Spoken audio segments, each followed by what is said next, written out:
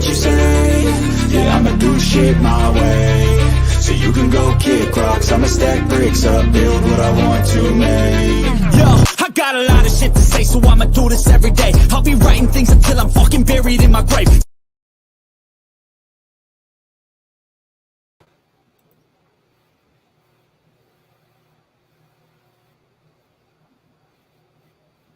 Really do. And about what time, which station were you assigned to on that? I was at Station 1, 99 Revere Street, and I was on Ambulance 1 for the day. And about what time did you arrive? Hey, Warren. Hey, JC. Due to the inclement weather, I believe I arrived several hours early. I showed up to the station around 5:45, 5:50 that morning. And around the time that you were driving from your home to Station 1 in Canton, what, if anything, did you note as far as sort of the driving conditions, visibility, anything else?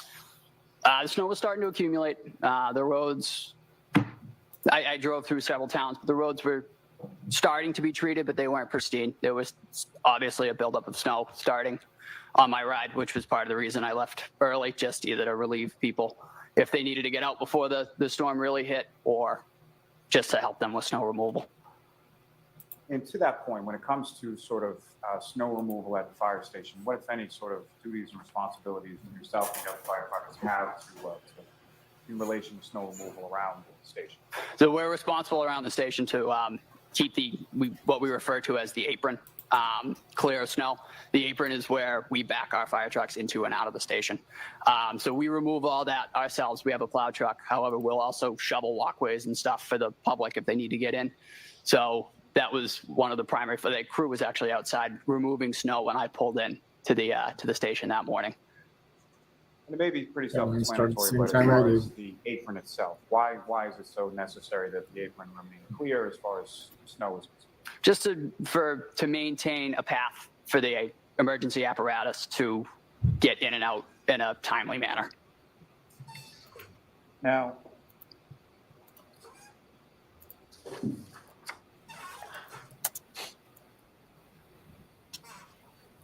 beyond sort of the snow accumulation that you noted on your way to work that day, what, if anything else, did you note as far as the weather conditions, whether it be temperature, winds, anything to that effect?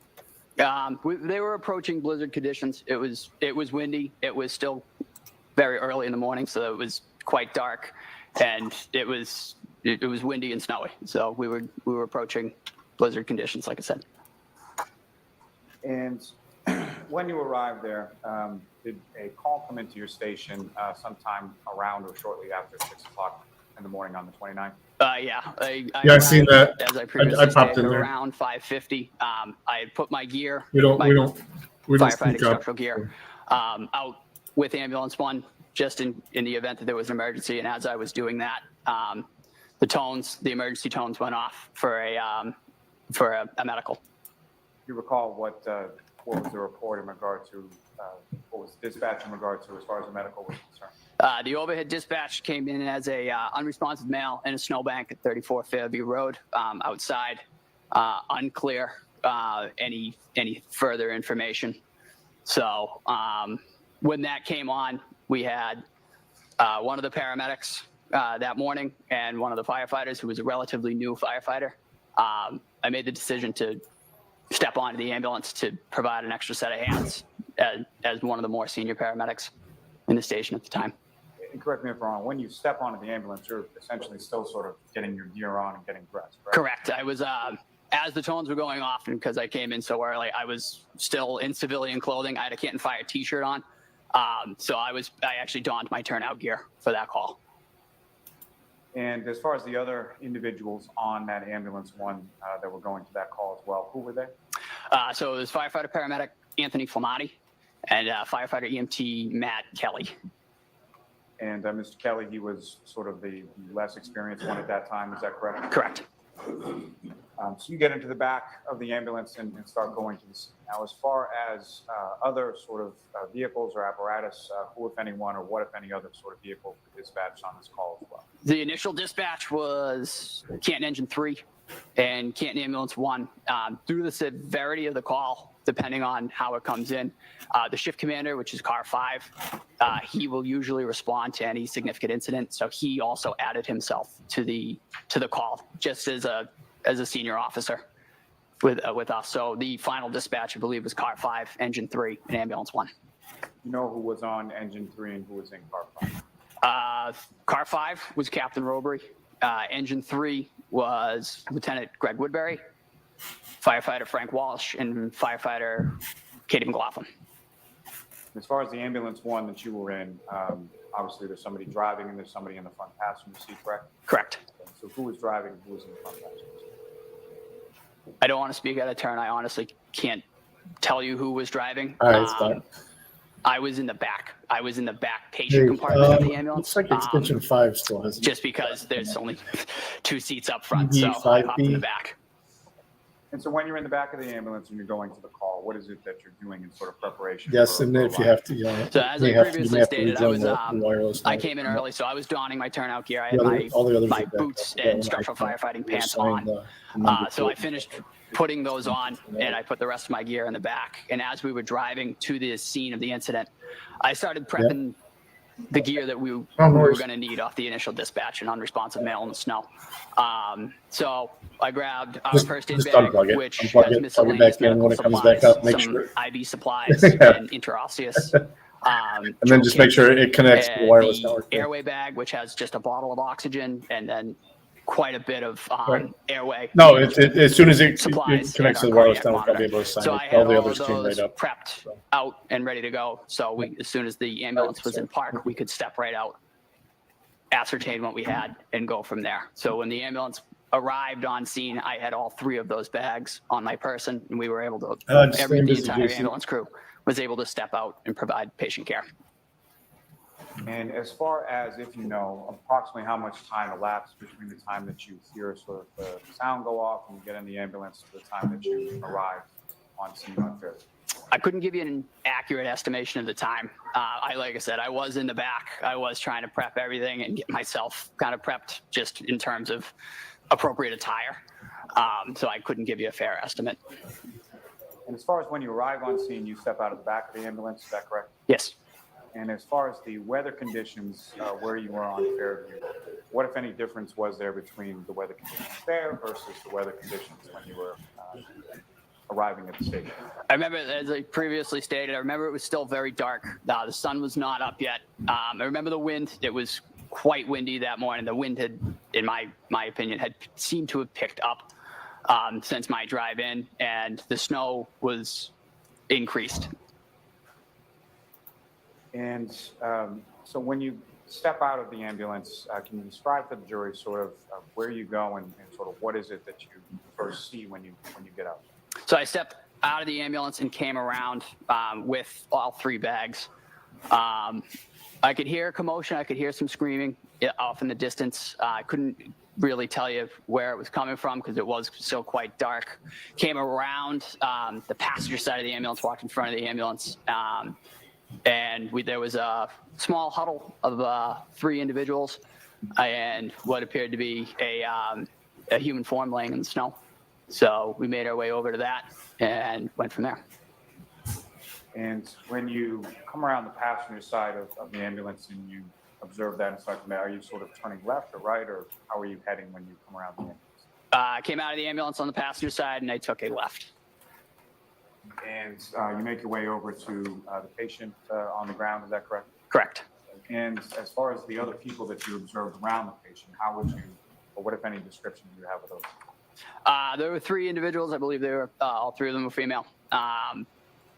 My primary focus was the individual in the snow on the ground. I went right to him. I kind of bypassed everybody from there and went directly to that individual.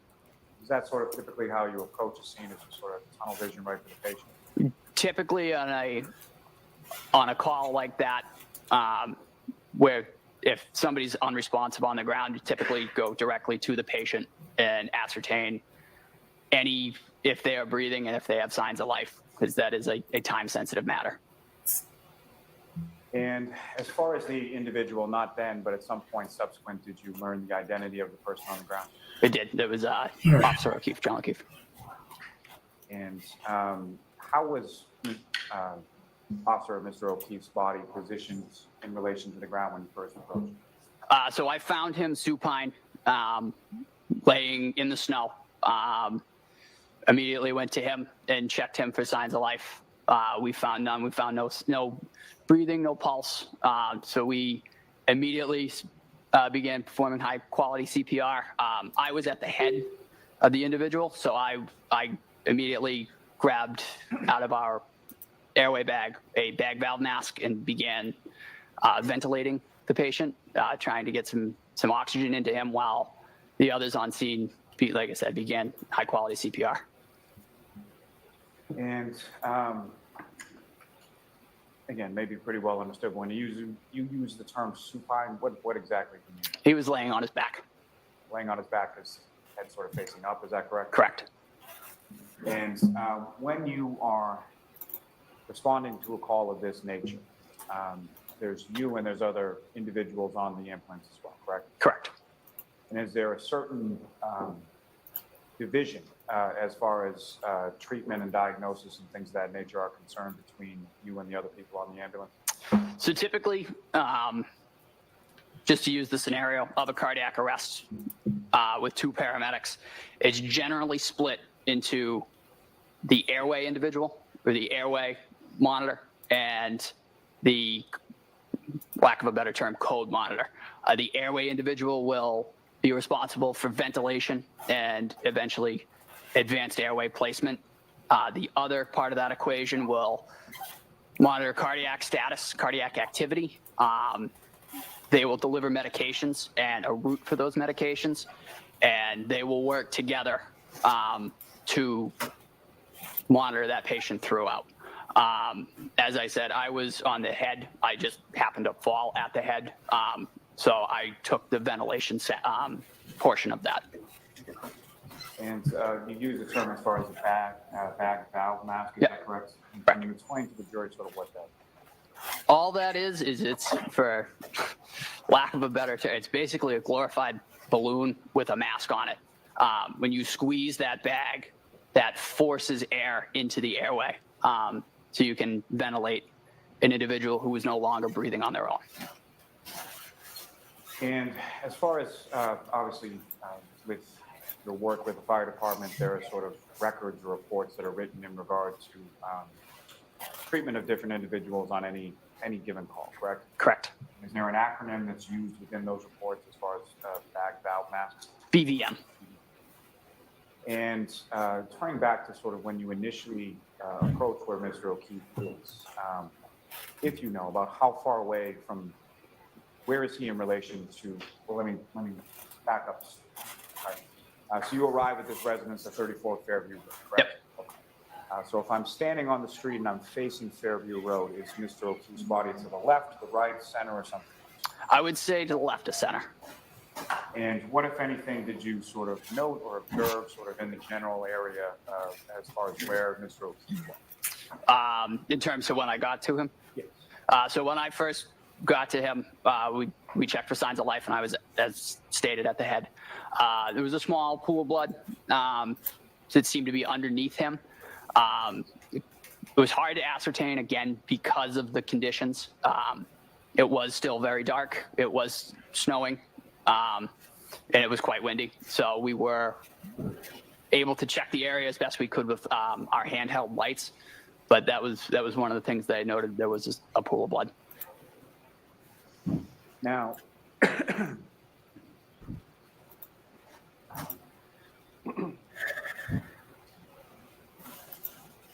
where Mr. O'Keefe's body was in relation to the roadway, if you know about how far away, where was it in relation to the roadway?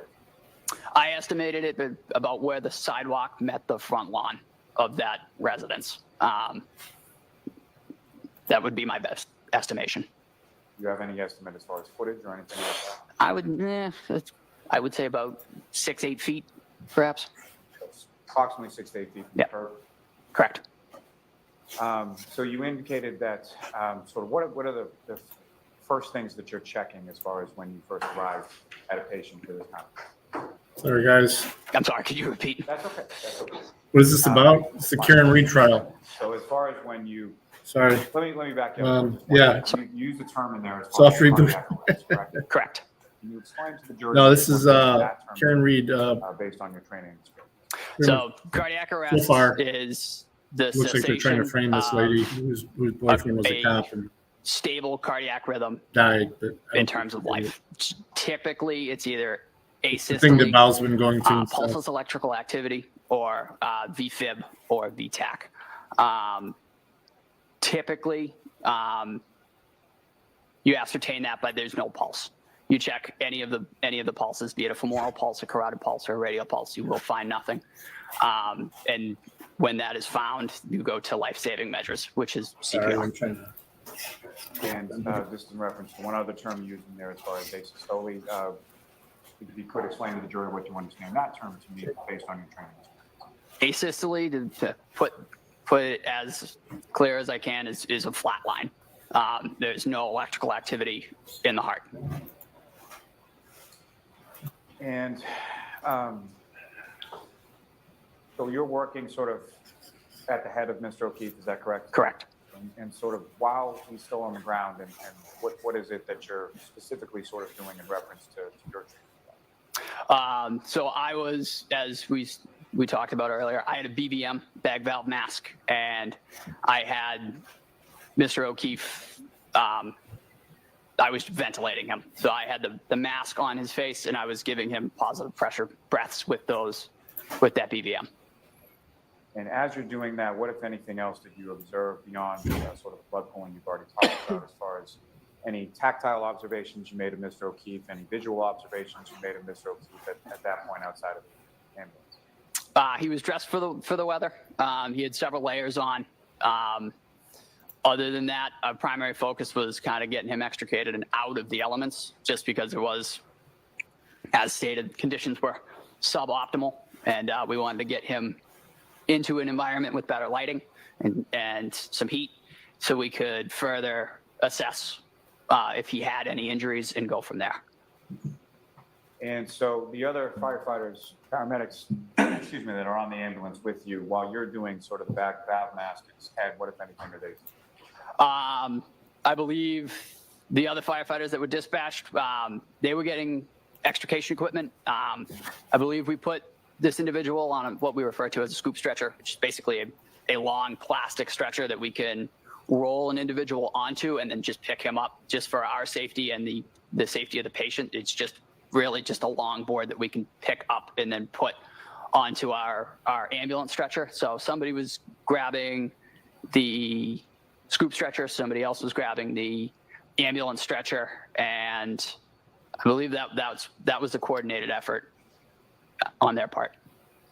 And I apologize for keep going back and forth, but if I could take you back just one moment before that. So when you first sort of arrived to Mr. O'Keefe, you mentioned that there were 3 females sort of huddled around. Is that correct? Correct. What, if anything, did you observe any of those females doing with respect to Mr. O'Keefe when you first got there? That group seemed to be agitated.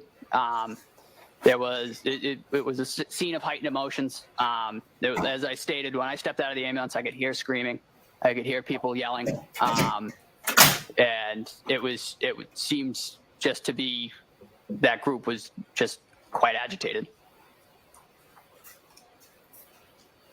Now, at some points you are able to get him on the scoop stretcher and then over to the ambulance, correct? Correct. And when you get to the ambulance, what, if anything, did you note as far as what, if any, difference was there in the lighting in the back of the ambulance versus on the front lawn? The lighting was significantly better. All of our ambulances have fluorescent lighting in the ceiling of the ambulance, so those were on, and we were able to see that there was some more injuries once we were able to get him out of his winter clothing. And so, to that point, when you sort of first get into the back of the ambulance, what is sort of the protocol? What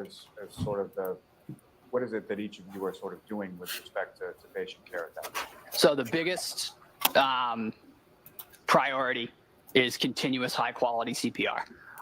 And that is the biggest thing with any cardiac arrest is uninterruption of compressions.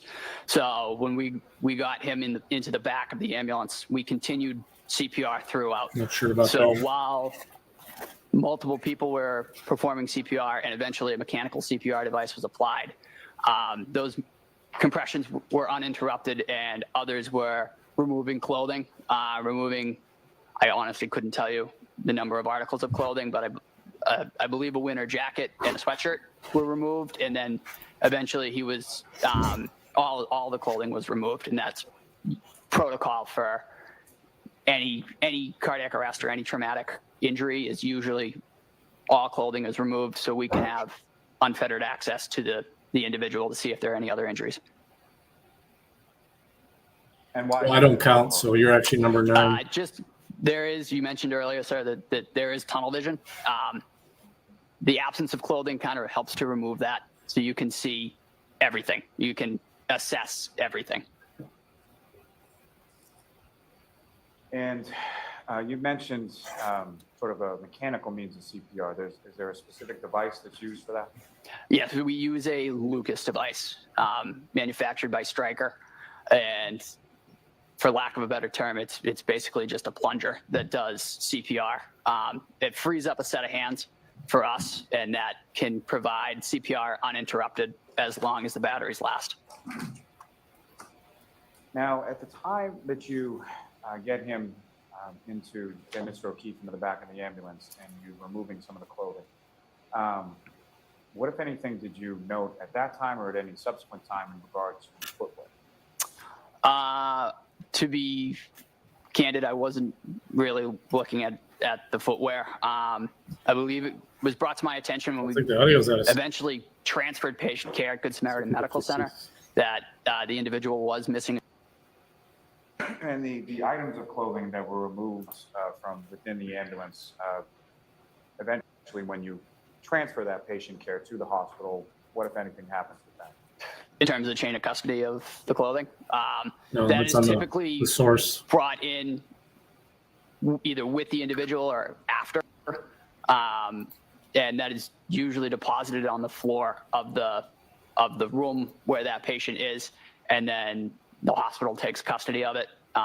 Occasionally we'll put it in bags. However, I could not speak to where that clothing went on this case. But fair to say whatever clothing was taken off in the ambulance left the ambulance at some point. Correct. And went to the The hospital. defense That's ripped correct. the Yes. first cop apart Now- this morning.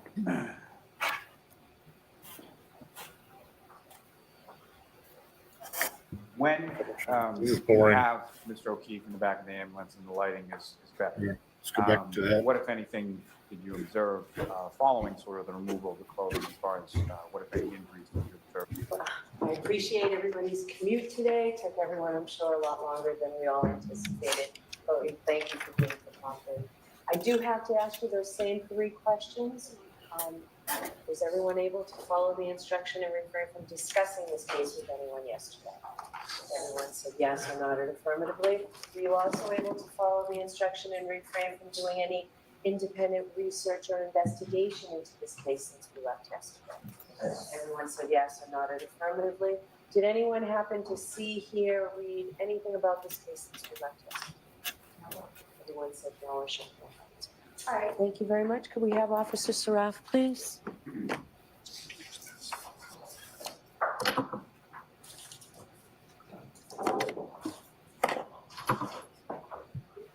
Listen to this fucking bigger.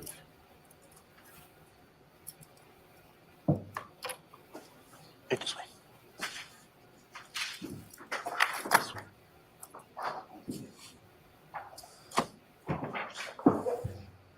That's the defendant there, Karen Reed. Morning. Morning, Your Honor. John, mind you're still under oath. Chair, yes, sure.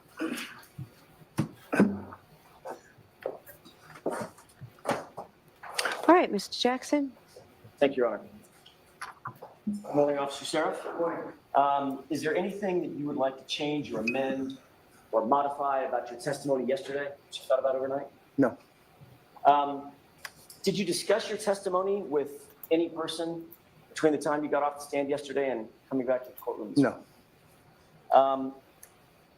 Officer Sheriff, I want to ask you a question about, or a couple of questions about something called a dispatch log. You know what a dispatch log is? Yes. What is a dispatch log? Can you describe to the jurors? Just notes saying what time calls come in and sometimes a short synopsis of what happened on the call. It's an official document generated by the Canton Police Department, correct? That's correct. And it's kept in the ordinary course of business? Yes. It's created at or near the time of the event that it's recording, Yes. and it's supposed to be accurate. Yes. Is that yes? Yes. Yes, Okay. sir. And in fact, what it has is the dispatch details of the event that's in question. Whoever, whatever officers show up, what time they show up, the order in which they show up, the location to which they're dispatched, things of that nature, correct? Yes. Have you looked at the dispatch log in this case? No, I have not. May I approach you on it? Yes. This has been pre-marked as Exhibit 27.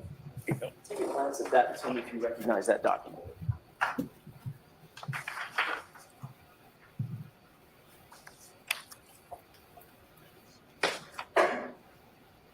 Yes, sir. How do you recognize it? It looks like the log in question. Okay, so that's the dispatch log for what date? The 29th. Do you see your name somewhere on that dispatch log?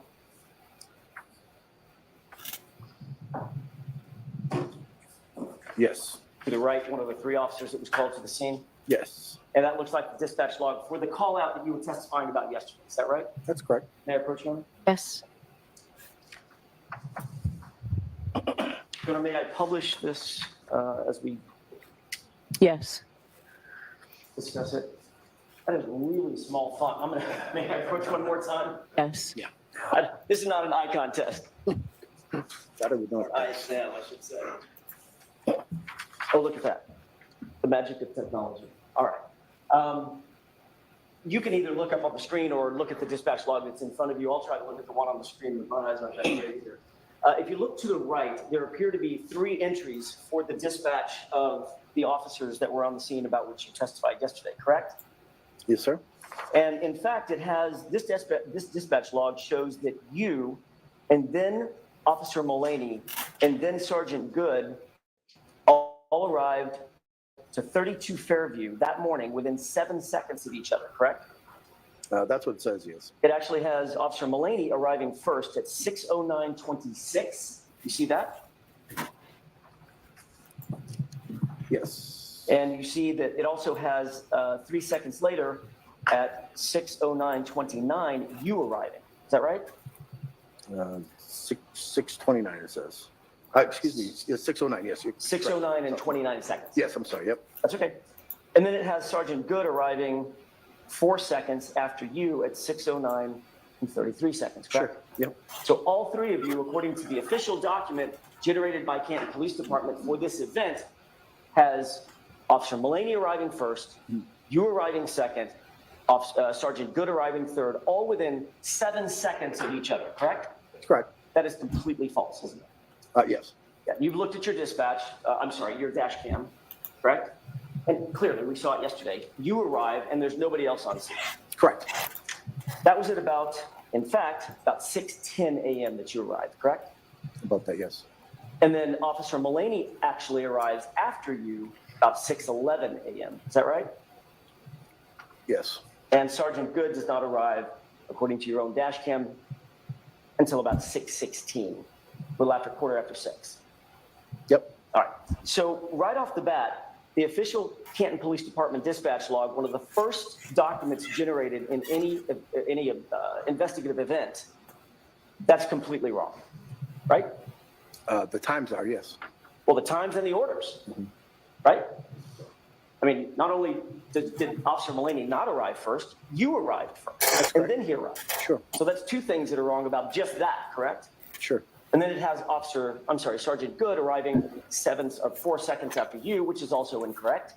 Yep. He didn't arrive until about 6 or 7 minutes after you, right? Sure. All right. Have you reviewed this document in the past? Yeah? No. You've never seen the dispatch log? No. Did you ever seek to make sure that the dispatch log that's so important and so vital in an investigation was actually accurate before it was turned over to the defense, for instance? No, I didn't. All right. But without that dispatch log, without your dash cam, we would be relying on your dispatch log to be true and accurate. Is that right? Other than what I'm saying that would happen, correct. And do you think it's accurate otherwise? Yeah. Not in order, no, it's not. Not in order, no. Other than In the time. order and the time that the officer's responding, is it correct in all other respects in your mind? Can you rephrase? Sure. Say it one more time. Let's take away the order and the time that the officers responded. Ignore that. Mhm. Is the dispatch log otherwise accurate? Yes. Take a look at the left-hand column where it's highlighted in green. What's that address? Highlighting green? On the screen, it's highlighted. I'm sorry. I'm like, I don't have the document. that's okay. It says 32 Fairview. Did you arrive to 32 Fairview Road? No, You arrived to 34 Fairview Road, that's correct. Yep, So that even the location on the dispatch log is faulty, is that right? sure, yep. May I approach you on it? Yes. Yep.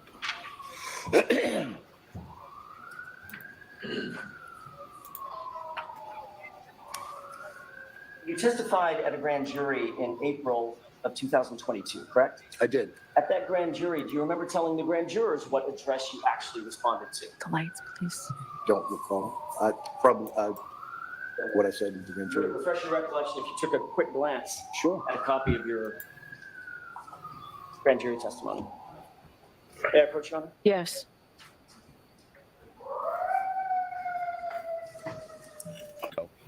We'll read it. There were a total of 10 different contempt charges. 9 of those have now been held against Trump. So it's going to be a $9,000 fine. And we'll see the details of that inside when we peer into what Judge Mercan said. Now, he also threatened Trump with jail. You do this again, you post another truth, you're in big trouble, buddy boy. And he also ordered that he delete them, I believe, by 2:15. And so we have Trump. He walked into court this morning and then gave a little speech for about 6 minutes or so, and we'll play some of that on the show.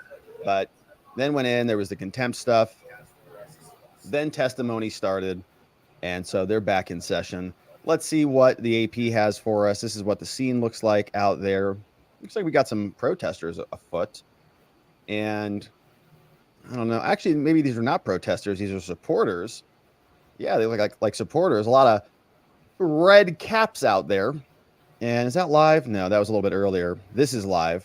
So just some scenery. Oh, okay, we had a little commotion over here just not too long ago. What was this? Let's see what this was. Fast forward. Oh, is that Trump? There it was. So he just came out on a break there. Hey, look at that. So what's your reaction to the fine? He says. $9,000. He flips him a $10,000 coin. Here's a $10,000 gold coin. Mercan, ping. Enjoy it. Now they're threatening him with jail. I think Mercan would love an excuse, an opportunity to actually throw him in jail. But so they must have been on a break. So Trump leaves and everybody else leaves. All right, rest of the courtroom leaves. See if we recognize anyone. All right, so, man, that guy, what's he eating there? Oh, banana. That guy's got a bagel sandwich. Was that little sandwich there? That's probably about lunchtime, yeah. About lunchtime. Cram down that turkey sandwich, man. That's how it is, eating on the fly, right outside the courtroom. I've been there, man. I've been there. All right, so so that's what it looks like live over there, and we'll poke around. We'll see what else is cooking with that trial. They're probably on lunch break, but a lot of reaction to a potential Trump victory. We'll come back on some of that, but let's jump over to this protest bonanza because this morning has just been wild. There is apparently insurrection 2.0 happening over at the Columbia Center, not far from where Trump is being tried. The president is not really there paying much attention to it. And Karine has been catching some grief on this. So if you look over at CNN, they've got, again, it's the headline, right? I mean, it's like live university protests. This is the tab we're on. It says, again, colleges are being disrupted all across the United States. There was an order yesterday to vacate the premises by 2 p.m. and they didn't leave. And so overnight, apparently they broke into another facility, and now Columbia is directing everyone to vacate all these buildings. They're like, we're getting insurrected here. Immediately vacate Pulitzer Hall. Ah! Now, that was yesterday, I guess. That was early Monday, citing safety concerns. No further information was provided. UNC detains 30 during a Palestinian encampment breakup at Chapel Hill. New York Police Department currently has no plans to enter Columbia without an official request right now. And look at that, barricading the doors. New York Police Department, no plans to enter. Overnight, protesters made their way from the West Lawn encampment to Hamilton Hill. In the last few hours, there have been some destruction of property on the private campus. I wonder if the FBI is investigating. But in order for the NYPD to enter, it needs a complainant. Now, the university would have to call the police and request assistance, but the officials have not done so yet. Here's the latest on the protest. That guy's insurrecting the Capitol. I wonder if they'll start rounding up, all the Palestinian people raiding their homes. We'll see if the FBI does that. Maybe they will. Pro-Palestinian protests on college campuses entered their second week. Columbia is the epicenter. At least 200 students have barricaded the entrance to the hall. Overnight, protesters on campus made their way to the West Lawn, and now everybody's in Congress is upset about this. Mike Johnson is speaking out. We need to like smash these immediately. At least 6 protesters were arrested at Tulane. Officers arrested 90 people at Virginia Tech. You can see here's a little map of all the little cells that have percolated all across the United States. Man, it's just setting up shop over there. Having negotiations, schools weighing in on ceremonies. Portland University asked police to remove dozens of protesters. Look at what they do. Yeah, it's just disgusting. They just like little, pack rats with all their stuff. And that's not a comment on, it's a comment really on communists, not necessarily a comment on this cause per se, but what are they talking about? Like a liberated zone. What does this mean? Liberated from what? Cleanliness? Liberated zone. It's liberated from being trash free. There's garbage all over the place. All right. I understand. It's a protest. They're making a point. I get it. So, all right. Police break up the encampment. Campus protesters are calling for divestment. It's just a bunch of students. I think just throwing temper tantrums. I don't know what's going to lead to anything. Like, is this going to cause Joe Biden and the administration to reverse course? I doubt it. We'll see if it works or not, Now, they're having a difficult time trying to thread the needle on this. Always interested in the politics of this. So the question is, where has Joe Biden been on this? Now, for the Republicans on this, the Republicans, I think, could do a good job by just forcing Joe Biden to take a position rather than the Republicans taking a hard position one way or the other that force Joe Biden, right? You're in charge. What's your position? Come out and do something about this, because Joe Biden is not doing that, right? Push him into this wedge issue. This is a wedge issue for the Democrats. You now have these two sides, the Israel Jewish side versus Palestinian Gaza side, were once unified against Trump. Now that's not going to be the situation anymore. So you want to push Joe Biden into that wedge and get his position on it. And he's just hanging out in Delaware today, apparently. So he arrives in Delaware. He's going to a campaign event. Don't know if he's going to be asked about this. Then he goes back to the White House, arrives at the White House, gets the daily brief. Not much from him on it. Now, the question went over to Karine. So, right, Peter Ducey's saying, well, what's your position on this? Should these protests be put down because you're in charge, right? They kind of did this same thing with Trump. Remember the summer of love? Trump was in charge. Well, what should Trump do? A lot of people on the right were saying Trump should just send in the military. Remember that? Just go take them all out. We're like, okay, relax here. Because that's, the heavy hand of the federal government. We don't want that as precedent. So we're asking ourselves, well, what should they do here? And some people were saying, yeah, Fed should come in, clean up BLM. Should the feds, and right, they were very opposed to that. So should the feds come in and clean out, the pro-Palestinian movement? What's Karine say? Thanks, Karine. More broadly, is the White House concerned about safety issues at university graduations this year? I'll say this, and I kind of said this at the top. Commencement day for college kids is such an important day. You all know that. I'm sure you all have experienced how important it You've is been to that college? day, not just for you or for them in this case, but for parents and loved ones who are here to celebrate. To celebrate their loved one graduating from college, and that is really important. It is important that Americans are given the opportunity to peacefully protest. We have to make sure that is something that that is afforded to Americans, Okay. and respecting what commencements are truly about. Those things are really important. We hope that schools can hold commencement celebrations while respecting difficult viewpoints that we're seeing right now in these issues, and we understand that Well, it is they can. It sounds like. a painful moment. Is the White House in touch with, or the Department of Education in touch Oh, I was with gonna say- universities? I was gonna say, why do they keep showing us Ducey? I'm like, why do they keep showing us Ducey? Where's his voice coming from? And it was this woman behind him. I couldn't tell, right? Because she was right here talking. I'm like, who the hell? Who is speaking right now? Why do they keep showing us Ducey? Oh, it's the woman behind him. Okay. With, or the Department of Education in touch with universities to check on their planning or security measures? So they I might would be refer you to taking? Department of Education There on it is. that.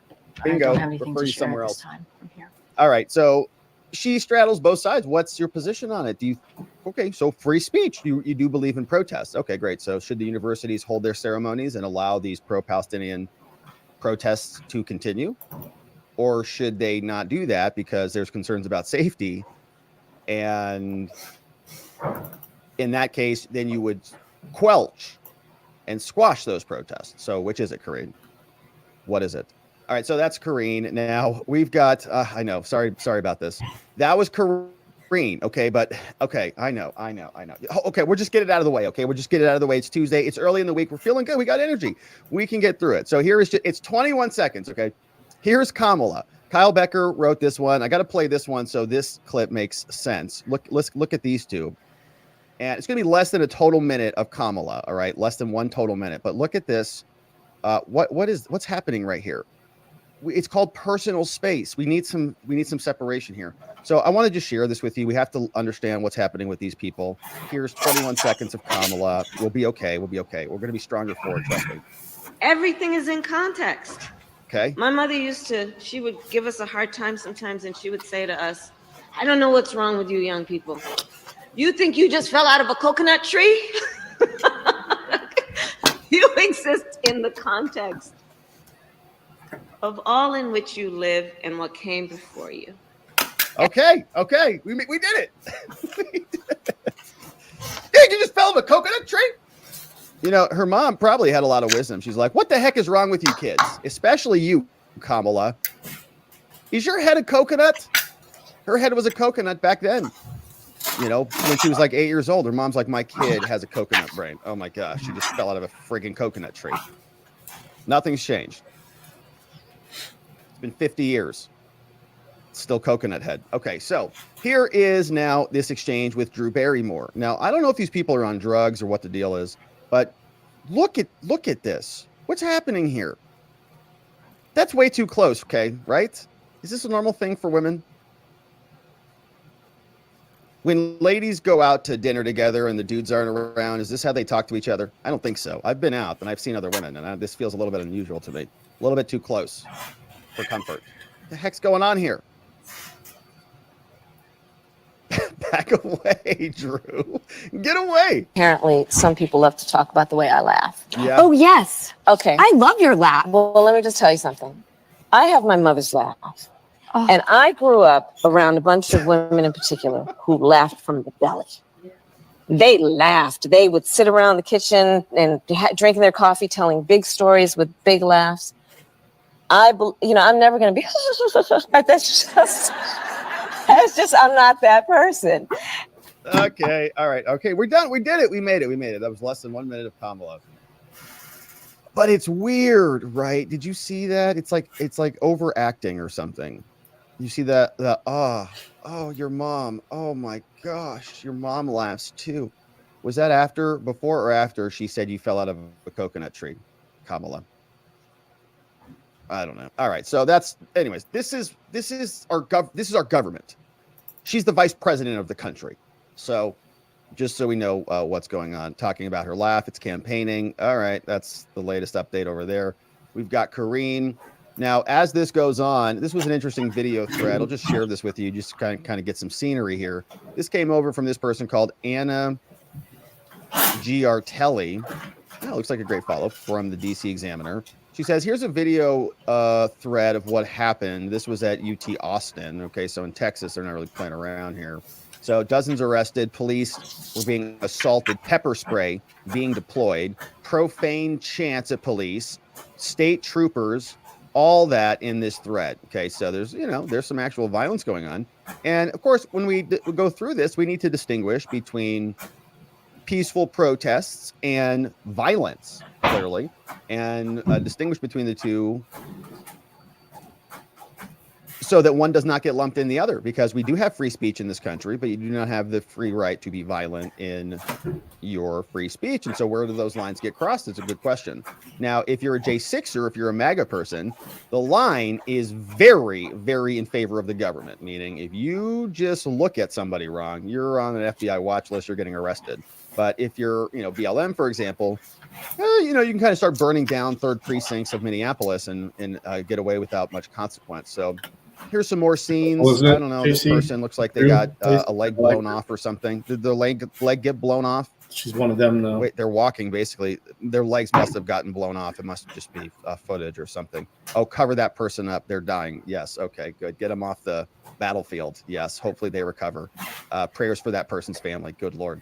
Here, pro-Palestine protester shares why she came.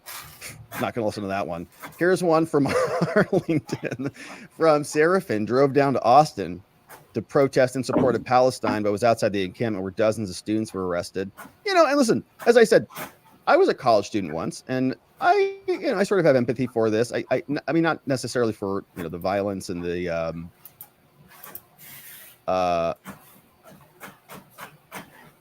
the violence, but it's college. These are kids protesting. I think it's kind of part of the experience to some degree. Now, when that experience starts to trample on other people's rights, right? Other students have a right to go to class, and other students have a right not to be harassed and to be threatened with death and things like that. So when that crosses that line, right, that's a problem.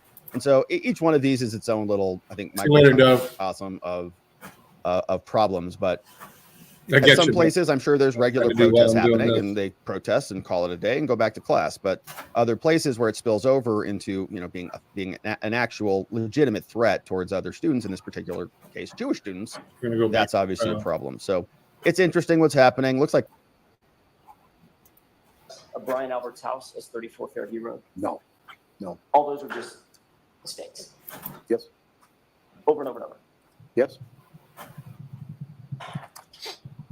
When you made contact with the victim and the women that you described yesterday, did you see any evidence that any of the women had been engaged in life-saving measures? Yes. What did you see? It appeared that Karen Reed was doing mouth-to-mouth on John O'Keefe. You saw, I don't want to get too graphic, but you saw blood on her face? Yes, I did. You saw blood on his face? That's correct. You saw blood in her hair? No, I didn't see anything. You didn't notice that? No, I didn't notice that. But certainly blood on her face from having engaged in some sort of CPR activity? Yes. Mouth resuscitation, you said? It looked like it, yes. Okay. You also saw Carrie Roberts seemingly assisting with chest compressions, is that right? I'm asking a question. Sorry? Objection? Or just no question? No, you can ask it. The question hasn't been asked yet. Finish the question. Thank you, Your Honor. Did you also see Carrie Roberts seemingly assisting in chest compressions? I don't remember who exactly it was, but it appeared that somebody was doing it. What about the third woman, Jennifer McCabe? They were all around the body. Did you see Jennifer McCabe ever engage with John O'Keefe as he lay on the ground and assist in any life-saving measures? Did you witness that? I don't recall. But you do recall my client engaged? Yes.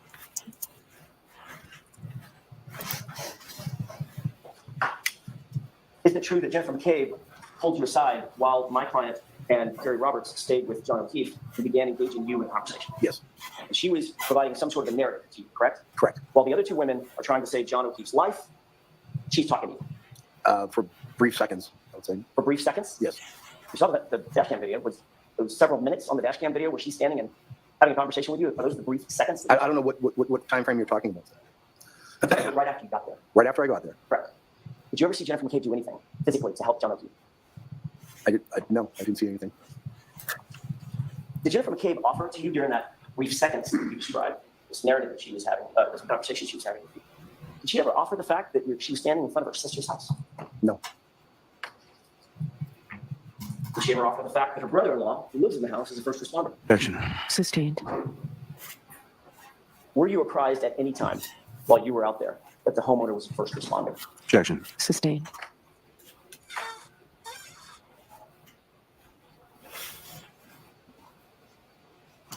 Based on your observations between Karen Reed and Jennifer McCabe, which one of those women appeared to be more focused on trying to save John's life in the moment? Objection. I'll allow it. Can you repeat the question, sir? Between Karen Reed and Jennifer McCabe, which one of those two women, based on your observations, appeared to you to be more focused on physically trying to save John O'Keefe's life in the moment? At that point, it was Karen Reed. You would agree with me, Officer Seraph, that in any investigation, details matter, accuracy matters, correct? Sure. Reports are written in police investigations in order to memorialize observations, things heard, seen, experienced by the officers, correct? Yes. And generally speaking, you're trained to write those reports and memorialize those observations as quickly as possible so that things are fresh in your memory. Correct. You don't want to write a report about an incident that you respond to today, 2 years from now. No. As a matter of fact, you're trained exactly the opposite. When you respond to a scene, somewhat important, you need to get it down on paper as quickly as possible for You're back. detail and accuracy, right? Yes. You did, in fact, write a report, a supplemental report for this investigation, where you laid out your observations of that morning, correct? That's correct.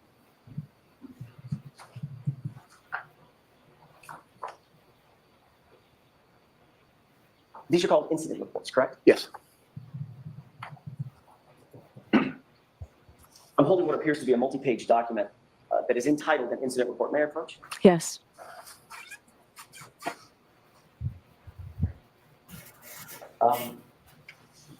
Take a look at the tab page. Mhm.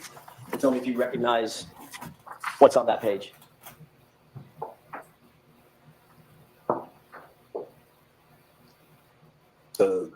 I'm sorry. Do you recognize that? All I'm asking you is, do you Oh, yes. recognize that as your report? Yes, yes, sir. Okay. Did you write that? Yes, sir. When did you write that? I believe the morning of.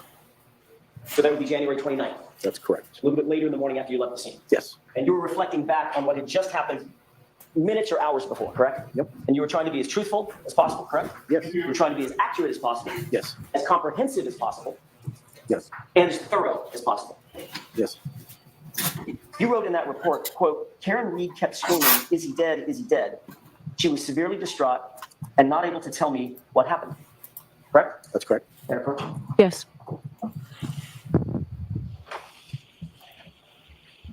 There was no limit to the amount of words that you could put on the page, correct? Nope. Matter of fact, there's a ton of white space. It's left unutilized, right? That's correct. You could have taken as much time as you wanted to in writing this report. Is that right? Sure. And is that yes? Yes. There was no reason to abbreviate anything. Is that right? Nope. And you tried to be as accurate as you possibly could in that moment Yes. and put everything down in that report that reflected what you experienced, what you observed, and what you heard that morning, correct? Yes.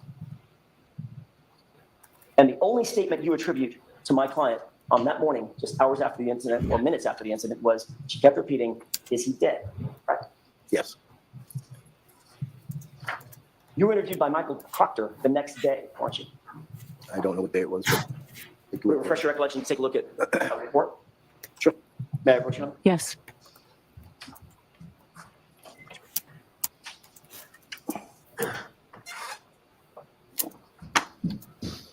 Take a look at that report that's dated March 15, but it reflects an interview on January 30, and then tell me if you recognize it.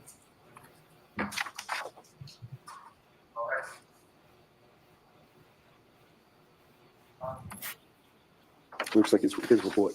Okay, that's Trooper Proctor's report of an interview that he did with you, correct? Yes. And if you look on the second page, paragraph about what you stated to Trooper Proctor. That's highlighted? I highlighted it for you, yes. Yes. Okay.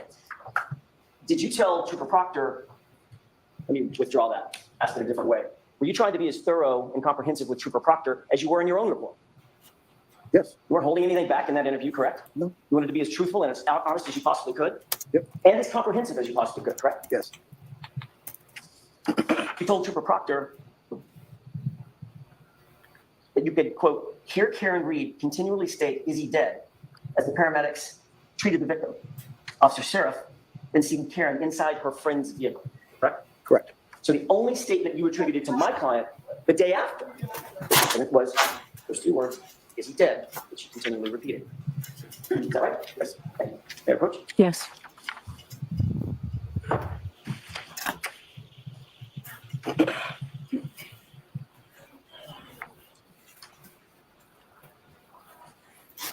In the two times that you were asked to reflect back on exactly what happened that morning, on January 29th and January 30th, both times you attributed only three words to my client having been repeated continually in her distraught state. "Is he dead?" Right?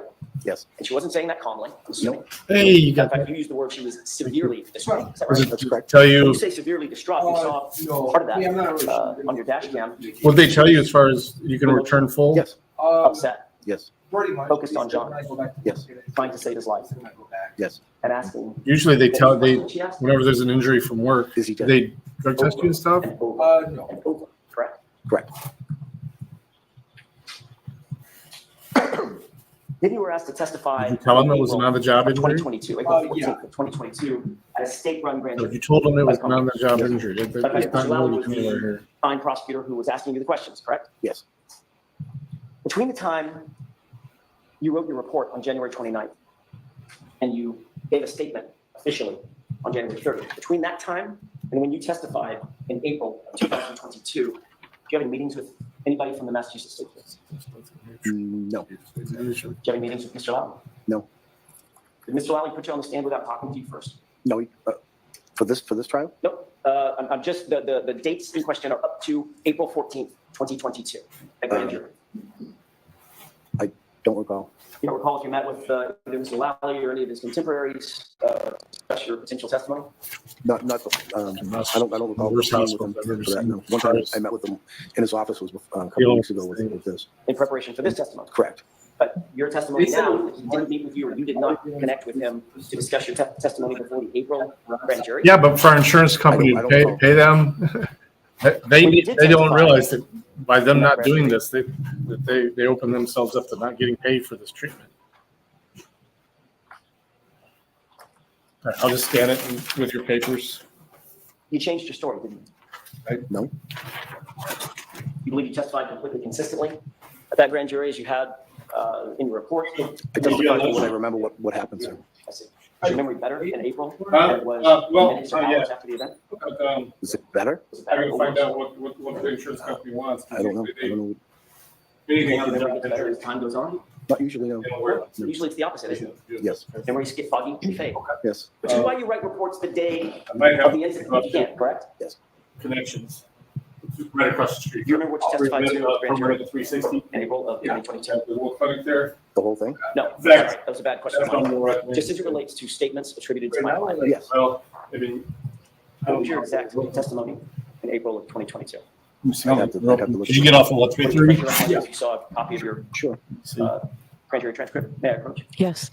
I don't want you to miss hours, so. Page 18. Let me know once you remember, once you review that and tell me if that refreshes your recollection. Yes, it does. In fact, on April 14th, 2022, months after this event, for the first time, you said, quote, and these are your words, tell me if I get them right. She, They close at this is my 4:30. fault. So, I yeah, don't know. you want to go right there right afterwards? She said, And you know, just tell I them, can't tell believe them the that. deal. If they need to I call mean, me, she have kept them call asking me. if he was going to die. They know my number. If he's dead. They already And, called you once know, I for just basically correction. said, you know, Okay? we're doing the So best. enjoy your lunch. When you get off, just That's head correct. right over there. May I approach? Yes. 4:30 for sure. I mean, just tell them the deal. Just say, hey, I was there. You do it as a, we'll just kind of like. So in April of 2022, for the first time, you attributed the phrase, "This is my fault. I can't believe this happened," to my client, correct? That's correct. But nowhere in your official report did you say that. That's correct. And nowhere in your interview with Trooper Proctor the next day did you say that. That's correct. I think that was a pretty important omission on your part. It was an oversight. An oversight. Yes, sir. That a woman who you made contact with, standing over the body of a fallen police officer, said to you, "This is my fault." Just missed that one. Yes, yes. No, I didn't write it down. And then, of course, you testified yesterday, and your statement changed again, right? I don't. Remember what you said yesterday, please, jurors? I don't. Word for word. Well, I wrote it down. Let's see if this helps. Yesterday, you said, my client said, quote, "It's all my fault. I did this," end quote. Yes. Remember that? Is that yes? Yes, sir. But you didn't say that at the grand jury, and you didn't say that to Trooper Proctor, No, and you didn't put it in your report. that's correct.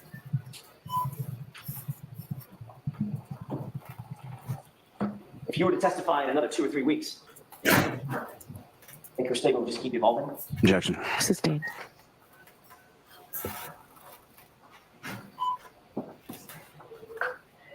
Now I want to shift gears for a second and talk about what Ms. Reed actually said that morning. You said that you reviewed your dash cam video, correct? Once. Do you remember when you arrived, one of the first things out of your mouth was the question, "What happened?" Yes. That would be a natural question to Sure. ask, Yep. right? You assess the scene and assess the situation. Absolutely. And you would want to listen closely to what that answer was, correct? Sure. Ms. Reed did in fact answer you, didn't she? I don't recall what you said. She said, quote, "My boyfriend, I left him and he never came home," end quote. Correct? I don't know. I don't recall. You agree, we've already agreed, that details matter in any investigation. Absolutely. They certainly matter in this investigation, correct? Yes, sir.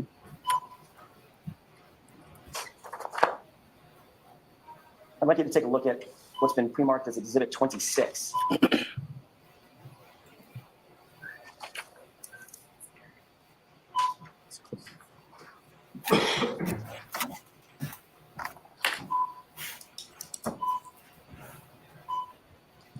This is about the 3:50 runtime. I'm not looking at the actual. I'm not looking at the actual time of day. Over here, I'm looking at the runtime, which is down at the bottom. So, if Mr. Bates, you can put this up. Can you pause it? Just to orient everybody, does this appear to be your dash cam? Yes, sir. Same dash cam you were looking at yesterday? Yes. Okay, let's go ahead and show Mr. Bates.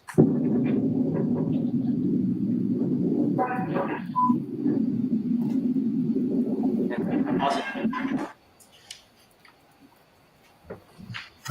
Officer Smith, just like it's not an eye exam, it's not a hearing exam either. I'm going to do the best I can to raise the volume. And Officer Sheriff, I want to focus your attention, if you wouldn't mind, on 9 seconds after you say what happened. Just count in your head and listen very, very carefully to the woman's voice that responds to what she says. Go ahead.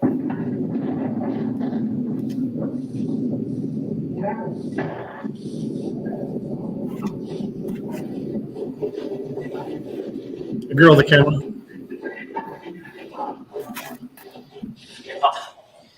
Very, very hard to hear. Have you listened to that before? No.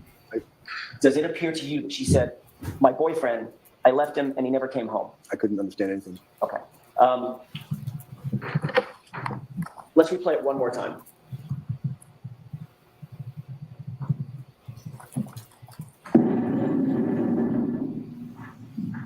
Turn the volume up one more time right at that moment.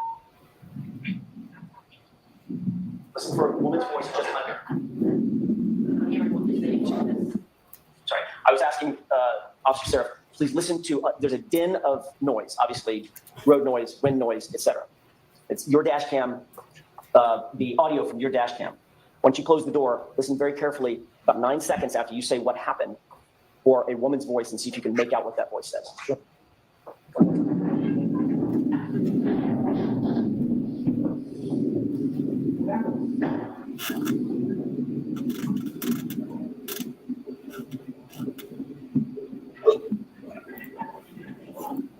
Stop. Here, I left him and he never came home. I couldn't understand what you were saying. You couldn't understand that? No. Do you want to hear it one more time? No, I don't think it. no. Turn the lights on, please. Now, if my client had said, my boyfriend, I left him and he never came home, would that be something that you would find important to put in your report? Objection. Sustained. Let's move to another area of the dash cam video. We'll keep playing it at the 28-minute mark, 28-minute and 20-second mark or so. So can I see counsel at sidebar for just a minute, please?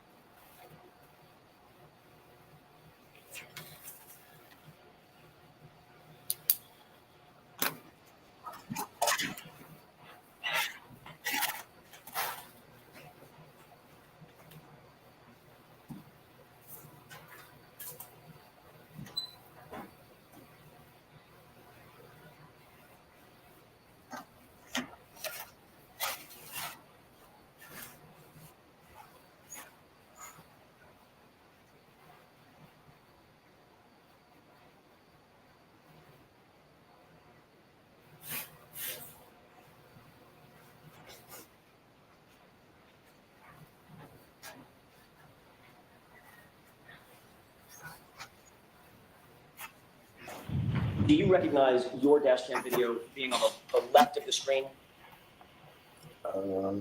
Yes, sir. Okay, have you looked at Sergeant Good's dash cam video, which is squared up on the right side of the screen? No. You never seen it? No. Okay. Does it appear to you that these are two different perspectives of the same scene? In other words, you see the car or the SUV on the left side of the screen right here, correct? Yes, sir. See that same SUV right there, correct? Yes, sir. Okay. Does that appear to be two different perspectives, two different angles? Yes. But basically the same thing? Yes. Okay. I want to draw your attention to the individuals to the left of the SUV right here. There's a person wearing a hood with fur on it. Is that Kerry Roberts, to your memory? I don't know. Okay. There appears to be another person with a darker jacket standing just in front of that person with the hood and fur. You see that person? Yes. Okay. I'm going to ask you to focus on the person in the darker jacket. Sure. I believe, and the only reason I'm asking you to focus at this point is because I want to try to play this just once and see if you recognize what's depicted in the video. Sure. What I expect you may see is this person move out of sight behind the SUV, and then in the background, there's an SUV parked in the driveway. Pay special attention to that portion of the SUV and see if you see that person in a dark jacket pass from right to left in front of that SUV as if they're going to the house. Let's go ahead and play it. Go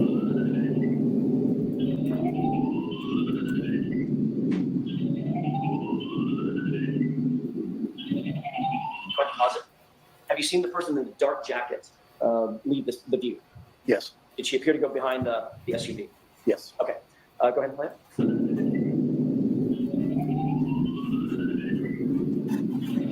Go ahead and stop there. And now I'm going to ask to draw your attention to that car with snow on it. Pay special attention to that car as the film continues to run. So.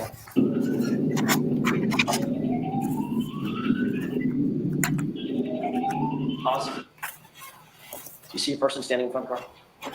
Appears to be a person. Yes. Walking from right to left? Yes. Would that be toward the house? Yes, it would be. Okay. And also, if you wouldn't mind switching your perspective, now you're looking more at the front of the house. Continue watching the film and see if you see that same person walking toward the house.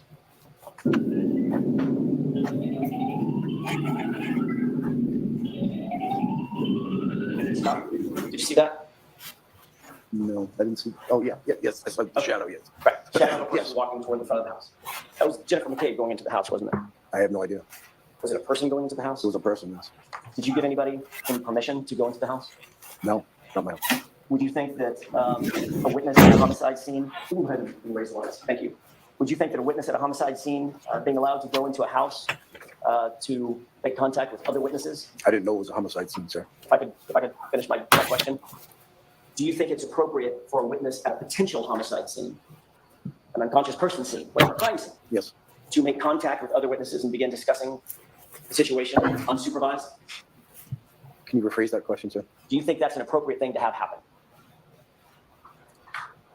I have no answer for that, sir. I don't know what you're asking. Officer Sheriff, when you go to a crime scene, Yes, sir. one of the first things that you want to do is secure the scene and separate witnesses so that interviews can be conducted, correct? Sure. You wouldn't want witnesses just cavorting together and getting their story straight, right? Correct. You'd want to avoid that at all costs, right? Yes. And why is that? So they can't collaborate their story. Yet there was a person walking from the area where a body was found in the lawn of a house, walking into the house to make contact with other individuals. Correct? It appeared that way, yes, sir. Does that seem appropriate to you? No. Of course not.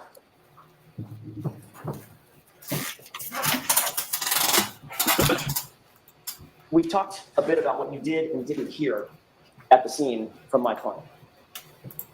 At any point when you were at that location, did you hear my client repeating the phrase, I hit him, I hit him, I hit him, I hit him? She said, I hit him? No, I didn't hear that. You never heard her whisper it, yell it, say it, or otherwise? Not that I recall. If you had heard that statement, you likely would have written it down, wouldn't you? Yes. You likely would have reported that to Trooper Proctor the next day, wouldn't you? Yes. You likely would have mentioned it in the grand jury testimony, correct? Yes. And you did none of those things because you did not hear that statement, correct? I did not hear that, no. Sir, you were at 34 Fairview for more than an hour Hi, Diane. before you cleared the scene, right? Components. Yes. Hi. You were at the location You of the did body of John see O'Keefe. one of our employees today. I appreciate Yes. In other words, you just didn't stay in your cruiser. You walked out to where John O'Keefe was. questions. No, I was in my cruiser Kind of vague as far as the return. at different times. Yes, so he's come to Let's get to that question. return. You didn't just stay in your cruiser. At points, you got out of your cruiser, walked over, made contact with the women, and you were standing next to the body.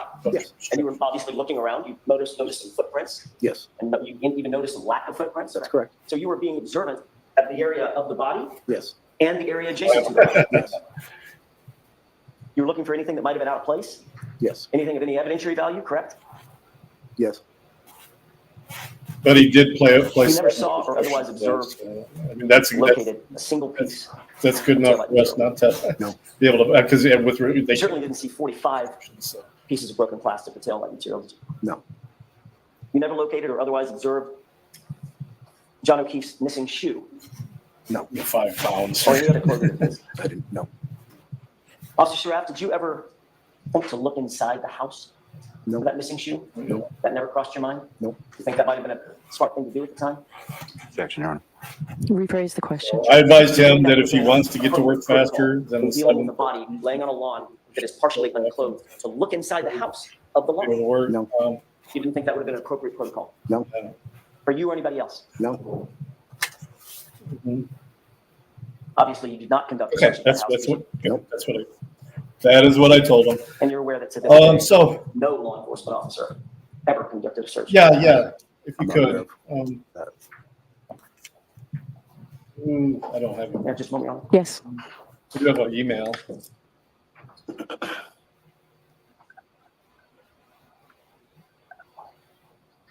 No further questions, Your Honor. Thank you. Anything, Mr. Lally? Okay. Okay, now next thing. I also had another guy cut his hand this morning. Cameron Kotarski. Apparently he was transported You were asking to questions and shown a the emergency room.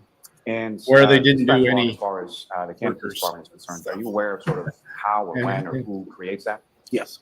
He Explain will. to the jury sort of how that. He's here, and I told him. So when a call comes in, an officer I is mean, at the it's, desk and, they just put him on the fly. usually the first thing we do is dispatch, get people going to the scene Drug testing. and get everybody rolling as far as if they need FD, police, whatever resources they need. And basically then type in what the call is and No, they butterflied it. They just put a. So fair to say it's more important to get assets allocated to the scene, especially in the case of an emergency, which is why someone's calling 911, than to ensure that the dispatch time is correct down to the second. Absolutely. Now, Okay, yeah, well, that's fine too. I mean, we're asking questions about different well, we things. can, and I mean, whenever they do the drug defendants, screen, right? they're That's correct. gonna. And you were shown specifically some grand jury testimony from April of 2022, in which you indicated during that testimony that the defendant stated, "This is my fault." Yes. Okay. Is that based on your memory of what she said? Yes. And you also testified yesterday along those same lines, correct? Correct. What you testified to before this jury, as far as your memory, is that accurate as to what happened? Okay, well, I mean, that's what I'll do. I'll have him come and get, I want the drug screen done Yes. as possible, and I'll have him, his name's Cameron, Now, prior to this call, Cameron, did you know Kerry Roberts? Tarst, No. Did you know Karen Reed? K-O-T-E-R, that's Did you K-I. know John O'Keefe? No. Did you know Jennifer McCabe? No. Based on what you've seen as far as the dash camera, would you be able to differentiate between Jennifer McCabe or Kerry Roberts from that dash camera footage? No. Okay, While you were on scene, right, did just, yeah, anybody, you can do that, from and then if 34 the Fairview firm, he can come right to Road, work from after. that address come outside? No. Did you see Right. anybody from any address on Thank that you. entire street for the entire 90 minutes that you were there come outside? All right, I appreciate it. Now, too. you were asking questions about Hi. some different addresses on Good, Fairview, what's your whether name? they be 32 or 35. You know where Alexis, nice to meet you. 35 is located in relation to No, you met my sister. We'll be next to each other. Okay, Sequential. well, welcome. My name's Norm. Nice to meet you. You too. All right, did you bring your ID and stuff? Nothing wrong, thank you. All right, you're all set, officer. Thank you. Mr. Lally, who is your next witness? You're on the phone with the call officer, Stephen Oh, Delaney. no worries, no worries. Is this where I'm supposed to separate? Yeah, the top of the computer there. USB ports, no, the machine itself, yep. The very top, yep. No, it's fine, it's common. A lot of folks need to plug in when they get here.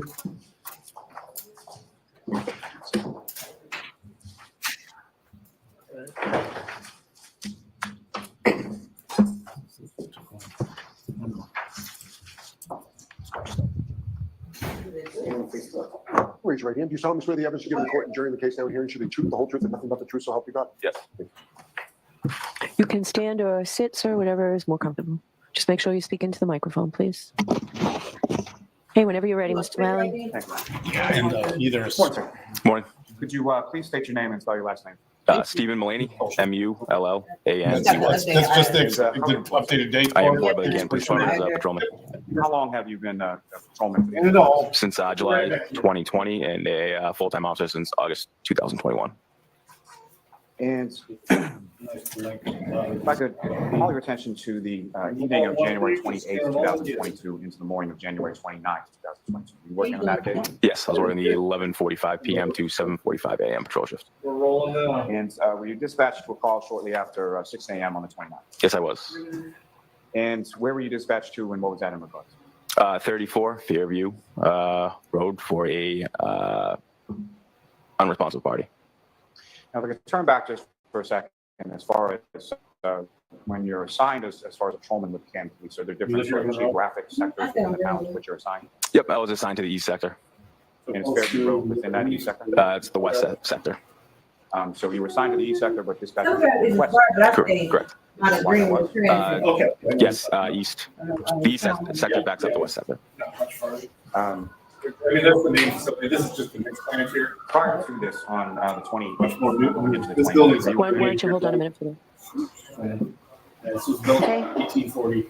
Go ahead, Mr. Lally. Oh, thank you.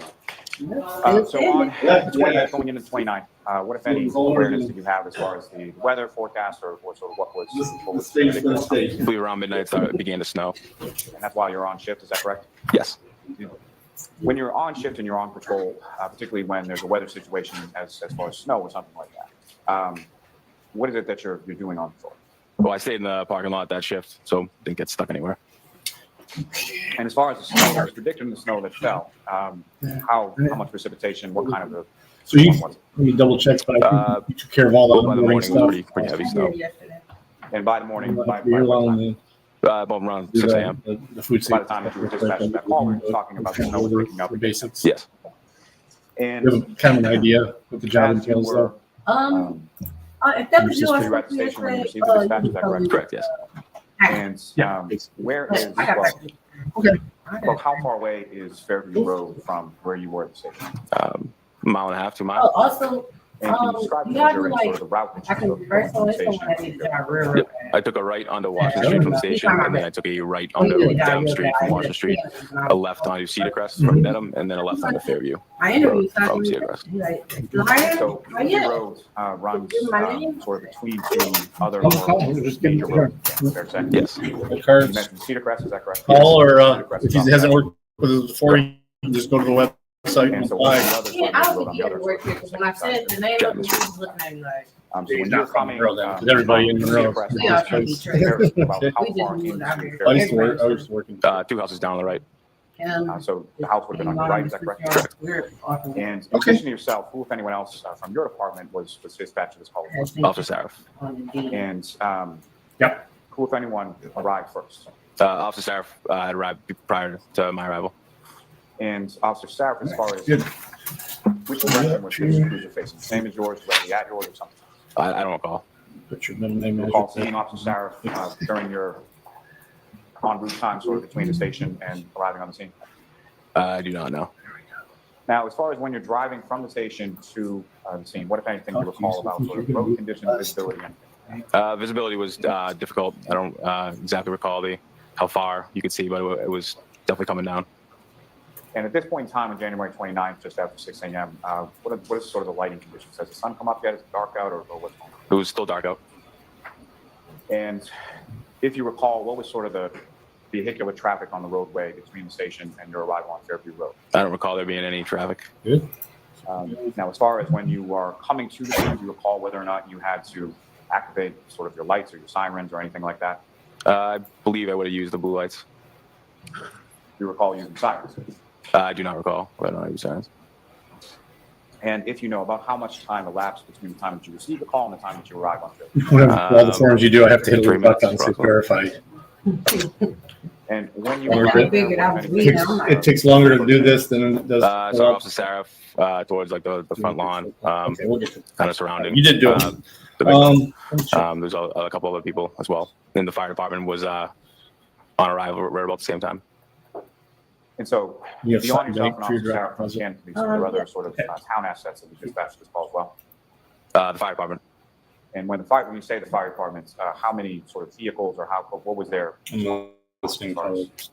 I believe they had a fire engine and ambulance. See me talking to my And computer. do you recall if the fire No, it's ambulance, my, and the ambulance came from sort of the same side as multitasking the it to the or did they come 10th into scene degree here. from the opposite side as When well? you're the only person in the office. And they had come down Chapman Okay, Street to so. Fairview, and they were facing towards the aggressor.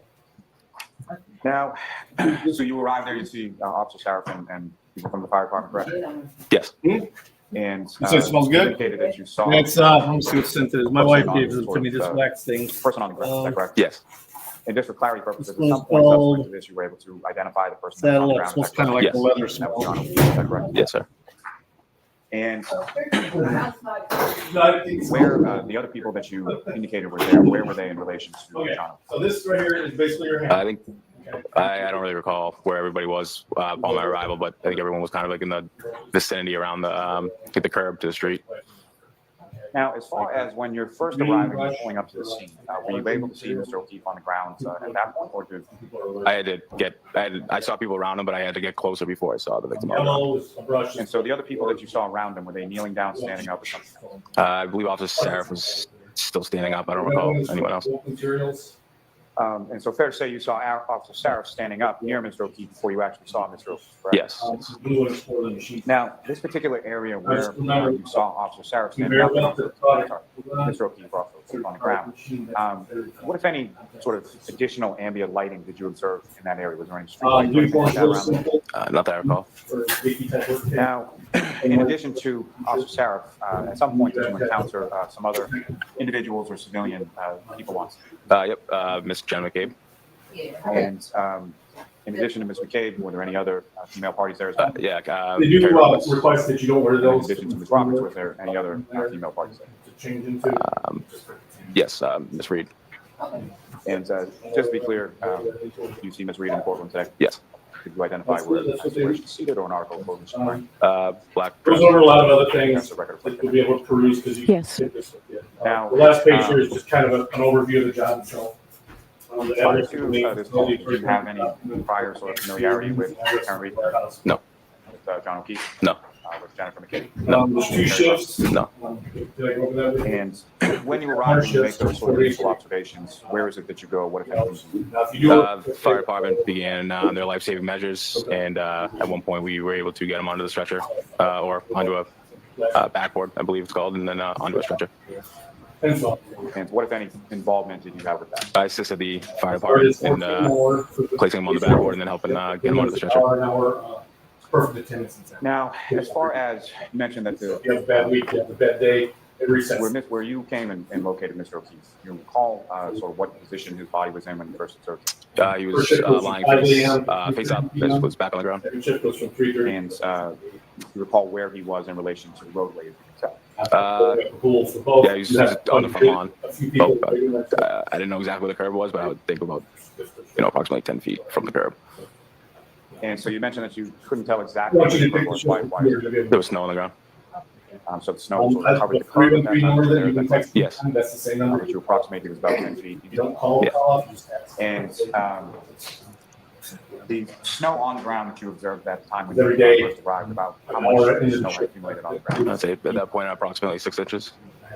And what, if any, snow did you observe on any part of Mr. O'Keefe's body when you first saw him? There was really no snow, but you could tell that he had been in This right here conditions. It was almost as if Okay, we have to copy it was They combine the on. like water, kind of like frozen on to his face. And did you make any observations, or what, if any, first observations picture is just- beyond his face as far as sort of the rest of his body? I don't recall really any other observations. There's 29 there for the East Blue. I do not. Do you recall any, what, if any, snow was on any other part of his body? I do not. Now, as far as Mr. O'Keefe was concerned, what, if any, So observations? this page here is just basically it's a summary of what everything At that initial time. I did not recall any injuries. So nothing stood out to you, is that correct? No, correct. Employee. And you assisted the fire department in getting him onto a backboard, correct? Yes, And where did Mr. Page. O'Keefe go? to the ambulance. Did you go to the ambulance as well? Not that I recall, no. So fire department sort of takes over. I don't know if you use multiple. Yes. So after Mr. O'Keefe All the was answers lifted are in up, there. when he's lifted up, what, if anything, did I'm you gonna help you. observe as far as the grounds But I wanna make in sure you underneath understand why. Mr. O'Keefe and where he was? All right. I Basically what it is. didn't recall anything. Yes. Observe anything? No. No. Any questions at all? You're filling that out? Looking sort of in that area? No, I think he was in front of me, so I wouldn't have seen what was under him. And so after Mr. O'Keefe was taken by members of the fire department, Right. what is it that you? Officer Sarif, at that point, we were trying to identify the victim, so I spoke to Mr. McCabe. One of the guys was supposed to be here too. And Oh, no. without sort of anything to Mr. McCabe, how long period of time did you talk to Mr. McCabe gathering? Approximately 2 minutes. And who, if anyone else, did you speak with attempting to gather information regarding Mr. O'Keefe? Ms. McCabe's the only one I recall speaking to. Now, as far as the defendant, Ms. Reed, what, if anything, do you recall her sort of doing as you're on scene and as you're going about what you're trying to do? She was screaming, is that my boyfriend? Is he dead? When you say screaming in a fairly loud voice, correct? Very, very loud, yes. As far as that sort of phraseology, as far as is he dead, how many times was that something she said? Once, more than once, or something? Repeated many times. And with the same sort of volume that she had said it with as you described the first time? Yes.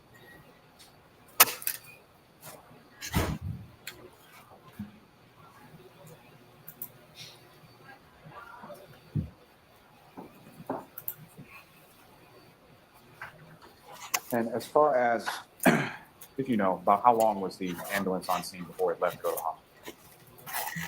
hospital? 10 minutes, approximately. You know what hospital it went to? Good Samaritan. And after the ambulance left and went to the hospital, where did the three women that you're talking about being defendant, Ms. McCabe, Ms. Roberts, where did they go? I believe they left the scene. So did you have any, or what, if any, conversations did you have with any of them following? None. Now, as far as Ms. Reed, the defendant, is concerned, what, if anything else, did you observe as far as her saying or her demeanor or anything like that? Just the screams and she was very distraught. Now, at some point, did Ms. Reed sort of stay in one place, or where did Ms. Reed go sort of around the position the ambulance? I believe she went to one of the vehicles. I don't know if it was a cruiser or one of the cars. Stay warm. And the other two women that were with her, as far as Ms. McCabe and Ms. Roberts, were they in the same general vicinity as the defendant, or were they separated? If you recall? I don't recall.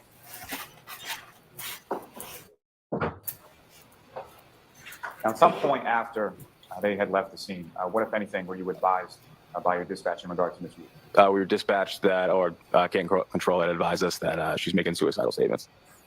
And so based on that, what, if anything, did you or the other officers that you were on scene with? I don't recall exactly who, but someone had called Ms. Roberts to have Ms. Reed come back to the scene, and we section 12 there. And so about how much time elapsed between the time that you learned that from dispatch and the time Ms. Reed arrives back on scene with Ms. Roberts? 5 minutes, approximately. Now, you mentioned that there may have been other officers on scene, correct? Yes. So in addition to yourself and Officer Sheriff, who, if anyone else from your department, arrived on scene while you were there? Sergeant Good arrived, Sergeant Lank at the time, and Lieutenant Gallagher. And when was that in relation to when yourself and Officer Sheriff arrived on scene? Sergeant Good was there shortly after, and then Sergeant Lank shortly after him, and then Lieutenant Gallagher after that. And in total, as far as sort of the earliest and the longest, about how long was it until Lieutenant Gallagher arrived? I would say less than 45 minutes. And in total, how long was it that you were on scene that day? 90 minutes to 2 hours. And during the course of time that you were on scene, at some point, did the sun come up? Yes.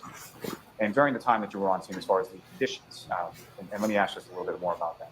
You indicated something about snow being on the ground and not being able to see the first, correct? Yes. What, if any, sort of other things in addition to that from a weather perspective? What was the temperature like out at that time? It was very cold. It was cold. Could you, or do you have any estimate as far as to how cold? 25, and it was windy. And when you say windy, could you expound upon that as far as like what kind of wind? Are we talking constant wind, gusts, or something? I would say gust to constant. And fairly strong winds, light winds, what kind of? Not necessarily strong, light winds, but it was definitely windy.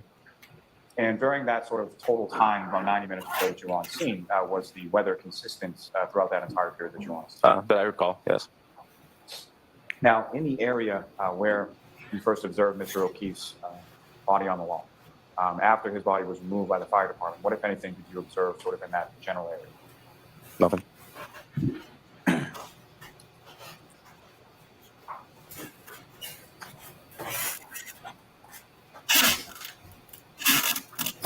And again, you said that Ms. Reed was brought back to the scene or around Fairview Road at the same time by Ms. Roberts, correct? Correct.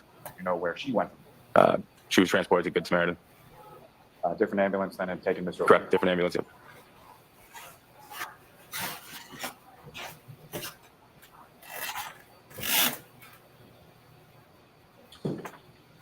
Now, as far as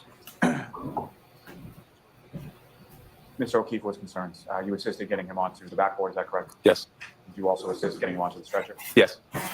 And beyond sort of the visual observations that you made, did you have occasion to, in that process, have any sort of tactile observations? Did you come into contact with Mr. O'Keefe's body at any point? No.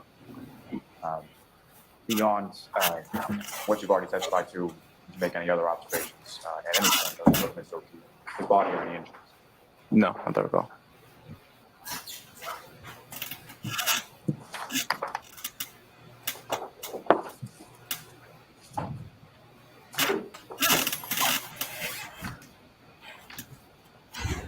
Sir, I'm going to direct your attention up to the screen over here. Ms. Gilman, if you could just put up Exhibit 25 and just sort of pause it as soon as it comes up.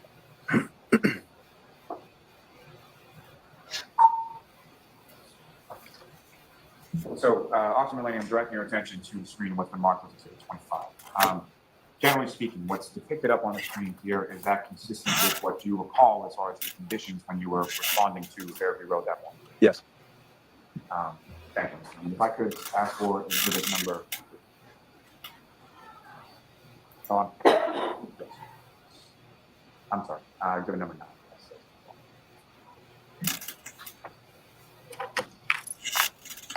And Austin Wayne, directing your attention to what's up on the screen has been previously marked as exhibit number 9. Do you recognize what's depicted in that photograph? Yes. What do you recognize? That's 34 Fairview. And that's how it's depicted in that photograph. Is that a relatively fair and accurate portrayal of what you observed at the residence on the morning of January 29th, 2020? Yes. And Ms. Gilman, if I could have exhibit number 18.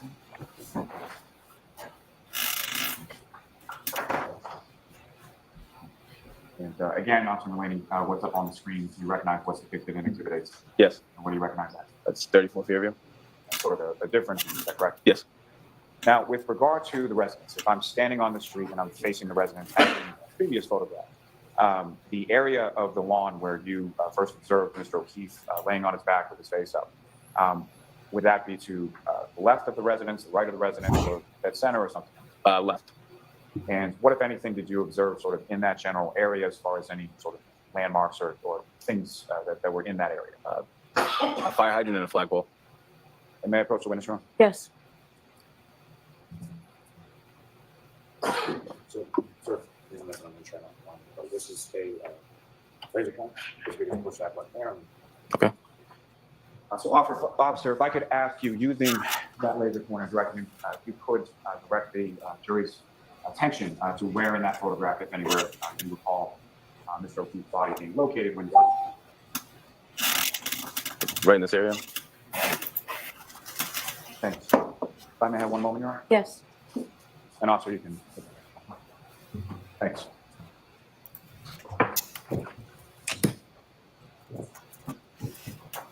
I have no further questions to this witness, Your Honor. Right, cross-examination. Thank you, Your Honor.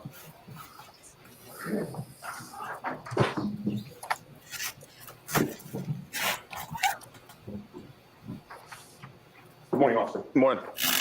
Officer Mulaney, you and I have never met before, correct? Correct. We've never spoken about this case? No. Is it fair to say that when you were dispatched to 34 Fairview Road on January 29th of 2022, you were a part-time officer at that point? No, it's full-time. When did you start at the Canton Police Department? July 2020. Did you start as a part-time officer? I did. Oh, I see. I misunderstood your testimony. You actually became full-time in August of 2021. Correct, sir. Yeah. All right. So you had been full-time at that point for about 6 months when you received this call, correct? Yes, sir. And it's fair to say that you were the junior officer on scene? Yes, it is.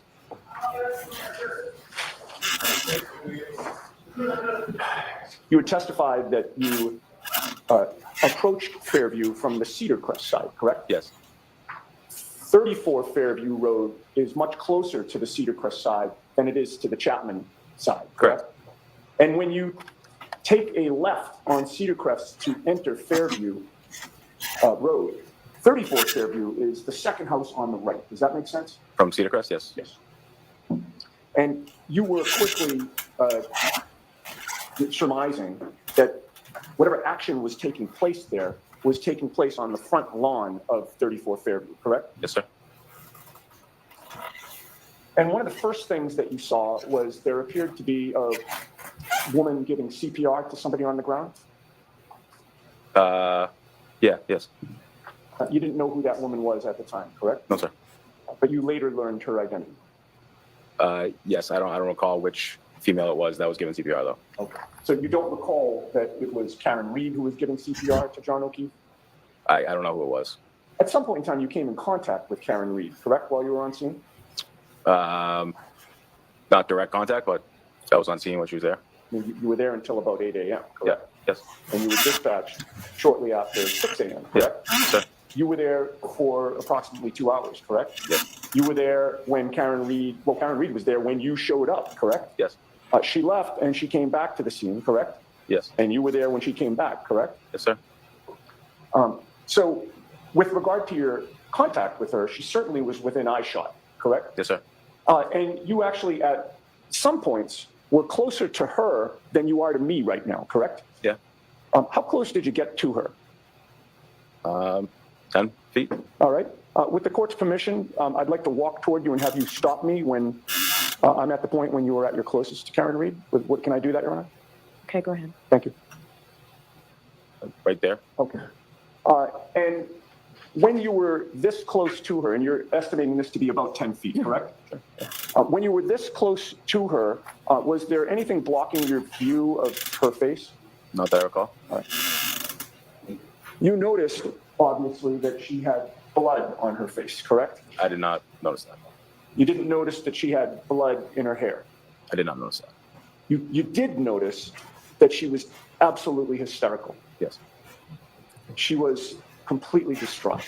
Yes. She appeared to be in shock? Yes.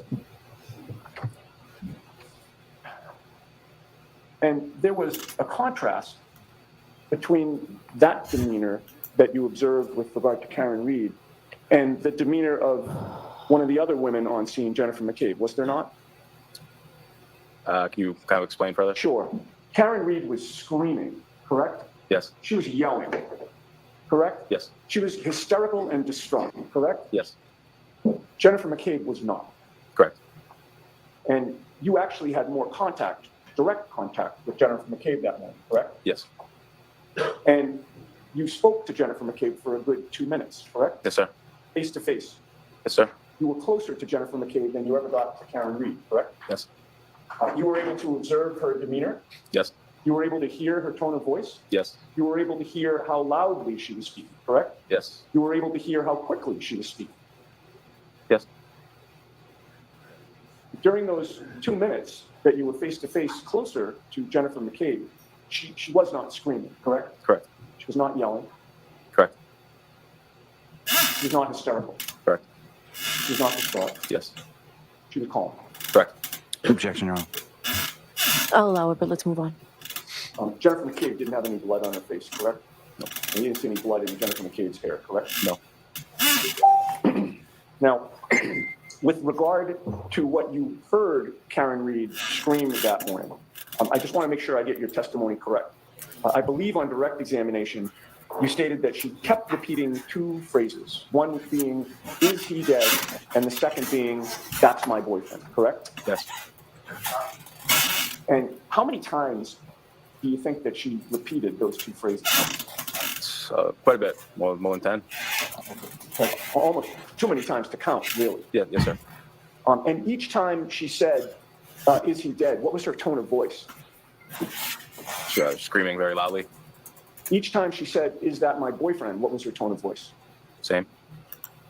And you got there not long after Officer Saraf, correct? Correct.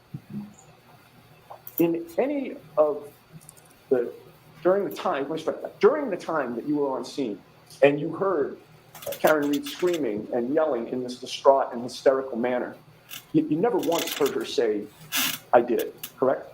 I did not. You never once heard her say, "It's my fault," correct? I did not. You never once heard her say, "I hit him, I hit him, I hit him," correct? I did not. If you had heard any of those statements, you would have recognized that those would have been important to note, correct? Yes, sir. And you would have noted those in your police report, obviously, correct? Yes. Because you know that when you are drafting a police report, you want to include all the important details, correct? Yes, sir. And you want to be precise and These are accurate, important correct? points. And so you didn't put those statements in your report because you never heard those statements come out of Karen Reed's mouth. Yes, sir. Now, while you were on scene, at some point in time, you were asked to participate in a search for evidence on that front end, were you not? I was standing by. I didn't directly search for anything that I recall. All right, and when you say you were standing by the area where John O'Keefe's body had been, Yes. correct? And how close were you to that area? I was right off the curb at that point on the street. How many feet from where the body had been? 10 to 12 feet. Okay, so maybe about the same distance as when I walked toward you, around that distance? Yeah, yes, sir. And how much time did you spend around that distance from where John O'Keefe's body had been? I don't recall. You were there for 2 hours, correct? Yes. So is it fair to say that you were sort of in and around that area multiple times during that 2 hours? Yes. Did you ever see anybody put up any crime scene tape at all? I don't recall that. You recall other officers sort of searching that area, correct? Yes. And while you were near that area, you were certainly paying attention to it, correct? Yes. Did you see officers use any equipment to clear some of the snow in that area? Yes, sir. What did you see? There was a leaf blower. Where did that leaf blower come from? I don't know. Who had the leaf blower? I believe it was Lieutenant Gallagher. When did Lieutenant Gallagher arrive on scene? 45 minutes after I did, approximately. I don't recall the exact time. And how big was that leaf blower? Not too big. Was it handheld or was it something that you pushed? Handheld. And who used the leaf blower? Lieutenant Gallagher. At what area or on what area did you use that leaf blower? The front lawn. And would that have been around the area where John O'Keefe's body had been? Yes. And you were watching him as he did that, correct? Yes. What other officers were in that area sort of watching what was going on or participating in the search for what was going on? I don't necessarily recall where everybody was, but I believe it would be Sergeant Lang and Sergeant Good. And they were superior officers, correct? Correct. And you understood that these brother officers of yours were looking for evidence, right? Yes. They were looking for clues about potentially what had happened to John O'Keefe, correct? Yes. And you were paying attention too as they were doing their work, correct? Yes. You were looking for anything that might have been out of place, correct? Yes. If there was something large there that didn't appear to, be appropriate for a front lawn, you would have made note of that, correct? Yes. And if there was something small there, you would have still made note of that if it didn't appear to belong on the front lawn, correct? Yes. At any point in time, either before or after the leaf blower was taken out by Lieutenant Gallagher, Okay. did you see All right. 45 pieces of bright red, black, and clear plastic pieces scattered all over the scene? I did not. Did you find or see even one piece of broken plastic? I did not.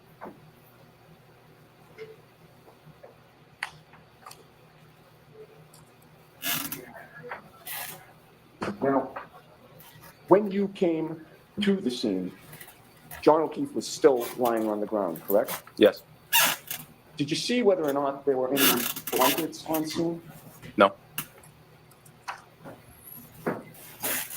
Did you know that one of the women on scene had a sister who lived in that very house? I did not. When you were speaking with Jennifer McCabe, at any point, did you learn whether she had actually gone into that house? Objection. Sustained. What's your question? Did you see Jennifer McCabe approach that house at any point when you were on scene? No. That's true, right? Yes. Were you alerted at any point by anyone that she went into that house while you were on scene? No. Did you ever see Jennifer McCabe come out of that house with blankets or anything else that might comfort John O'Keefe? No. I'm sorry. What was your state of mind regarding That is correct. whether there were any first responders in that house? I wasn't aware of that. Nobody told you. No.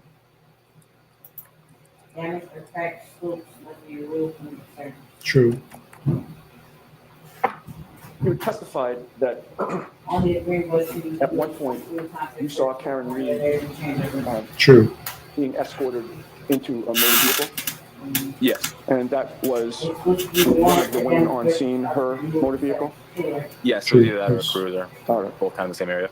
But you'll agree with me, at no point in time did you see Karen Reed and Jennifer McCabe in a vehicle together. Not that I recall, no. And at no point in time did False. you ever hear Remember, it's just for the Karen machine. Reed ask Jennifer McCabe to Google anything? No. I may have a moment on. Yes. What is the correct way to swear on material? I have no further questions. It's Thank you. on a pallet with a slip sheet. So I think that's B. Okay. I'm done. Okay, perfect. Councilman Lane, you've been to other scenes in which there is a deceased person on scene, family members or friends around. Yes. And of those other scenes, does everybody who's a friend or a family member of the person who is injured or deceased, they all react the same? No. Is every single one of them screaming and yelling different things? No. There are actually 3 women on scene that morning, correct? Yes. Okay, so there was Jennifer McCabe, It was the defendant, Ms. Reed, and then with Kerry Roberts, correct? Correct. And did you see any blood on Ms. Roberts' face or hair? No. Was she screaming and yelling things and moving around the scene? No. Now, as far as the residence in 34 Fairview Road, did you see anybody go in or come out of that residence during the time that you were on scene? No. And as far as any of the other residences on the entire rest of the street, did you see any of the neighbors or anybody else come outside at any point in time? I did not. I have nothing. One question, if I might. Okay. Recross. Sure. And I don't mean to be a wise guy, sir, but did any of the other neighbors on the entire street have the body of a dead police officer on their front lawn? Objection. All right, so that's sustained. All right. You are all set, sir. Thank you. All right, folks, it's 11 o'clock. We'll take our morning recess, 15 minutes. All right, please. Close your notebooks. Make sure. Okay. Oh, the other one's right. Yep. Well, there was one, but it's one that's easy. Easy to miss, so I'm not going to switch about it. Education you require prior to getting any sort of graduating or certification or something like that? Provide CPR uninterrupted as long as the batteries last.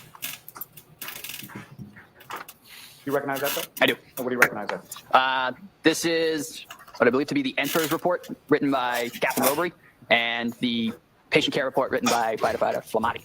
Okay, which shift is your preference? It's already pre-marked, or you're moving to introduce it now? Well, generally, I I mean, when they call for people, they call for a couple for each. Right now, I think I might have a need for first, but I have a couple people. So I generally want you to pick the shift that you know you're going to be able to make it to. Reporter, please. First, okay. Well, generally that one is a faster assignment. So, all right. So I will reach out to you as soon as they call for more people. It may be tomorrow, it may be next week. But I will call you as soon as they answer, folks. Okay. You did great on the test, so that generally moves you up in the pile. So, thanks for coming by today. Don't forget your phone and stuff. Mr. Nettle, just directing your attention up to the screen there and what's previously marked as exhibit number 9. Do you recognize what's depicted in that photograph? I do. What do you recognize? There it is. I believe that to be 34 Fairview Road. Is that a relatively fair and accurate portrayal of what it looked like around the time that you arrived there, absent sort of lighting conditions and things of that nature? Yes. And Ms. Gilman, if I could have exhibit number 18.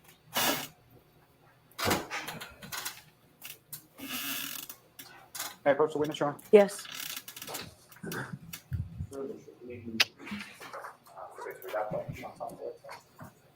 All right.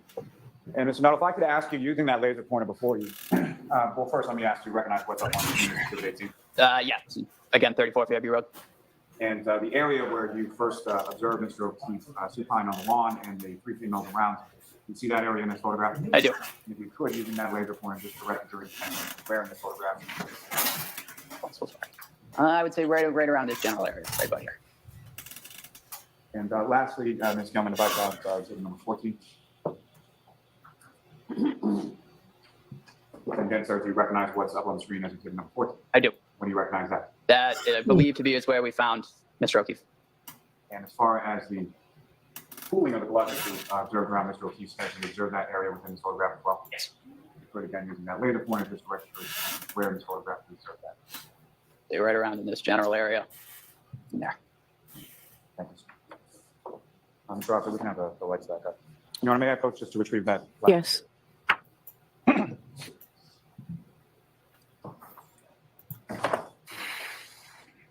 I have no further questions for this witness at this time, then. All right, cross-examination. Thank you, Your Honor.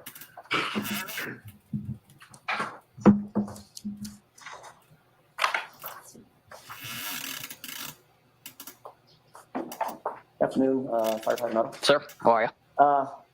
You were coming up, I want to make sure I get the timing right. You were coming off of nearly a 24-hour shift when you got the call? No, sir. I was reporting for duty that morning. Just starting the shift when you got the call. Understood.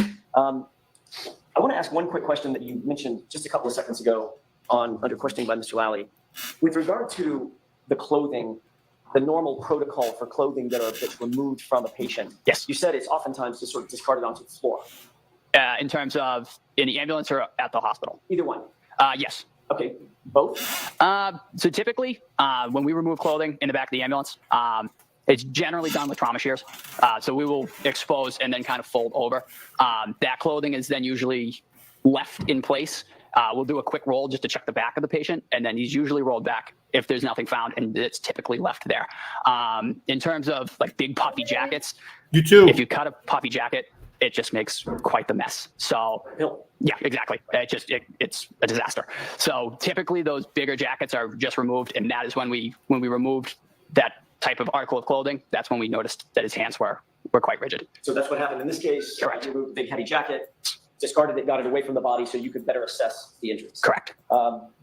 And it was only then, after you removed this big heavy winter coat, that you could assess that his hands were stiff and cold. We noted the hands, but it came more into light, if you will, when we removed that coat. Got it. And you have as good a memory about that as you do the rest of the scene that morning. In terms of removing the article of clothing? Correct. I did not remove any article of clothing. I was ventilating. But you remember him having the big jacket on? Correct. Okay. And you remember that as well as you remember the other specifics of the incident? Yes. Okay. When responding to a scene, I want to dovetail on the same subject, but just come at it in a little bit different way, if you indulge me. When responding to a scene, one of your jobs has to be to sort of immediately take note of and assess the situation of the patient that you're dealing with, correct? A motorcycle accident is going to be very different than a drowning. Exactly. Someone, in this case, exposed in a snowbank, you're going to deal with or assess and note the weather. Mm-hmm. Yes? Yes. You're also going to note and assess the condition of the patient. Correct. As it pertains to the weather. Yes. So someone, for instance, that's in a snowbank naked, mm-hmm. no clothes on at all, is going to be a little bit different assessment than someone who's completely dressed for winter, correct? The initial assessment, but every patient is going to be automatically circulation, airway, breathing. Understood. We approached this individual the exact same way. Is automatically went directly to cardiac. Make sure. I guess what I'm asking is, your attention is focused on some of those details for sure. Correct. And that's how you remember that big heavy coat that he was wearing, correct? I remember he was appropriately dressed. Correct. Okay. As a matter of fact, you testified to that in the grand jury, that quote unquote he had a heavy coat on. Yes. Consistent with how you're testifying today. Is that right? Correct. All right. Your Honor, I'd like to mark 2 photographs as next in order. Not yet been marked. I believe it would be 160. It doesn't matter so much the number, but why don't you just show the prosecutor the photos? 161 and 162 in order. May I approach? Yes. Yes, sir. I'm going to ask you, first of all, whether you recognize what's depicted in those photos. Honestly, sir, I couldn't recall the exact, but yeah. You do recognize them? Yes. Does that appear to be what John O'Keefe is wearing in front? I don't recall, sir, to be perfectly honest. May I approach you? Yes. Do you recall this being part of, let me ask you a different way. Do you remember somebody cutting this off of John O'Keefe at the time? I remember the clothing being removed. Okay, but you don't remember this clothing? I could say that he had clothing removed, but I couldn't tell you exactly what it was. And you've just looked at these. What I'm holding in my hand appears to be the front and back of a... So don't hold it up to him from that distance where he said he doesn't recognize it. You can put it back in front of him. Don't hold it up for the jury, please. May I? Yes. That appeared to be a thin cotton hoodie. Yeah, that appears to be a thinner layer of clothing. Okay. May I approach? Yes. Not a heavy coat. Fair? Fair. Not a winter jacket. Fair.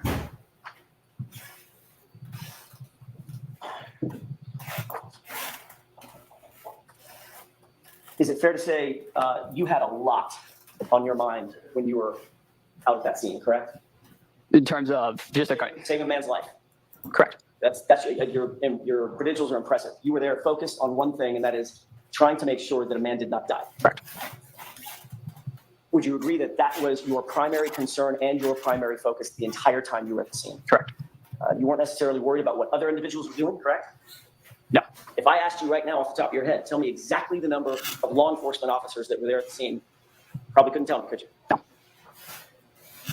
If I asked you whether or not you remember every single civilian that was at the scene, probably couldn't tell me, correct? Outside of the 3? Outside of the 3. Correct. Any other civilians? Not that I noted. Okay. Matter of fact, you can't even identify the 3 civilians other than generally middle-aged, 40s, Caucasian, female. Correct. You said all 3 of them sort of look alike, right? Without the only defining feature on one of the individuals was one of the individuals did have blood on their face. So some of the specifics of that scene, you didn't pay special note to, correct? No, we were focused on patient care.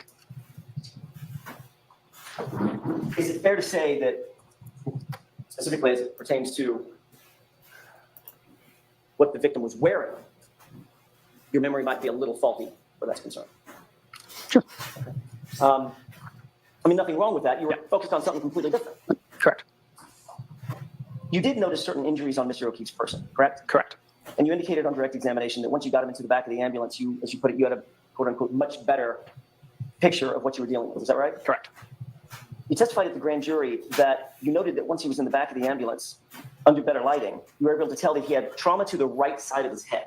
Correct. Is that right? Yes. Are you talking about the major trauma that he suffered to the back of his head or the A that you earlier described? I was more just because it was directly in front of me. It was on the front side of his head. Okay, so it wasn't the right side of his head. If you said right side of your head, you might point above your ear, right? Correct, That's not yes. what you're talking about. I was, and to use my person, I would say right here. So more towards the right, above his right eye. Right of center, but still on the front of his head. Correct. And you did not make any note of another injury on the back of his head? No.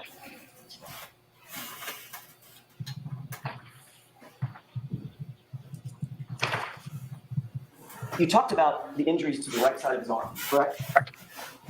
You noted that those injuries appeared to be scratches. Yes. That's your word, not mine, right? Correct.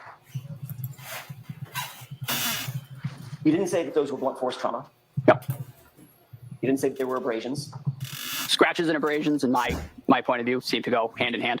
But the word that you used was scratches. Yes, they were like furrows down. Say that again? Furrows, if you will, for lack of a better term. Just. I don't understand that word.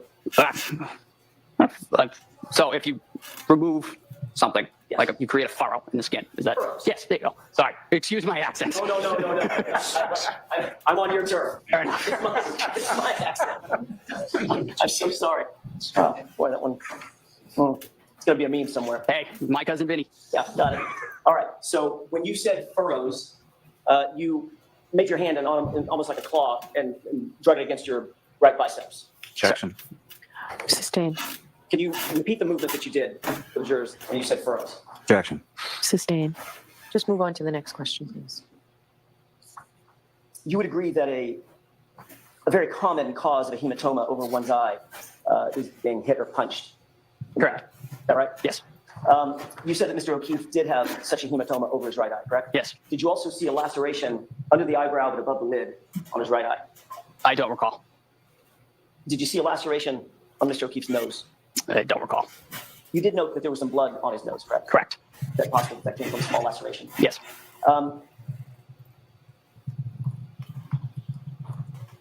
In your experience, well, let me ask another question. Did it look like he had, in addition to the egg on the right side of his head, in the front, did it also have a black eye on the left side? If memory serves correct, yes. So both eyes were blackened. Primarily the right side, if memory serves. Okay. And the laceration for the right side? Yes. Of the right eye. Are those injuries that you just described consistent or inconsistent with some sort of physical altercation? Objection, Your Honor. Sustained. Next question, please. Did it appear to you, just from your initial assessment, given your experience, training, and background, that those injuries looked like he had been in a fight? Objection. I'll see counsel at sidebar, please.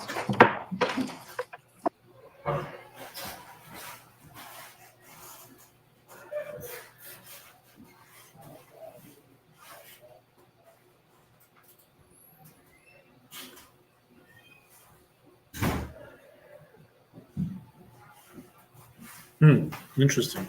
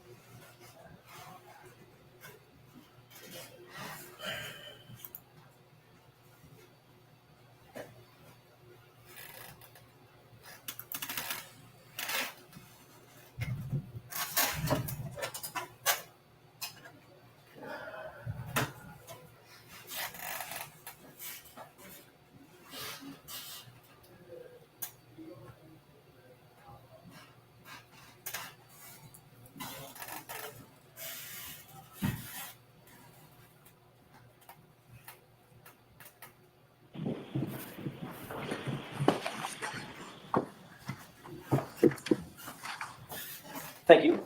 Sir. Little break. In your experience as obviously a training firefighter, tell me the word again that you used. Field training officer or preceptor. Thank you. As a field training officer, have you seen in your experience the product or the injuries that can be produced from fistfights? Yes. Okay. Injuries to the face? Yes. Injuries to the mouth? Injuries to the nose? Yes. The ears? Yep. To the eyes? Defensive wounds on the hands? Yes.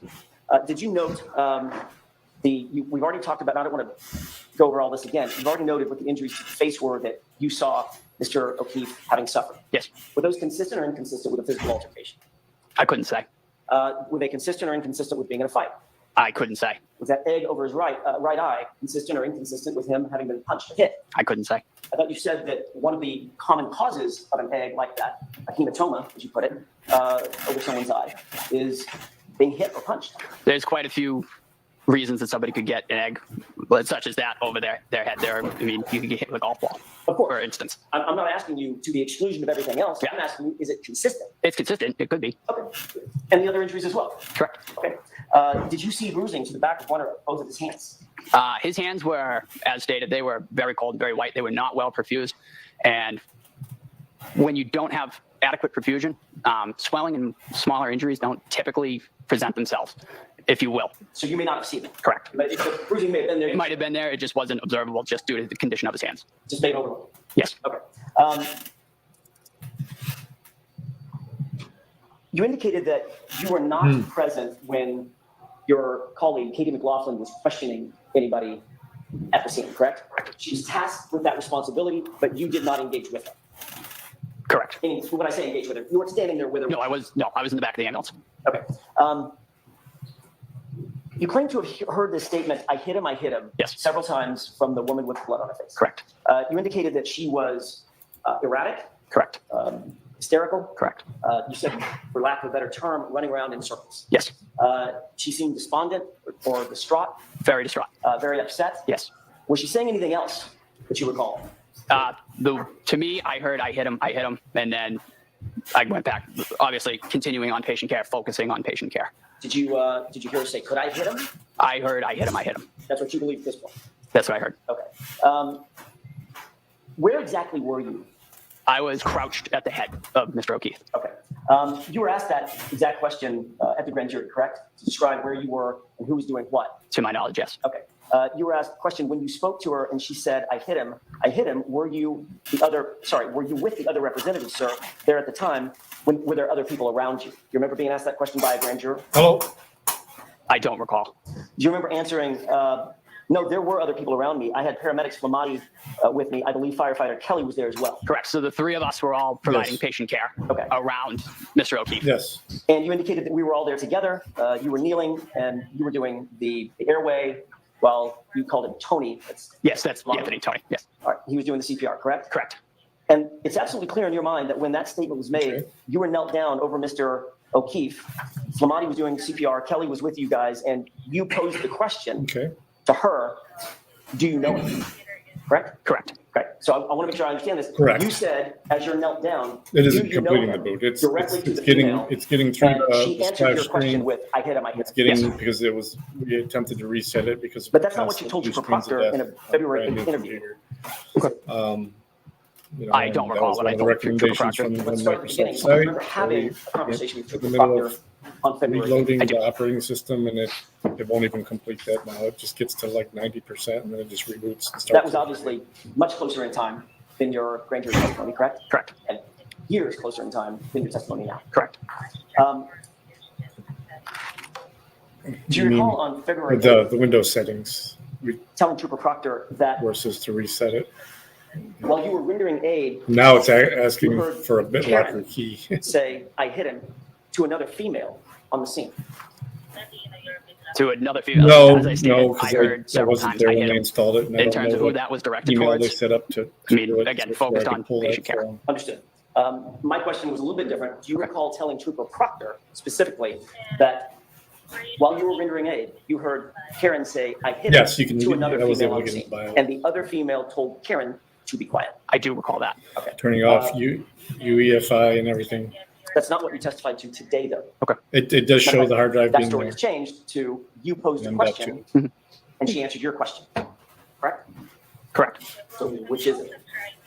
So when ventilating a patient, typically that is also used to gather information from bystanders, because as I'm ventilating, I can real quick look around. Do you know this individual? Do you know anything about this individual? That's fairly typical for any well, initially that's what we scenario had to do in just to this. get It's just come it's back a on very quick after it had been information turned off for a gathering while, strategy. and it reported to me what was going on. But you'll agree And, that your testimony today has changed from what it was from your statement. No, it still continues to go back to where it's attempting to. I don't know if it would so much say change, sir. To be honest, I don't fully recall that. It gets almost meeting to with the Mr. end. Parker. It literally So, gets you to know, like 95%. I remember meeting with him.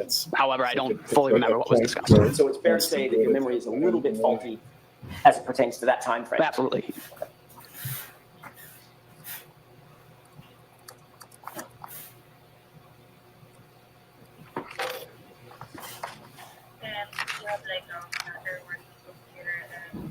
When you went to the hospital with the patient, did you ever inform any of the doctors or nurses or medical officers at the No, I hospital? haven't. There's plenty of working computers there. In fact, we've had these blue screens with all of our newer I did not Lenovo's. give the report to the hospital. So the answer to that is no. No. I'm not sure whether it's because they're all about the same yourself, model. obviously, you know that the cause and manner We've been of victims' replacing injuries our are HPs incredibly with important as Lenovo's. it pertains to assessing how to. Now the person who decides on the purchases is leery about purchasing Once you got back to anymore. the station, and you take a brief a breath. And I don't want to try and reset the other ones because I'm I afraid the did same thing will not. happen. No, I did not write the patient care report. So you didn't write a report, just to finish my question, you didn't write a report that said, by the way, while I was out of the scene, I heard a female say, I hit him, and that's the cause and manner of the injury. What? Not to my knowledge. Well, you would know if you wrote a report Sorry, that I said didn't. that. Correct. You did not. I did not write the patient care report. At any time No, we that haven't. day or any day subsequent No, we thereto, haven't. did you contact the Canton Police Department, so the first responders? I did not. So let me finish my question. And say, by the way, just so you know, I heard this woman say, I hit him out. I did not. Did you ever, on that day or any day subsequent thereto, contact the Massachusetts State Police and say, I heard this person say I hit him? Okay, I did not. all right. So the first time you ever repeated that I'd statement appreciate was you sending me February one. So I'd prefer you send one Correct. because I have several models of these, and if I And by run the time we into come one, I'd full like to circle to have today, that statement it has now available. pivoted. In terms, You didn't hear it from, you didn't overhear the person say it to a female. Now, she's talking directly to you now. she spoke directly to me. yes. I'd rather you mailed it Have to you- my house, that way just I one can last run out point. and take care of this for them. You've Would that obviously be okay? noted that this case has gotten an enormous amount of notoriety, correct? Correct. It's, okay. How many times did you say that you've discussed this case and this incident with your fellow firefighters? I do It's all the brought up technical around reporting. the station semi-frequently. However, being involved in it, we try to stay clear of it just because we are involved in it. Okay, it's So the answer is- 6830 There have been many discussions. Yes. Yawberg. Probably. It's spelled YAWBERG Road, Have any of those discussions helped you with what you earlier described as a little bit of a faulty White memory? House, Ohio. Objection. He can have that. Have they? Repeat the question for me, sir. Sure. Have any of those discussions helped you with what you earlier described as a 43571. little bit of a faulty memory? The memories that I have and the ones that I'm bringing up, I don't believe that they've changed. You know, I played them over in my head to the best of my ability, and I don't believe my story is swayed. If they've been enunciated incorrectly on my part, that it wasn't intentional. Understood. Yeah. And nobody's casting aspersions. Memory's a funny thing. So your memory is as good about that as it is about that winter coat. Yes, sir. I'm sorry. That's all I have. Is he getting another error messages? No, it's just, like I said, it was beforehand. That's why we resorted to trying to do the factory No, when it reset. comes to being asked. We were about, getting constant blue screens. Every time there was a little glitch in the internet, it Consistency of causality as far as different injuries that you observed on Mr. O'Keefe, correct? Rephrase that for me. Yeah. Or the phrase on my quote. So you have been asked on cross-examination about some things that the injuries you observed on Mr. O'Keefe could be consistent with as far as having been the cause of it, correct? Correct. Okay. And how many sort of myriad of other causality, or Okay. how many myriad of other sort of things could have also been a cause of the injuries that you observed? Okay. As stated, a lot. It's not typically just physical altercations. It could be, again, No, a golf I ball could appreciate hit you in the head.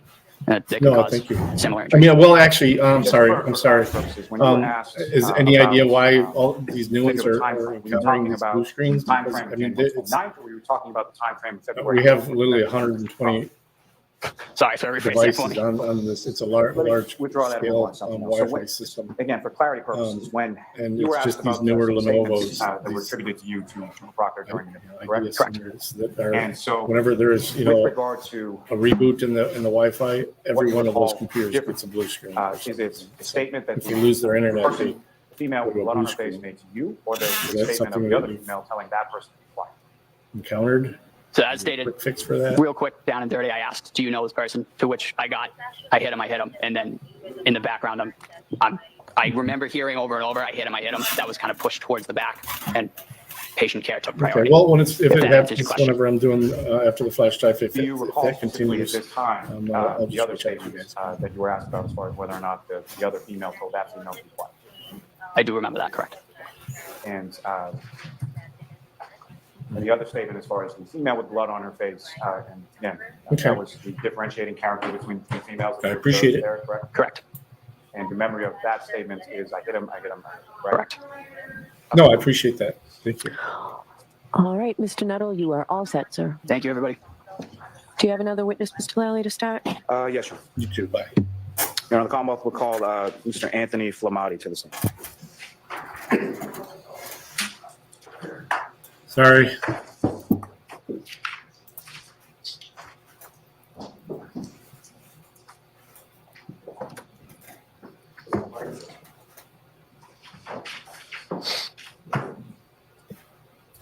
What am I missing?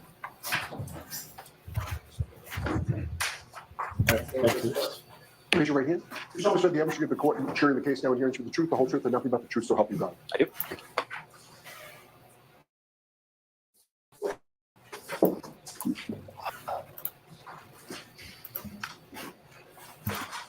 Whenever you're ready, Mr. Lally.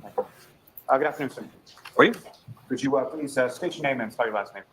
Name is Anthony Flamati. Last name spelled Flematti. And how are you employed, sir? I'm a acting lieutenant at this time for the Canton Fire Department. And how long in total have you worked for the Canton Fire Department? Got hired in 2015, July of 2015, so coming up on 10 years. And prior to working with the Canton Fire Department, what, if any, other work did you have within sort of the same field? So in the same field, I worked for the Athol Fire Department for a few years, hired in 2012, March 2012, until July of 2015. So just transferred departments. And even prior to working with the Athol Fire Department, did you work as an EMT anyway? Yep. So I worked as an EMT for American Medical Response out of Springfield and Holyoke. Worked for Fallon Ambulance. Started basic level of EMT around 2008, and then just different private ambulance companies around the state. And just starting with the EMT side of it for the first, what, if any, training did you receive or education did you receive prior to getting your certification as an EMT? So there's different levels of certifications for EMTs. The EMT basic starts out with about 6 months, a couple nights a week for about, like I said, about 6 months. Take a certification, practical and written examination for that to get your basic level, and then you move on to the paramedic level of schooling as well. Describe to the jury a little bit about sort of what that paramedic level of schooling is. So the paramedic schooling starts, it's about 12 to 14 months, depends on the program, which school you go to.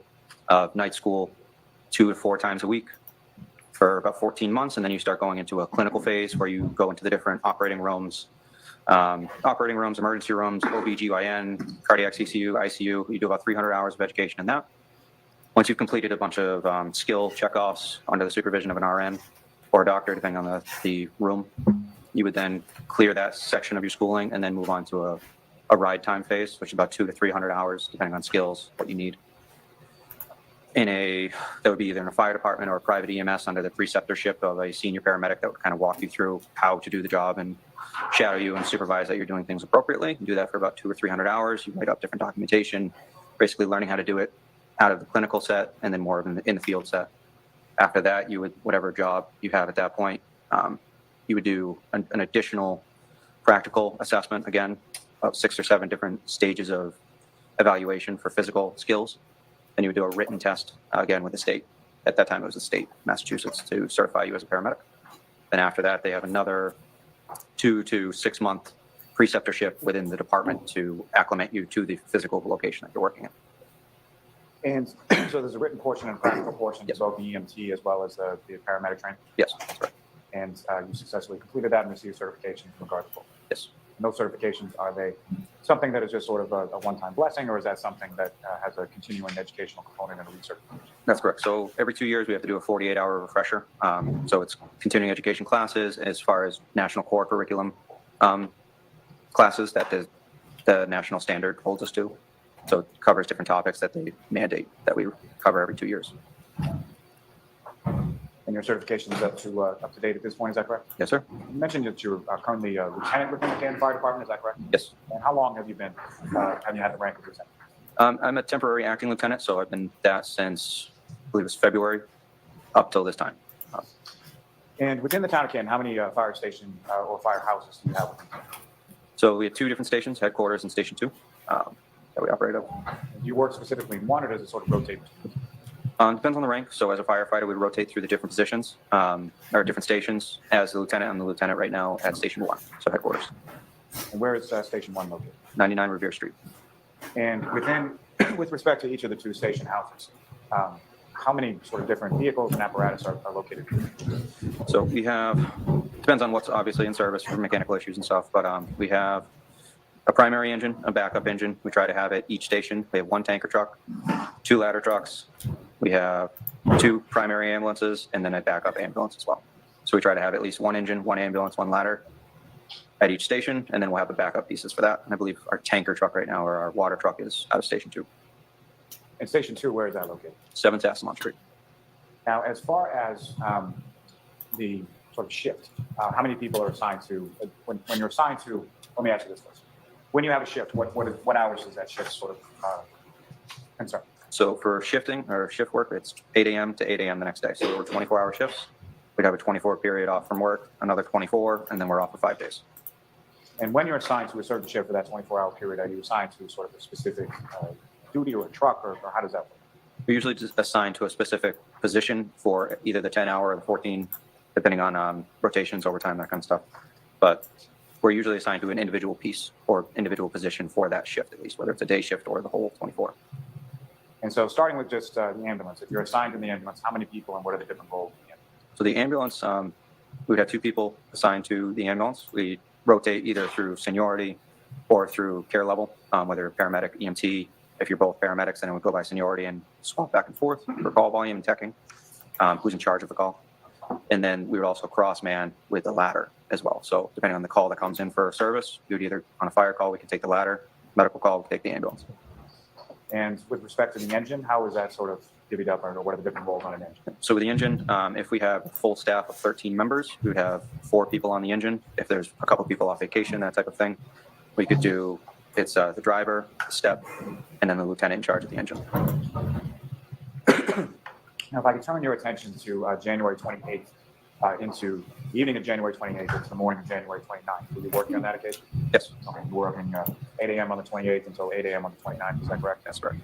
And which firehouse were you working out of on that? I believe it was Station 1 at the time. And what was your assignment in relation to that shift, whether it was ambulance, truck, or engine? Whatever? That would have been Ambulance 1. And who, if anyone else, was assigned to ambulance 1 along with you with this? At the time, I was working with Matthew Leahy, not Leahy, sorry, Matthew Kelly. They have a lot of similar names. And what, if any, disparity was there between sort of the experience that you had versus the experience that Mr. Kelly had at that time? So Mr. Kelly had just started with the department at the BLS level, at the EMTB, probably 2 or 3 months prior. I had just finished up his preceptorship, getting him onboarded as a new hire in EMT, so very minimal experience at that time. So fair to say any sort of medical calls, you would have been sort of what they call the lead paramedic, is that correct? That's correct. Now, with reference to that particular time frame, 28, 29, what, if anything, were you aware of as far as sort of weather forecast? And so leading into that shift, I knew there was a storm coming, and I had always lived a good distance away from work. So I would try and tie overtime shifts in so I wouldn't have to commute more than once back and forth. But with the storm coming, wanted to not have to drive into the weather. So I picked up overtime the night before that shift. And about what time did you arrive the night before? The night before I arrived at 6 p.m. 6 p.m. is the start of the shift. And so you were essentially on shift for a relatively significant period of time leading into the morning of the 29th, correct? That's correct. And You mentioned that there was a storm that was forecasted. What, if anything else, do you recall about sort of what type of storm or what was Predicted it was going to be a pretty significant storm, heavy winds, heavy snow. Not something I wanted to drive in the morning, so if the opportunity arose, I took the overtime for that night. What did it turn out to be as far as? Exactly as predicted. We hadn't gotten much snow up until about midnight or so, and then snow developed since pretty much then on. And in a moment, I'm going to ask you about a call around 6 a.m., but just if I can take that a little bit before that, over sort of the overnight shift, did you have any dispatches or calls that you responded to, say, after midnight but prior to 6 a.m.? I don't believe so. I don't recall how many calls were prior to that. That one was kind of the key of the night. So you mentioned sort of, what if any memory you have as far as like sort of when it started to snow? It would have been after 10 p.m. for sure, but I'm not sure exactly. Now, turning your attention to a little bit after 6 a.m., you get a dispatch for a medical call, correct? Correct. And just prior to that, what about time did you sort of get up, rise, and sort of, start doing things around the station? So shift change usually happens around 8 a.m. in the morning. It takes a while to get everything ready for normal business hours. We try and get the station prepped for public that come into the building or just people passing, going around. We try to prepare the sidewalks, the apron. So we get up around 5:30, if depending on call volume throughout the night. Sometimes we're up throughout the whole night. But we got up that morning around 5 to shovel, snow blow, salt the public walkways, that type of thing. And specifically when it comes to the apron, that's sort of the area in front of the garage doors, is that correct? That's correct. And so why is it so important to sort of clear off the apron as far as snow is concerned? So as far as in front of the apparatus doors, it's a very limited height clearance between the top of the fire apparatus and the actual garage bay doors. So a few inches of snow would be enough to cause us to bump into the ceiling of the apparatus garage doors. So we have to keep that relatively almost bare to be able to pull the apparatus out without causing any damage. And about what time was it that you and the other firefighters at your station started to sort of clear off, whether it be parking lot, the apron, or anything else as far as snow? I'd say about 5:15, 5:30. And at the time that you get this call, shortly after 6 a.m., about how much snow was on the ground at that point? It's probably 4 to 6 inches. And this dispatch that comes in shortly after 6 a.m., what was the dispatch in regard to it, and where were you dispatched to? So we didn't have much information going out the door, just that there was a man on the side of the road. And we knew due to the weather, there could be a significant call. So. Before I leave and depart on that just for 1 second, when it comes to when you're outside sort of shoveling off the apron and clearing some of the parking lot, in addition to the snow, what, if anything else, did you note as far as sort of weather conditions, visibility, things like that? So visibility was extremely poor. High winds, probably 20, 30 mile an hour winds. Temperature probably in the 20s with still actively snowing at the time. And the winds, to the best of your recollection, was this something that was just sort of gust, or was it sort of persistent? Sustained winds and then probably gusts as well. And so you receive this dispatch, and you, I'm presuming, get in the ambulance and go, correct? Correct. If anyone is in the ambulance with you when you respond? So responding in, I had myself, Matthew Kelly, and firefighter Nuttall had come in early as well to try and beat the storm and get in on time, because he was scheduled to come in at 8 a.m. that morning anyways. But with the heavy snow, wanted to make sure he could get in and be able to relieve the people coming off. So within the ambulance, where was everybody sort of situated on route to the call? I believe Matthew Kelly was driving, I was in the passenger seat, and Nuttall was in the back of the truck. And as far as during the course of your going from Station 1 to the scene on Fairview Road, what, if anything, did you note as far as sort of the road conditions, visibility as that? So that neighborhood is actually relatively Jesus, close this is to boring. the station, so you normally get there in a couple minutes, but it was slow driving over there. So I remember going pretty slow to get over to the scene. And as far as this particular time of day, Is it? what was sort of the lighting like at that point? Had the sun come up or anything like that? Sun had not come up yet. It was still dark, heavy winds, heavy snow. So visibility was almost zero. And as far as what, if any other sort of apparatuses from your station dispatched to the call as well? As we're pulling up the scene, we see two female parties, non-uniformed personnel, that were going back and forth between the body and the side of the street and back and forth. Looked like, appeared to be a female party that was pushing on his chest and then going back and forth between the other female party and the patient. And again, so when you first sort of pull up, you're able to see a body on the ground. Is that correct? It was, yes, you could see a body, but it was very hard to see that distance away. And do you recall any sort of like overhead or ambient lighting, street lighting, or anything like that illuminating in that area? I don't recall. Now, this individual, as far as the person on the ground, at some point you were able to subsequently identify who that was. Is that correct? Yes. Who did you identify him? So identification won't normally happen right at that bedside. That's not really relevant to initial treatment. We found out who it was when we got into the ambulance and we were able to do a more thorough search once interventions had started. But when you first arrive on scene, fair to say you're primarily your own sort of concerned with patient care, correct? Yeah, correct. To the point you sort of tunnel vision to the distance, correct? Yeah. So you arrive on scene and you get out of the ambulance, and where is it that you? So we then go grab all the equipment that we're going to need to work on the patient, and then we bring that equipment over to the patient side to be able to start treatment. All right, Mr. Flamati, I'm going to stop you there. I'm going to stop you, Mr. Lally. Jurors, that's it for today. We are not in session tomorrow. Reminder, please do not discuss this case with anyone. Don't do any independent research or investigation into this case. If you happen to see, hear, or read anything about That's crazy.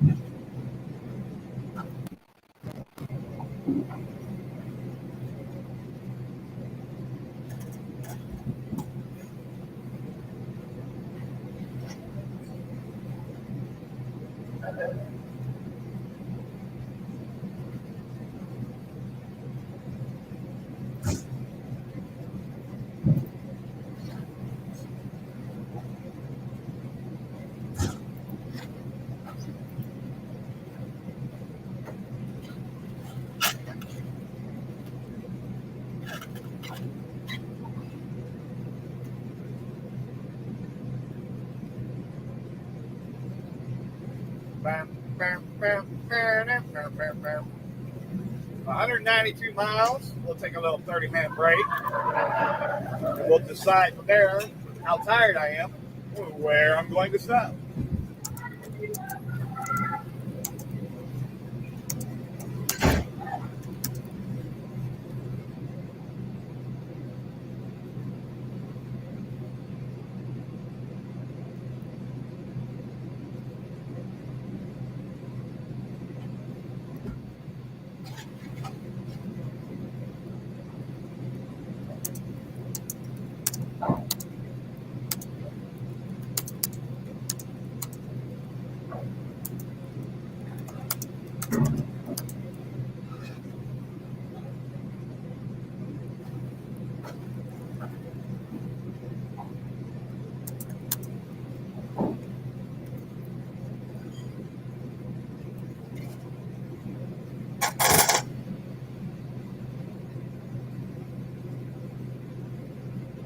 Hey, Doc, what's up, brother?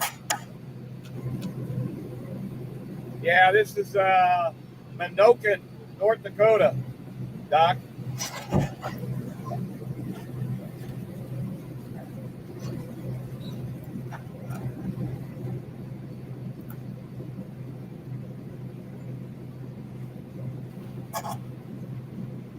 Hope you're having a great day, bro.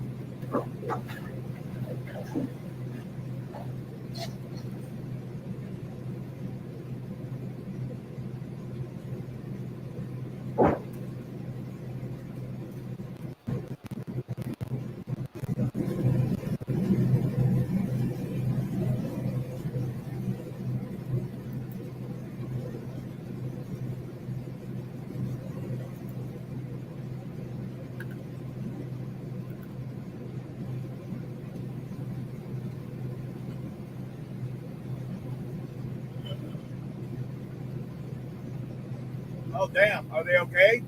Doc?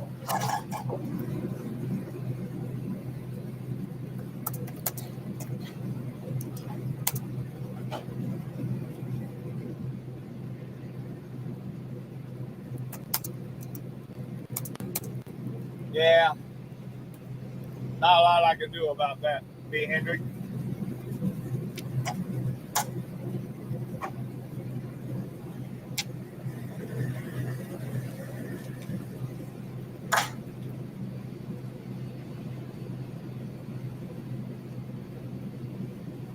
Trying to play it up. Oh, of course.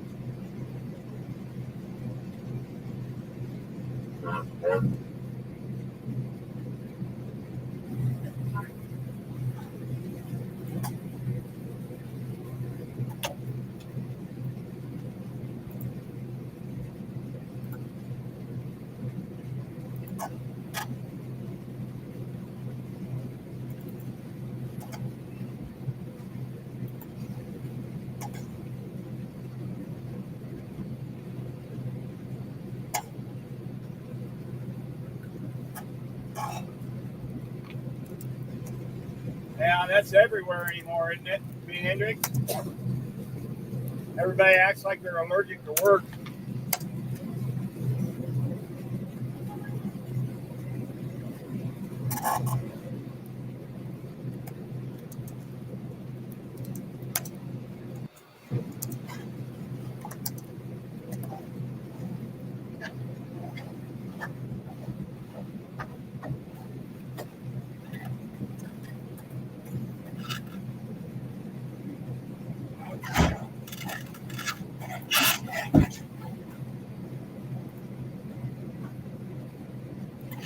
Oh, they are fucking horrible then, huh, Doc?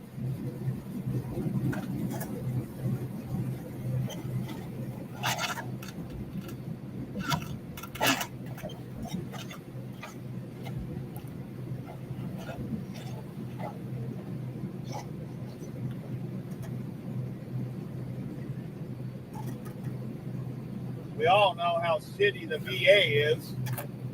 Damn.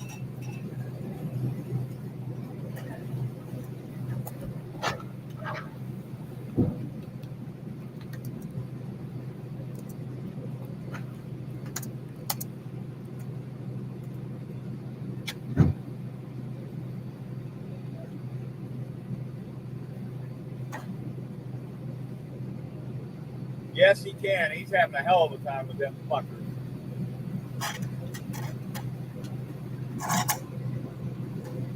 Kind of sad when you go offline. Wonder what you were doing. Sometimes. Sometimes, yeah. Well, I can tell you what I'm doing, John. I'm either eating, shit, sleeping, showering, or laundry.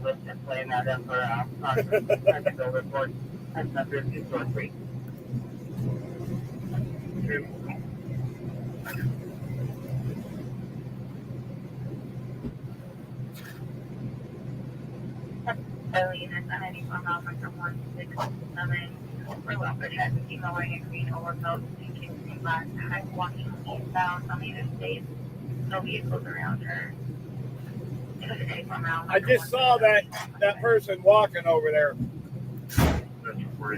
Somebody called on someone walking along the interstate. Like, come on.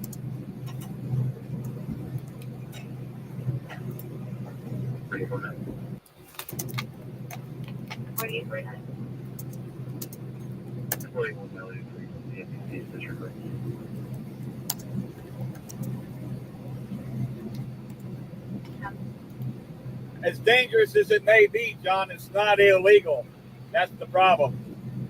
People calling the cops on someone doing something that's legal.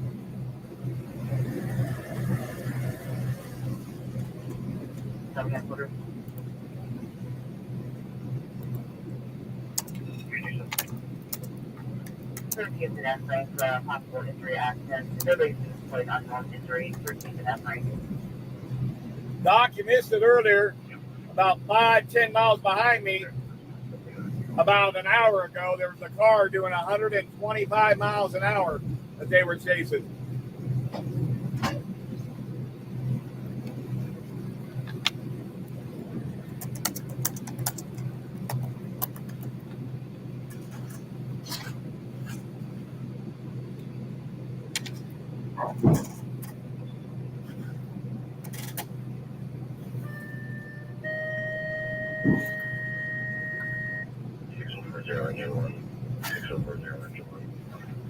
Section 13 to the frame.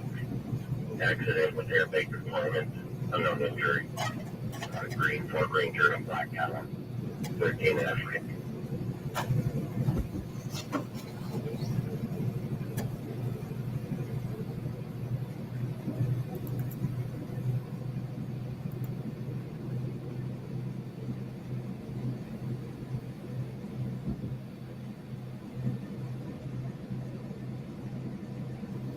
At what point does the people just leave other people alone? Mind your own fucking business and worry about you. You know what I mean, Jody? That's people out here are stupid. Call the cops on somebody because they're walking. Oh my God. On Main Street, 4 minutes ago, reporting parties declaring that a blue on the NFA bearing 4398 Lincoln Lincoln, blue to red light. Please come in.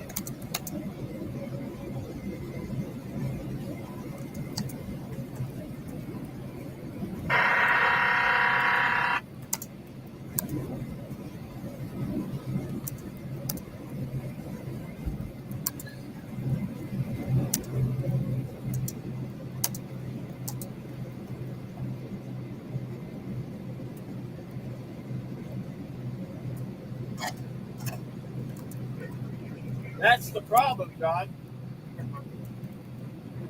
People need to worry about the legality of things, not about other person's safety.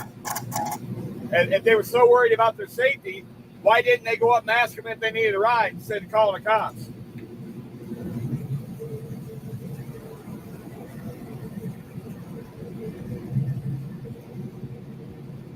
Seems like you can slow down. Cars on the scene and both drivers were off.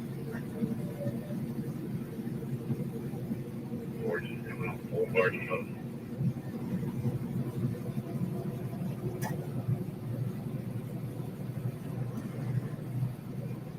Right. Right. North Dakota 840 David, Edward William. Second one is North Dakota 611 Adam Henry. I'll need a tow truck for that one. One tire is blue now. Havoc, that would be funny as hell. Fake reactions to fentanyl when it's actually sugar.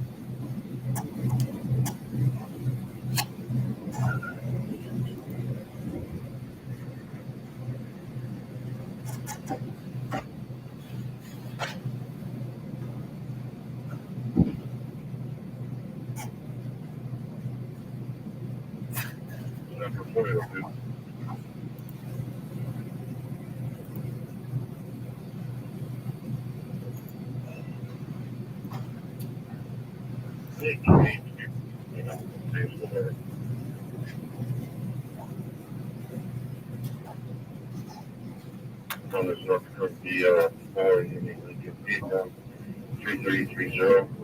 Next two are going to be my name, date of birth. First one here is Black Cloud. First name Ada, Adam, name Adam. Date birth 11/30/75. Both files now subject Ash and George Force. My name is Flip. Blank. Use Robert Tom Henry. Date of birth, Mr. Flores, 1/31/98. This is Bismarck, North Dakota.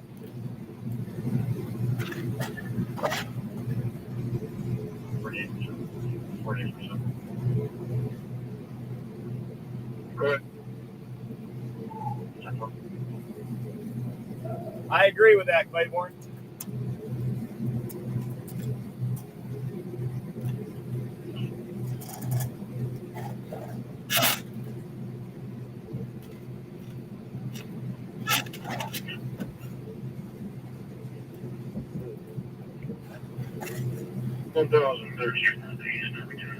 That's for a welfare check. First party is like a welfare check done on his daughter. Her boy's not. Recently had her wisdom teeth taken out. So when the comes over, he can't go over.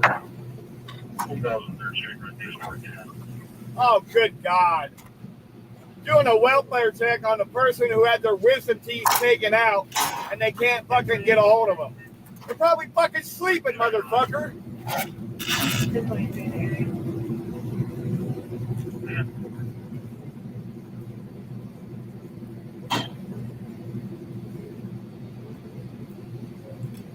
Good Lord, man.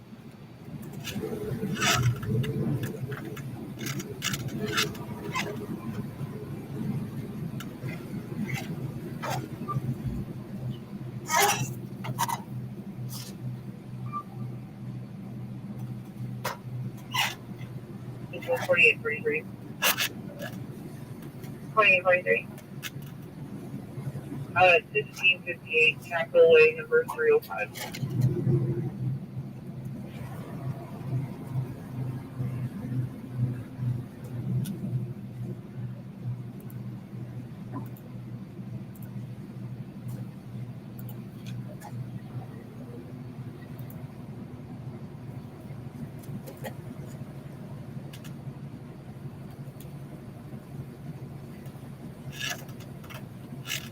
Exactly, Havoc. Exactly. That or they turn the volume down because the sound hurt their head and their face. Like, what the fuck?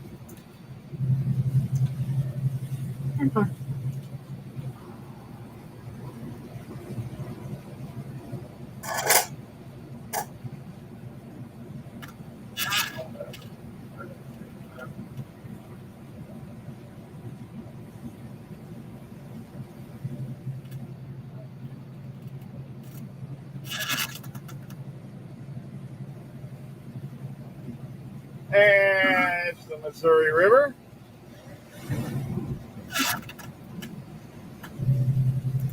Good.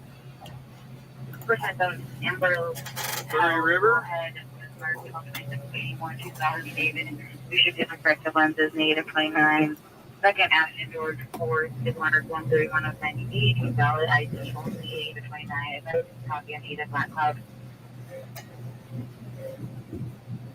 Good.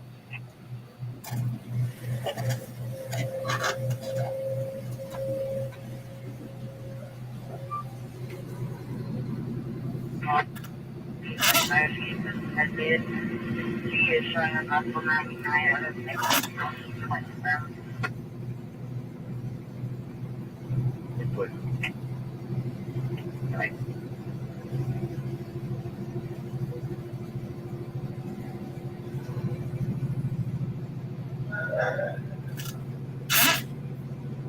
What's up, Lucky?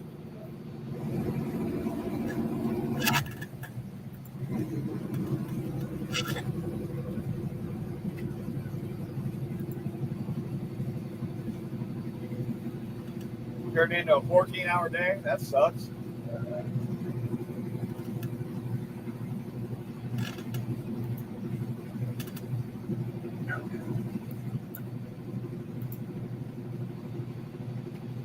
To be honest with you, I'm already starting to get tired.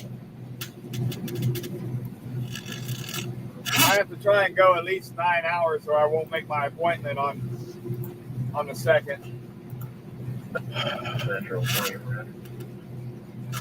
Wait, man. That's 23. Somewhere.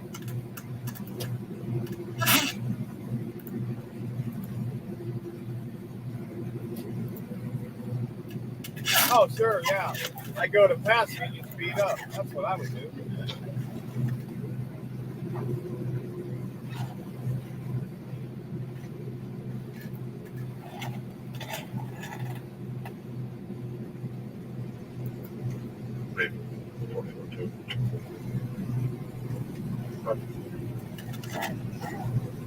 I do want to start making your way this way unless you're away as well, just in case it's confirmed and then owner. I don't have the keys.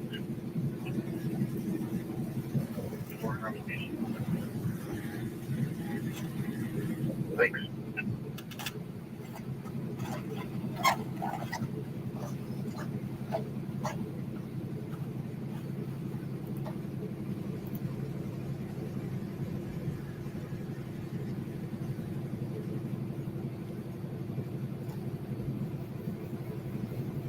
Wait, I think.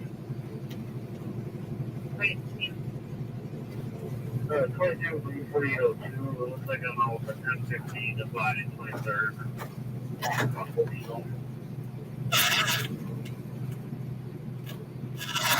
Exactly, Claiborne. Absolutely.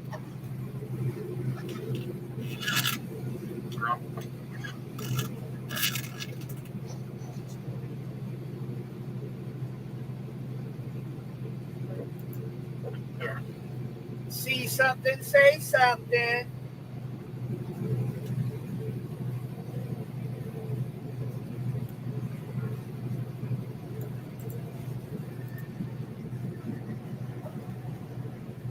Morning Sandwich, what's up, man? Good to see you. How are you?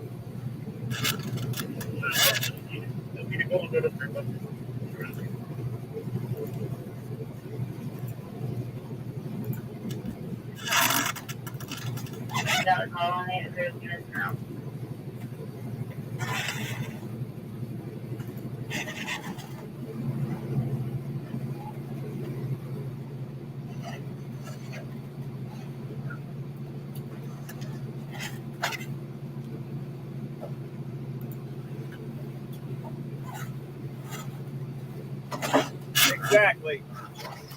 Well said, Abby.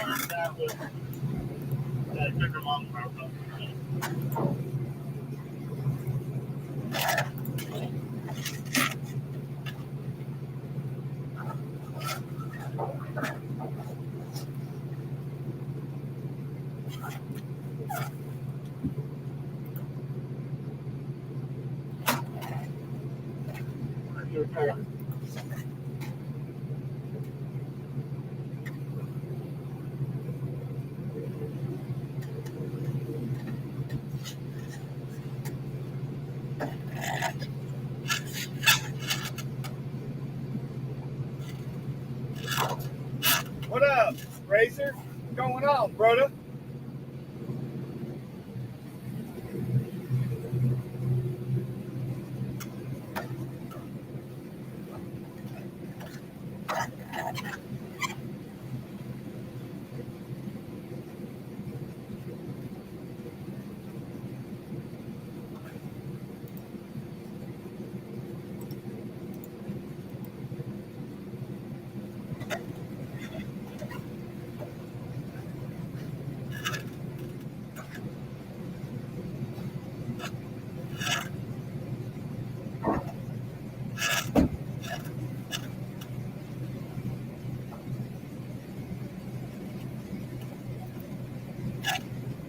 People have won yet again. We have defeated the Nassau County Police Commissioner, Patrick Psycho Ryder, and the corrupt and tyrannical Nassau County government.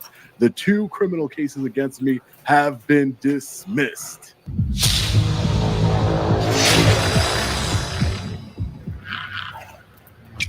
What's up, guys? Long Island Audit here, back again with another video.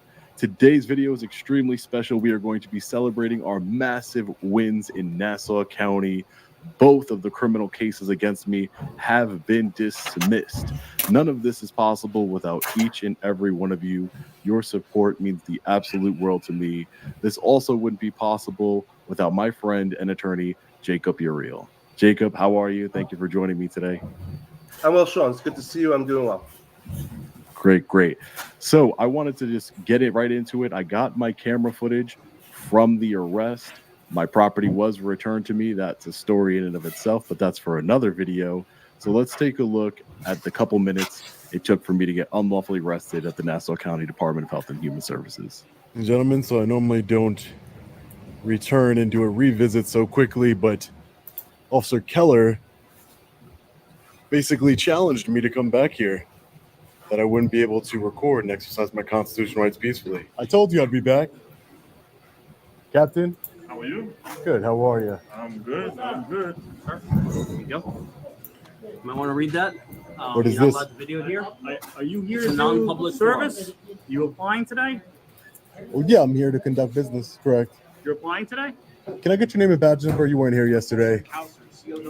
I got you, Keller. All right. 4223. 4223? Gotcha. So nothing's changed. You're not applying today? Well, I'm here to conduct business, constitutionally protected business, yeah. Well, this is a non-public forum, so you can't record in here.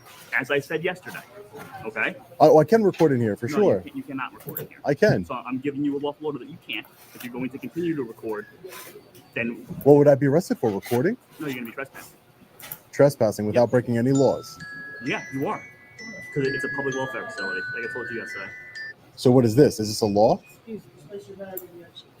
I'm not going to get into it with you. Are you going to stop recording, or are you going to leave? Can you tell me what this is? Okay, stop. Take it back. So that is the minute and 30 second arrest footage. The rest of the footage, we do have the body camera footage that was given to us as a part of discovery, and I will be sharing that with each and every one of you.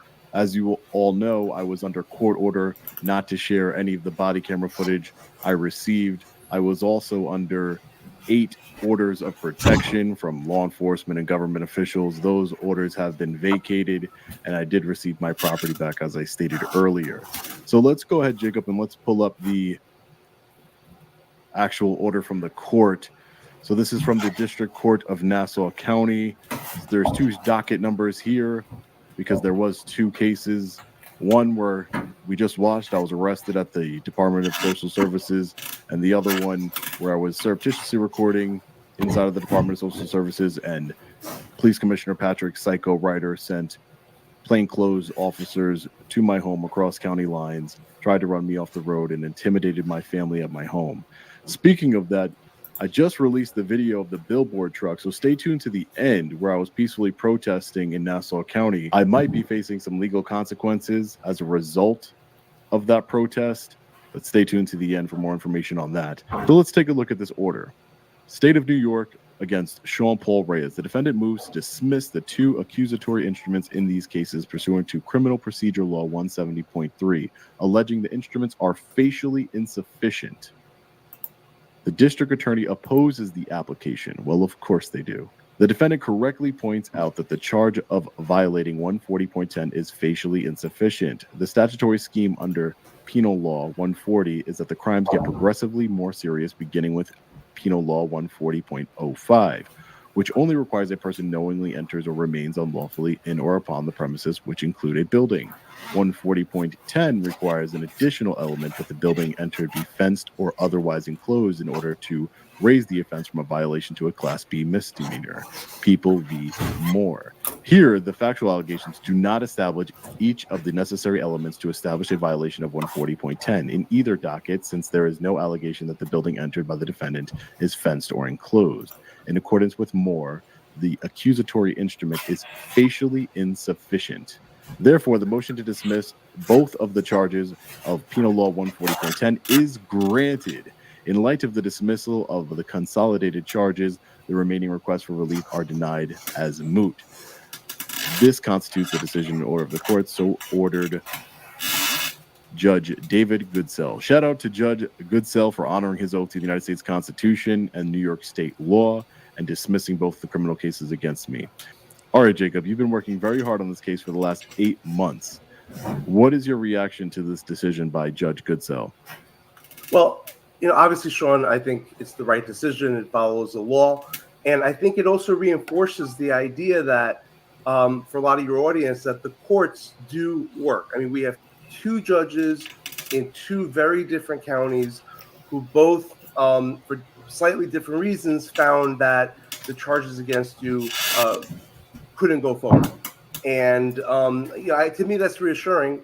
That the courts are still acting as a gatekeeper. Right. And together, Jacob and I are 4-0. These are 2 charges that we beat, as well as the two Brooklyn charges. So we are 4-0. So Jacob, you've been invaluable to my defense. I truly appreciate you. You've become a personal friend of mine, very knowledgeable of the law. Practices in New Jersey and New York. If you ever need an attorney, make sure you contact Jacob. Jacob, I just wanted to ask you another question about the order. Facially insufficient. What does that mean? Can you explain that to our viewers? Sure. So when somebody's charged with a crime in New York, there's what's called an accusatory instrument. It's a document that lays out what the charges are.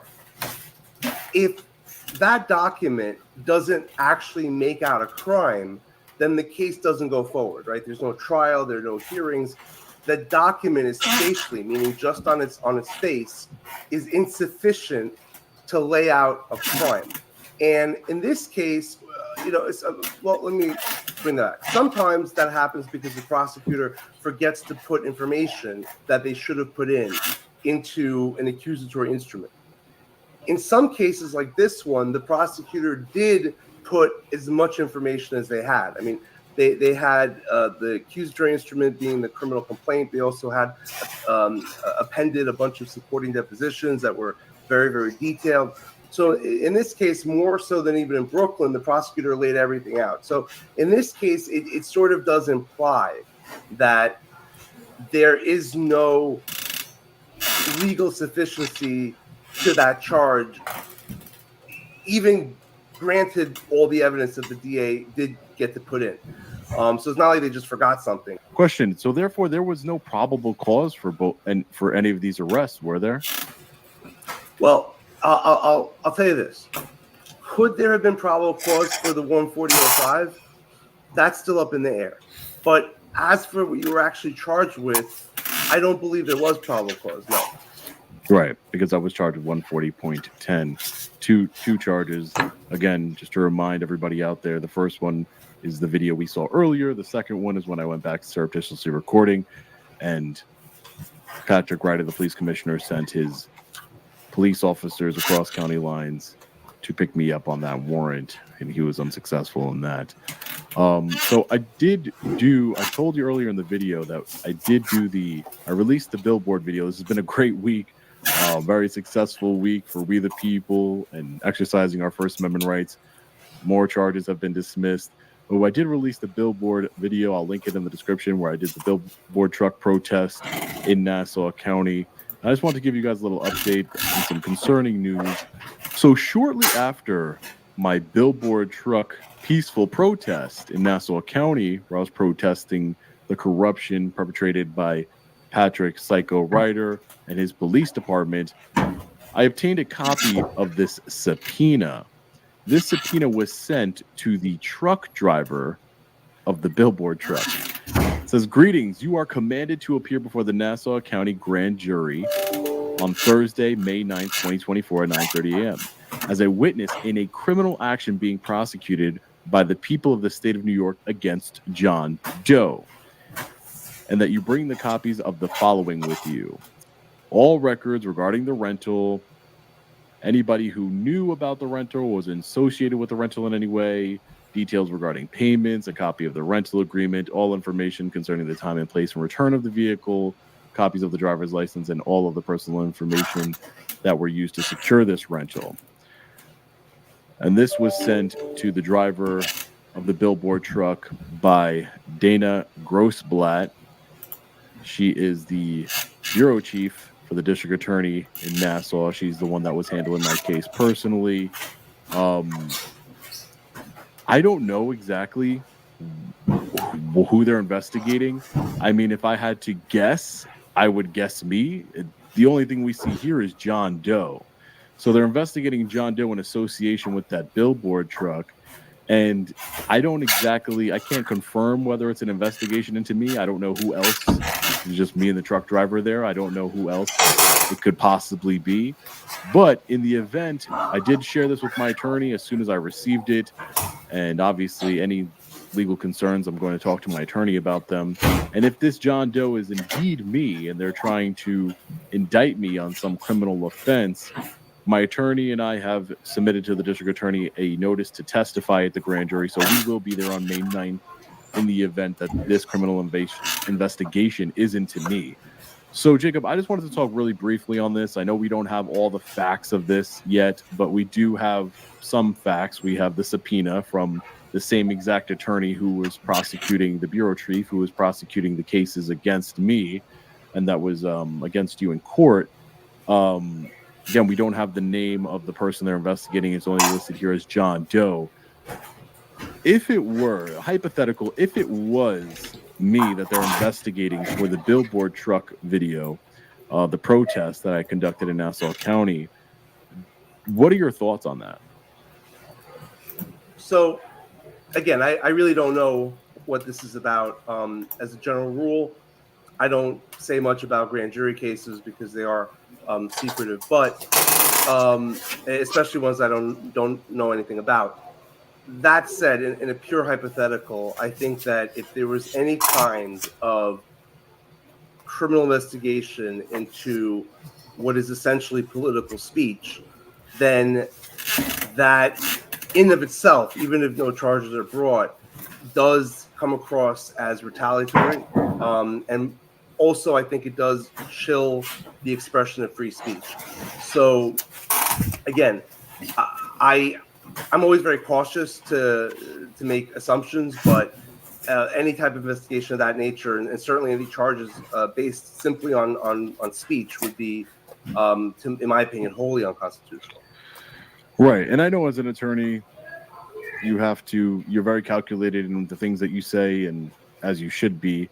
You've given me great advice. To me, I don't know who else it could be but me being investigated, and I don't really appreciate it at all. I think it comes off as very retaliatory to my actions that day and my protest. For example, even if this wasn't an indictment against me, this is still going to have the same effect on the billboard truck company as to intimidate them, so that way I will have problems renting the billboard truck again. So maybe I'll just have to buy my own billboard truck. Maybe we, the people, will come together and buy our own billboard truck and have our own billboard truck company so we can't be intimidated. But again, if it is against me, we don't know, but I suspect that it is. And, we did what we could do, was file that notice to testify if it is against me. And that's all we can do at this time until May 9th. So we find out. They didn't list the charges or anything like that. I don't know what I could possibly be charged with. I've consulted my attorney, and there's nothing I did that was illegal. I've complied with all laws. I was engaged in a constitutionally protected activity. And let's not forget that the police commissioner sent people to my home to intimidate my family and to pick me up on unlawful charges that were proven to be unlawful by a district court judge in Nassau County. So let's not forget that. Tried to run me off the road. So peacefully protesting with a billboard truck in front of his home, on his block, on his residence, and in the neighborhood, and driving it around all Nassau County for 8 hours, that's protected speech. That is 100% protected by the First Amendment. I don't know what they could be investigating me for, but I just wanted to keep each and every one of you updated that this is what's happening in Nassau County. I don't know. We'll see what happens. Jacob will be with me every step of the way, and I'm up. I have the utmost confidence in Jacob's ability to represent me in any case that may be coming. Hopefully there won't be. But Jacob, thank you for your time today. I really appreciate it. We really been winning a lot lately, and it's a lot thanks to you. You've been working really hard behind the scenes that nobody sees, and you've been fighting for my rights. You've been fighting to get these cases against me dismissed, and we're 4-0, my friend. And I hope that we don't get. Honestly, I hope we could just continue our personal relationship and not have to fight any more unlawful charges. Honestly, but I have the utmost confidence in you. If it does come up again, We the people will be victorious. I truly appreciate you. Any final thoughts, Jacob? Well, yeah, two quick things. One, about May 9th. So just so everyone understands, that's a date for this particular evidence. That evidence is scheduled or requested for that date. That doesn't mean a grand jury will be voting on anything or hearing testimony on that date. So grand jury investigations could take a month or two. So I would just keep that in mind, that, you're not going to get some sort of answer to any of this on the 9th. And even after, grand jury investigations remain sealed for sometimes for a year. So there's that. Quick question for you, Jacob. Hate to interrupt you. The grand juries, are they usually for felony charges, or Well, for I have an both? open Are they used for maneuver misdemeanors? In your experience, you were a prosecutor for over a decade, so you have a lot of experience with these kinds of things. Here's what the law is. The law is that a grand jury is necessary to move forward on a felony, but it is not. All right, that's right. That's right. Only used for felonies, right? All right. Well, on just keep me occasion, and there's certain types of cases that No, it's okay. this happens. I just wanted to make sure this number was still good too. I'm gonna send you a quick text. A grand jury so you is have the number to convened text on to. a misdemeanor matter. All right. And an example of a case like that may very well be a case where the DA Well, hopefully your move goes well. is looking for some sort of probable cause determination, independent of themselves. All right, Jacob, anything else? Yeah, I'll say this, man. I was skeptical. You were a lot more, behind the scenes stuff, if you don't mind. You were a lot more confident that we're going to win, even though I completely believe the law's on our side. I honestly was concerned that we wouldn't win anyway. And I'm actually very pleasantly surprised that that this worked out. Yeah, it only took 2 judges recusing themselves from my case, and the 3rd judge actually taking a look at our motion, which your motion was great. It was definitely superior to their motion. The charges were facially insufficient. They were unlawful charges, and they were dismissed. So that is the bottom line. We won. I'm super excited. When Jacob sent me the email with the judge's order, I shouted out loud, and it was just, it's great. It's great. You can't win them all, but if you're on the right side of the law, if you conduct yourself in the right way, if you have the support of we the people and you have good attorneys surrounding you, you're going to win. And we won, Jacob. So thank you again, my friend. Thank you for everything you've done for me, and I appreciate it. It's a pleasure. All right, ladies and gentlemen, I want to thank each and every one of you yet again from the bottom of my heart. Without your continued support, none of these victories would be possible. We, the people, have affected so much change in the last 3 years of our activism, and I'm truly humbled and honored to be a part of it. We defeated the corrupt and tyrannical Nassau County government with unlimited taxpayer resources to go against me, and we won yet again. We are currently 9-0 against all of the criminal charges that have been levied against us during our activism. Now we still have the Schenectady charge, which is a violation of the law. It's not a criminal charge, it's an infraction. I have court for that coming up. Stay tuned to the channel to get updates along the way on that case. Thank you again to Jacob Burial for his relentless defense of my constitutional rights. Shout out to Judge Goodsell for doing the right thing and dismissing these unlawful charges against me. We saw the order. The charges were facially insufficient. Shame on the district attorney's office and the Nassau County Police Department for taking away a law-abiding citizen's freedom and their property, and for sending your goons to my home to intimidate my family. Now I will be filing a federal lawsuit against the Nassau County government to hold them accountable for their egregious actions. You cannot just violate we the people's rights without being held accountable. This is such a special day for me. I am so excited. We just keep winning, ladies and gentlemen, and it's all thanks to you. It's all thanks to my attorneys. They do an amazing job. We have a whole bunch of federal lawsuits in the works to hold these tyrannical government officials accountable. We will never stop exercising our First Amendment rights peacefully. We will always promote transparency and accountability in our government, and we will always fight for our rights in the court system. Win or lose, we just happened to win this time. If we would have lost, we would have appealed, but the judge did the right thing and dismissed these facially insufficient and unlawful charges. Make sure to stay tuned to the channel and have notifications turned on. I will be uploading the entire body camera footage from my unlawful arrest. You won't want to miss it. I will be keeping a very close eye on this grand jury indictment and criminal investigation into John Doe, which is most likely me. I don't see who else it could be, so I will be keeping an eye on that. Sounds like retaliation for peacefully exercising my First Amendment right. They are trying to silence me. They are trying to intimidate the billboard truck company, and I will not allow it. We will stand up to their tyranny yet again. They've already lost once, and they will lose again. Let me know your thoughts in the comment section below. Thank you. Thank you again. As always, stay safe. God bless. I'll see you in the next video. Long Island Audit. Peace.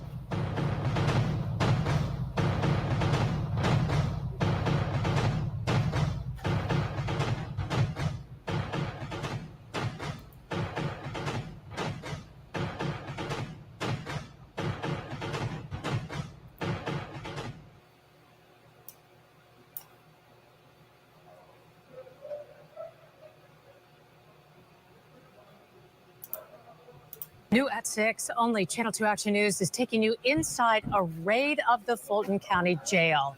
And this is just some of what strike teams confiscated, things like drugs, cell phones, shanks, a makeshift hatchet, even a bullet. For over 50 years, the leaders of this country have promised to keep dangerous, life-destroying drugs off the street. Legislators tell us, don't worry, we're going to protect you with additional laws that'll keep weapons out of the hands of the bad guys. The problem is they can't even keep weapons, drugs, or even cell phones out of jails. Recently, they conducted a highly publicized raid of the Fulton County Jail in Atlanta, where they found massive amounts of illegal contraband. And the Fulton County Sheriff's Office says this is some of the contraband recovered in the massive shakedown we were on inside the Fulton County Jail, and a lot of the illegal cell phones, which can go for thousands inside the jail, drugs and tobacco recovered, came into the jail via illegal drone drops. Wait till you see the ingenuity involved, however misguided. The jail is managed by the Fulton County Sheriff's Office, and the sheriff has spun a tale for the media that drones, not his own jail guards, are the reason for all the illegal contraband. By the way, the operational capacity of this jail is 1,125, but it routinely houses a population of nearly 3,000. But check out this next segment. The sign is very simple, ladies and gentlemen. The only thing we're going up here to do is a massive shakedown. We're looking for any weapons, drugs, any contraband that the inmates are not supposed to have. Sheriff Pat Labatt says the Fulton County Sheriff's Office jail strike team struck a vein of contraband quickly. Why are these nitwits running down this hallway? The people they're going to shake down aren't going anywhere. They're locked up. There's no reason for them to run because there's no urgency. And then when they get to the room where the inmates are housed, they stop running. So it's one of these hurry up and wait things. I don't know about you, but to me, this looks like a staged PR stunt so news crews can get action shots. But to do that, you got to manufacture fake urgency to keep the brain-pickled masses glued to the TV. This is already starting off with strong notes of BS. In the first zone they hit. This is a cell phone and charger found within seconds of hitting this unit. Yes. On the high security 7th floor of the Fulton County Jail. This has been a high priority area for us with respect to drone activity. Now, Sheriff Labatt is really going to be pushing this drones drop the contraband narrative throughout this story, and WSB TV Channel 2 is going to help him. Drones. Illegal drone drops. Drone activity. They're using drones. Drones in prisons. Drone drops. Some have crash landed. Drones, contraband, drone repair shop, thunder drones, dozens of drones. Drones were used to drop drugs. When mainstream media and local authorities and officials converge to tell you that the problem is the drones, it might be safe to assume that it's really these drones that they're talking about. And before Saturday morning was done, men and women normally assigned not just to the jail, but to the courthouse and across the sheriff's office, who had assembled in the early morning darkness and amassed a massive amount of dangerous material inmates aren't supposed to have, but did. Should we mention the questionable fitness level of nearly every one of the task force members who may well be the very drones the sheriff is attempting to protect? Wait till you see who they actually apprehended and charged with all this contraband. Lots of makeshift weapons, including shanks, even a makeshift hatchet, cell phones, even a bullet, suspected drugs. The Fulton County Sheriff's Office says all this from one shakedown. These are more than a half dozen suspected crack pipes? Yes. Taken from inside the jail. Yep. The sheriff's office says the shakedown turned up 22 illegal cell phones, suspected marijuana, tobacco, plenty of pills, even a bottle labeled as the prescription drug promethazine. And then there are the weapons. I'm surprised the building's still standing. Most of the weapons made from things stripped out of the building. From the plumbing shaft to the lighting fixtures. It smells like it. We had watched as the stuff piled up in that one zone. Where'd those come from? Cell 504. Just that commissary kiosk. Well, what's it turned into? The charging station. So they're going to sit there and tell us that the commissary kiosk was transformed into a charging station and the jail staff is just now finding out about it? You got to hand it to these inmates. I mean, you'd think AT&T or Verizon had a kiosk inside the jail with all those cell phones they've got. The creativity and resourcefulness of these inmates is off the chain. Somebody is making some serious under-the-table money smuggling all those phones and drugs into the jail. This is marijuana from California. This is found in the cells. And that's marijuana? Yes, sir. How that door get in the window? Through the inmates burning. They use, as you can see, the exposed wires up in the light fixtures, so they'll use that to start fires, and then they will just sit there until they can melt away the plastic. So the reason why now the inmates burn the holes inside of the windows is because they're using drones. Maybe I'm just slow, but what this guy just said made absolutely no sense, and the reporter didn't question him on it. He said, the reason why now the inmates burn the holes inside of the windows is because they're using drones. So the reason why now the inmates burn the holes inside of the windows is because they're using drones. There's so many questions here. How does burning holes inside the windows have anything to do with the use of drones? Why aren't they using thick, shatterproof glass? I mean, that worked to keep 376 heavily armed officials out of a classroom in Uvalde. How are they able to burn through thick plastic without jail guards detecting the smell? Don't they have smoke detectors? And how do you, as a jail guard, not see a massive hole in a window? And when the inmate does succeed in burning that hole through the plastic window, does the drone operator know which cell the inmate is in? I mean, how far does the inmate have to stick his arm out of the window? And how close does the blade of the drone have to get without hitting the side of the wall? I know a lot of them have rotor guards, but none of this makes any sense here. Now here's more BS about drones. We told the story of drones in prisons, but drone drops are now a major factor in the contraband trade at the Fulton County Jail. Absolutely. Some have crash landed and ultimately with different types of payload. Okay, guys, here's what we're going to do to cover for our contraband providing jail guards. Round up a couple random pictures of drones and then just tell the media that's how all this contraband is entering the jail. And then they pick the dumbest inmate that they could possibly interview. Trial. 15 on right. I'm awaiting trial. Innocent or guilty? I'm innocent. Near the zone, we got shakedown reaction from one inmate. We don't have no problems back here. These folks coming up here antagonizing it. We ain't got no problems up here. The inmate we interviewed on camera earlier this morning, what did you find in the cell he shares with somebody else? We collected 2 cell phones out of that cell. You know anything about a couple of cell phones? No name about no contraband. No name about no contraband, no cell. I'm here waiting trial. In fairness, Natalie Ammons with the sheriff's office says there is no way to know if the cell phones belong to the inmate we interviewed, a cellmate, or someone else, and he was not charged with them.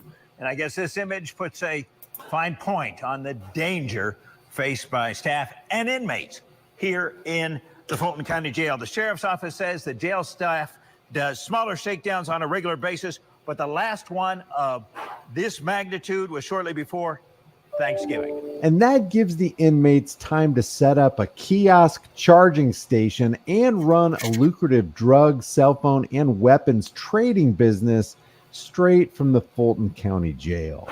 But here's the coup de grace. Mark, that is absolutely unbelievable. Not only the amount of stuff, but how they're getting it in. And we've been showing you the backstory on problems with drones, contraband, and inmates. Last month, Channel 2 investigative reporter Mark Winnie was with the Department of Corrections agents as they raided a drone repair shop in Gwinnett County called Thunder Drones. Agents arrested the owner, Robert Schwartz, and seized dozens of drones. They believe Schwartz has ties with gang members, and those drones were used to drop drugs and contraband into prisons. In case you're wondering what was said during this Thunder Drone interview. Are you involved in drone drops of contraband into Georgia prisons? Not that I know of. All we do is repair drones. He was in communications with inmates within the Georgia Department of Corrections and their associates on the outside. Including gang members? Absolutely. About making drone drops, contraband drops. You don't know who you're repairing them for, who you're providing them to? Most of our business is consumer business.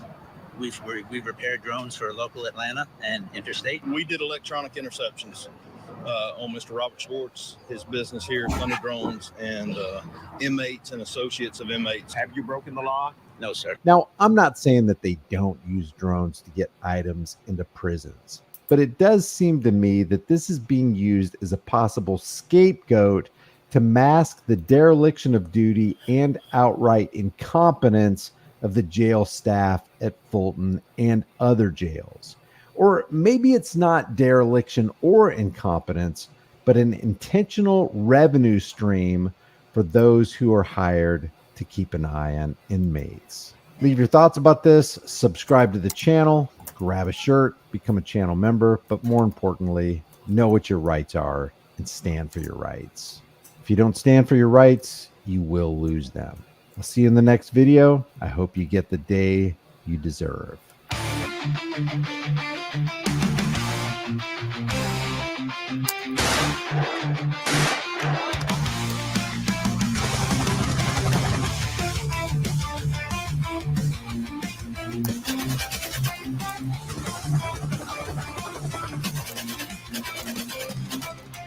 Every bullet, every bomb, every flame that we are makes profit for the rulers of America's side.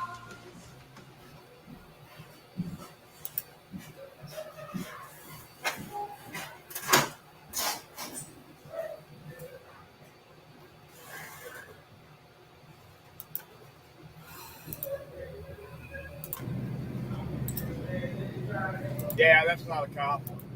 Never mind.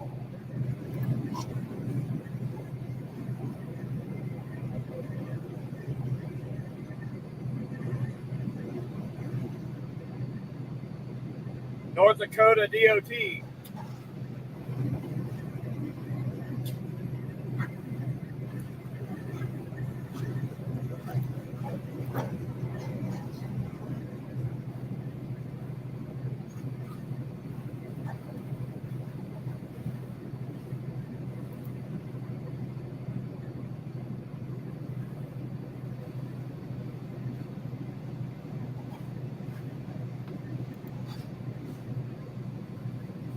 You're shaking though. Just take some deep breaths. You're gonna be fine. You're upsetting me, and that's what you are. Well, don't be a drama queen. You're gonna be okay. Hey everybody, it's James Freeman out here with the crew at Gorilla Publishing. We got Ron Durbin, we got Lee Durbin. We're gonna go ask for some records in here. What's that? The request? City clerk? No. You can't go. You can't do records requests without a appointment. So the only thing we were even here for is a records request for the last 20 uses of force from the police department. The reason is because when we read these reports, we can find possible red flags and then dig deeper to find police misconduct. We made no attempt whatsoever to speak with this security guard, but headed straight to the clerk's office where we make our requests. We found that the clerk's office was locked and that the security guard was the gatekeeper who wouldn't allow us in. The Oklahoma Open Records Act says that there must be someone at all times during regular business hours to take our open records requests. But the doors are locked and the security guard is telling us that he's the gatekeeper that will prevent us from getting records. We were truly expecting to be in and out of this building in a matter of minutes. We didn't expect anything to go wrong, and this is why you always record your government, whether you think something is going to go wrong or not. I can't hear you, man. We live in the most advanced era in human history. There have never been more medical breakthroughs than there are right now. So why are millions of Americans more unhealthy and overweight than they've ever been? According to U.S. board-certified physician and expert nutritionist Dr. Amy Lee, one of the main reasons is 3 harmful foods that are being passed off as health foods all over the country. And wait till you hear this. Because these foods can cause weight gain, clog your digestive tract, deplete your energy, and wreck your skin, they are banned in other countries. Yet, shockingly, they're still legal in the U.S., and it's time someone shined a light on what they are. Dr. Amy Lee does just that, while explaining how the side effects from these foods are wreaking havoc on the health of millions of Americans. The great news is that it's easy to stop and reverse this damage by simply learning which foods to avoid and how to spot them. And by doing so, you can experience easier weight loss, smooth digestion, and vibrant energy. To find these 3 fake health foods, go to 3harmfulfoods.com/James. That's the number 3, 3harmfulfoods.com/James, or click on the link in the description below. After years of extensive study, Dr. Amy Lee put together a revealing video, totally free to the public, so you never get duped by these foods again. Find out all you need to know to regain control over your body at 3harmfulfoods.com/James, or click the link in the description box below. What's that? I said, if you don't have an appointment, you're not allowed through the doors. What doors? Those doors, these doors, or those doors. Well, the Open Record Act says that I can come in any time during regular business hours and request open records without an appointment. So, I mean, that's what the law says. Yeah. So what do you want to do? So you're saying, so are you just saying we can't get them public records? I'm not saying that. Without the appointment? You're saying we can't get them without an appointment?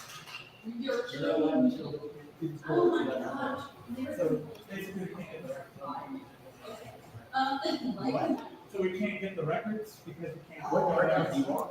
We need to do an open records act request, I think. We need the records for. We need the. So we need the. You guys have you guys can do what you want. So what we need. You can't film people without consent. I so- give you no consent to filming. So what we need. I need you to turn your phone off because without my consent, you can't film me. So it's not film, it's all digital. So what It's we the need same is thing. no, there's no film in there. Film You're is recording. Film is from the 90s. You're This is all recording. digital. So what we need though is we need the I'm not last. gonna answer you. No, it goes into the RAM and into the cache and then it's saved on the drive. All right. Yeah. So what I'm we not need- going to assist you unless you turn the phone off. Oh, okay. So all we need is the last 20 use of force reports. That's all we need from the police department. Is this not the police? Is this the city or This the is police City department? Hall. The police department's in here as well, right? Well, The they police should department's over there. Okay, I thought you shared a building with them. Okay, can we get a? It's the same building. That's fine, but the city still holds the Okay, we record. also need a copy of the employee handbook for here. I'll tell you what I'm going to do. I'm going to get a hold of the city manager and have him come down and talk to you. Okay. You guys are obviously aren't going to listen to me because you're your phones off, No, which is fine. It's an unlawful request. So. Not with me. You can't film me without my. Oh gosh, is that? Oh, I didn't realize. Is that the law? Well, can you show Without me? without my consent. I'm so sorry. I should have brought a lawyer. Is that? I didn't know I couldn't record you. Should I just turn it off? I was asking you to turn it Should off. I just delete the footage too? Or? You guys, I'll tell you what. I'm just wondering if I should delete it. Yeah. Yeah, I'm not going to argue with you. Okay. because I know that's what you want. Really swap my records. No, you want. If you let us get a record, we would leave. Yeah. Okay. Last 20 use of force. That's all. Please I don't get need the phones out of my face. last 20. Please I don't remove need- the phones out of my face. Nobody's in your face. There's at least 3 feet. Nobody's in your face. Can you just get No, we'll see. I'm going to get somebody to help you. So did they just verbally tell you that you can just report back to work? Don't be disorderly. I need you to calm down. Calm down. Calm down. You guys. Yeah, maybe. That was just the last 20 use of Uh-huh. force. So yeah, just go do that real quick once you get out of here, and because they're not going to be able to give you that today, because we can't be talking about both of them as far as treatment goes, but that they can take care of the drugs for you. Oh, Okay, I'm sorry, I got the wrong number. Sorry. I mean, if they, flustered and just maybe take some once deep you get done, breaths. You know what? And and you for the got drug training, this. just run back over there and say, hey, can I get a note to return to work? They, since they treated you, they'll give it to you. All right, then I'll get it from you tomorrow. I'm going to be at a job fair tomorrow, but I will swing by here on the You're way all before I right, go. bro. Just take some deep breaths and then Yeah, just leave it on the desk. make All a right. call. Yeah, no problem. You'll be I'm okay. not sure who I want to call. You said city manager was who Well, you said. I'm trying to think steps. Then please get that out of my face. It's not in your face. It's literally in mine. Can you record where my phone is at, please, so that it's perfectly clear where it's at, so it's not in his face. That's fine. That's fine. I'm going to record you. Good. Yeah, there we go. That'd be You fun. can't film without consent. No, you're good. Go ahead and film it. If you're going to be smart about it, you can leave. Oh, really? You want him to leave? Do you want him to leave? I want you to get the camera away from my face. Can't You even. know, you can be a certain way. If you want to stand over there and film, that's fine. But please I- move the camera away from my face and my desk. I can't pick up the audio from back there. What did I say, please? I can't get the. What did I say? Can't get the. If you can get the plenty of audio, this is a loud room. I know. So if you would stand over there, you can film all you want. Please remove it from my desk. Look, I don't tell you how to do your job. Don't tell me how to I'm do my job. security. I will call the police and have them come. I'm the film and audio guy. Okay, you're the security guy. You be And the I'm security asking you- guy, I'm asking you to move it away from my desk. but I'm the film and audio guy who knows where I need to get the shot from. I'll be the film and audio guy. You be know the what? security You're not guy. anything. You're okay, man. You're doing a good job. Just you're shaking though. Just take some deep breaths. You're gonna be fine. You're You're gonna be upsetting me, and that's what you want. Well, don't be a drama queen. You're gonna be okay, man. You're gonna be okay. Calm down. Calm down. Calm down. Shh. Calm down. Calm down. Huh? You won't let us get our public record. No, it's okay. No, he's just we're just trying to get records. It's okay.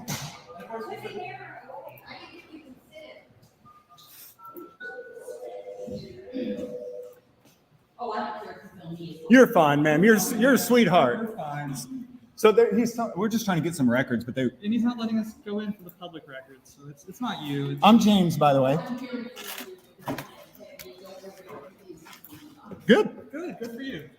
I'm James, by the way. He said he's not letting us in, and he said we can't film without consent. And we can't get records without an appointment.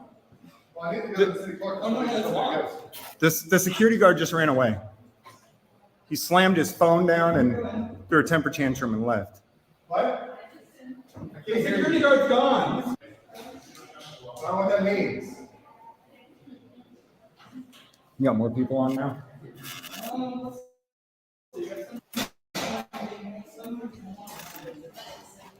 Oh. I need to do, the police probably just forgives me. The security guard could have and should have just unlocked the door 7 minutes ago, but it appears that for whatever reason, he just wanted to cause some type of scene. Just what I'm going to put out just what I need and my email address. I don't want to fill out all my personally identifying information. I'll give you my phone number, my email address, and y'all can get them to me that way. And all I need is real simple. I need the last 20 use of force reports for Muskogee PD and the last 20 body cams use of force. And then the last thing is I want the last 30 body cameras released by the city of Muskogee. That way y'all don't have to reproduce them or anything. Yeah, the last 30 that you produced to anybody. That way, that way you don't have to go re-review some stuff. I just like to check and see what's going on. All of a sudden, he just opens the door, like he should have done in the beginning instead of running his mouth. Onto a flash drive. What if I bring you a flash drive? Can you put all of them on one flash drive? Well, look, here's the thing. If y'all need to buy some flash drives, as many as if you need to get 10 flash drives, that's going to cost me 40, but I don't care. But you can also provide them to me electronically, which is what a lot of cities do, is they just give me no problem. I can send somebody to get that stuff. Thank you so much. I appreciate your help. What was your name again? Jennifer, nice to meet you. Thanks, Jennifer. That's fine. Look, that's fine. Just let me know. That's my phone number. That's my email address. Hey, he just walked in, though. I've been kind of sitting out there for like 7 minutes waiting for them to open the door. Is it normally just locked down like this? Yes. Okay.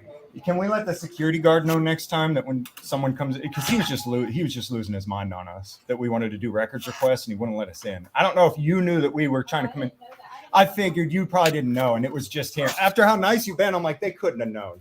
No, but he was telling us, you can't come in here. You have to have an appointment to make a records request.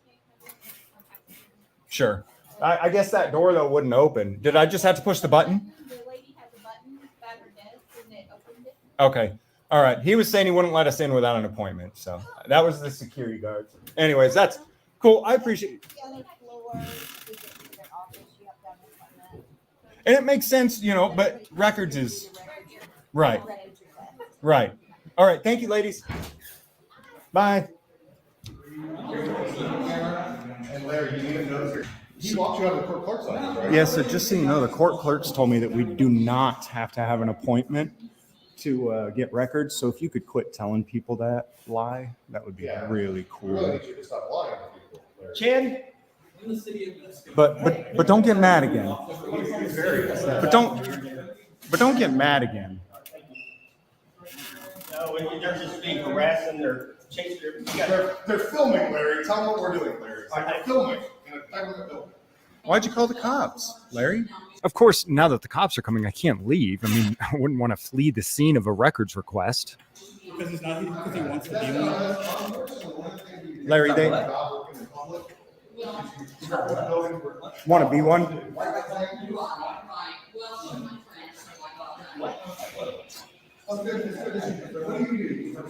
Hey, guys. How are you?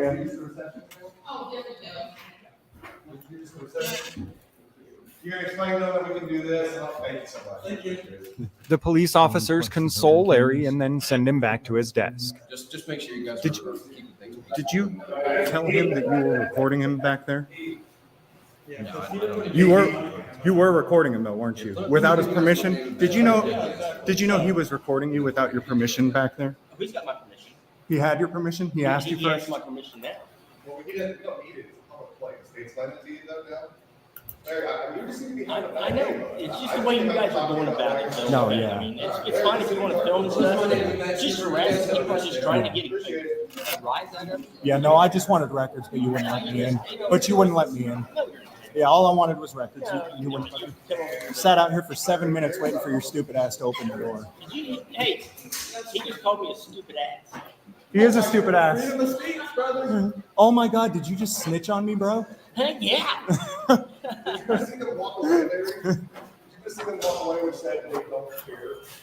Hey, Larry, next time I come in for records, just keep your mouth shut and give me my records, okay? You have a good day, Larry.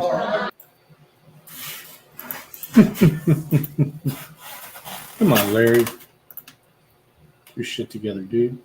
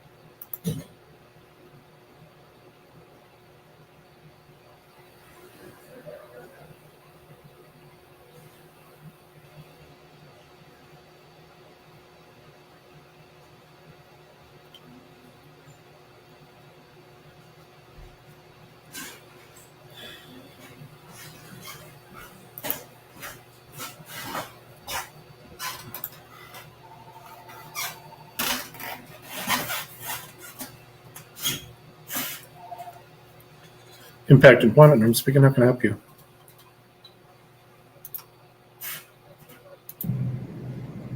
Yes. Have you worked with us before? Okay. I'll be at a job fair tomorrow. We can actually get part of it done there if you want to meet me there. It's right there. It's at the Michigan Works office there in Monroe. Looked at me and then went back to look You know where that's at? Wonderful. Behind McDonald's there? That's, Yeah, right there behind McDonald's. That's fantastic. North Telegraph. All right. I'll be up there around noon. Just bring your phone with you and your IDs and stuff.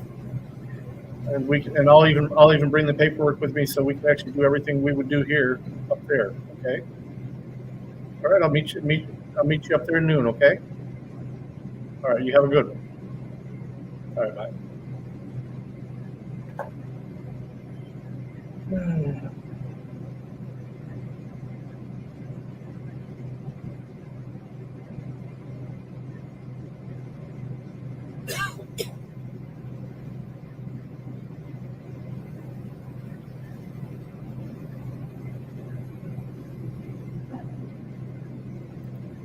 Oh, right on, Lucky. Hell yeah.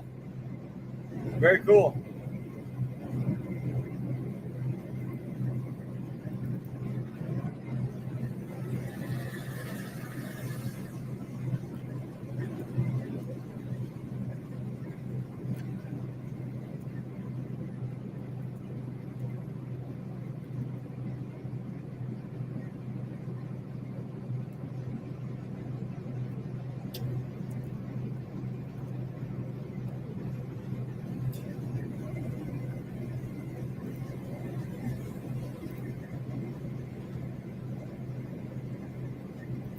Well, that's a cat doing what cats do best, Claiborne.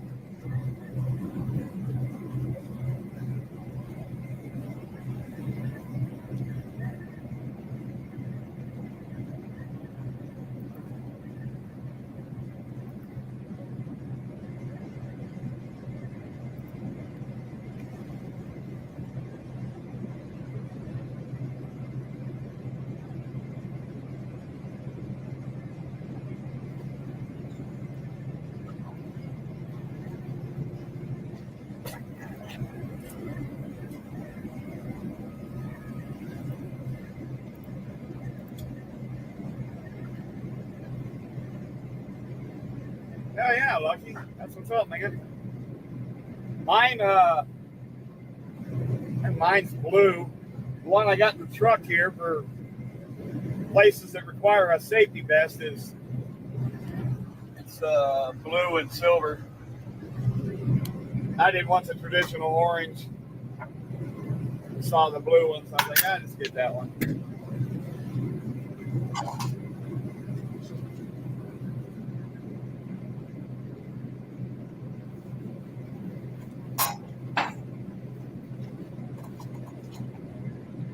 You think your cat's a lesbian? Why do you say that?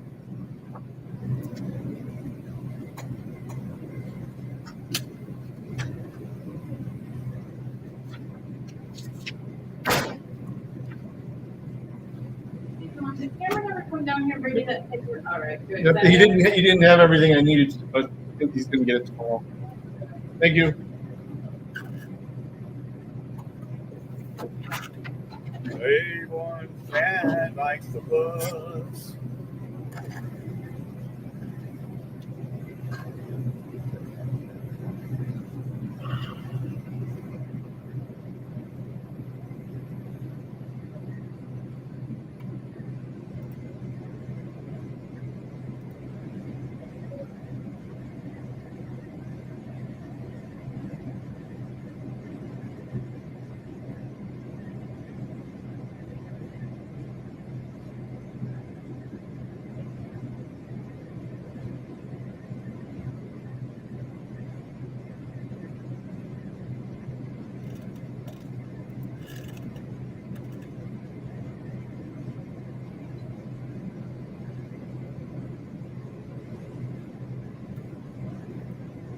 Pink was sold. Oh, maybe she's just not ready for all that, Claiborne.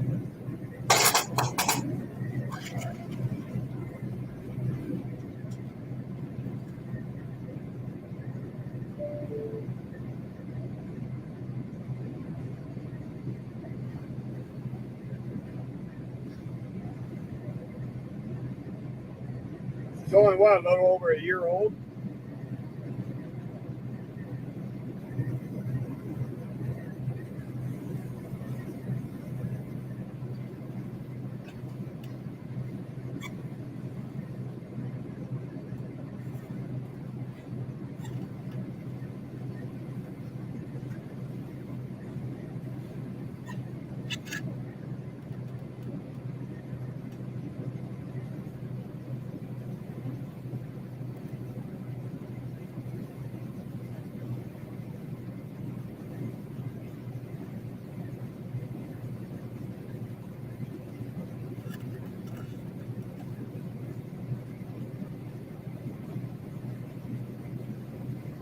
Wait, still, two's not that old for a cat.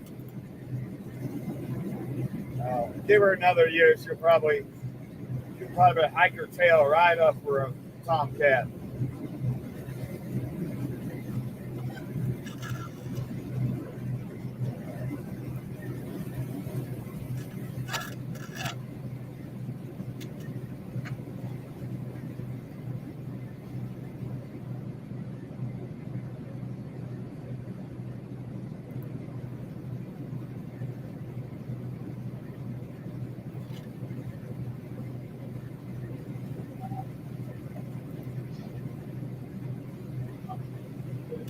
I don't care. I'll wear a pink vest. It don't bother me. Tilted thing.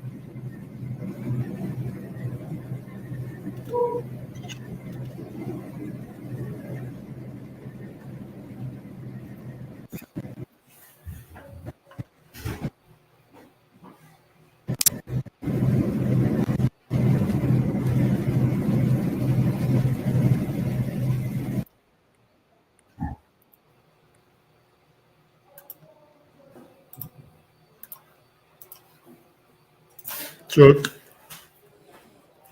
Johnson.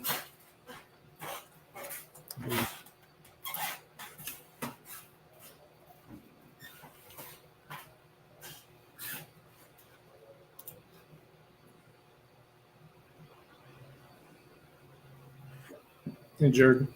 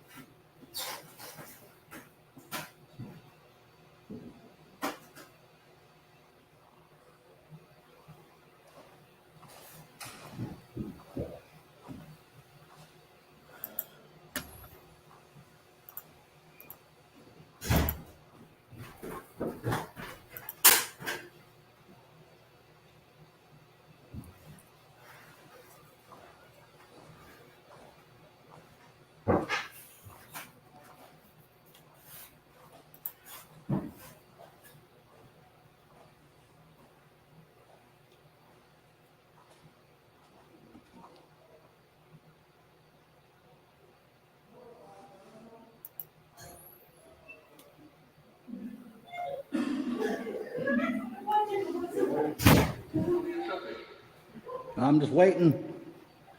Okay, have you signed it? Yep.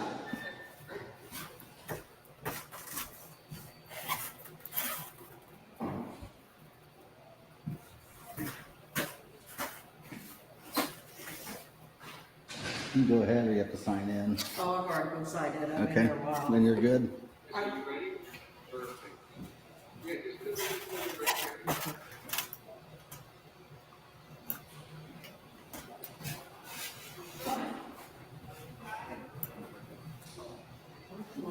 Okay, so two things.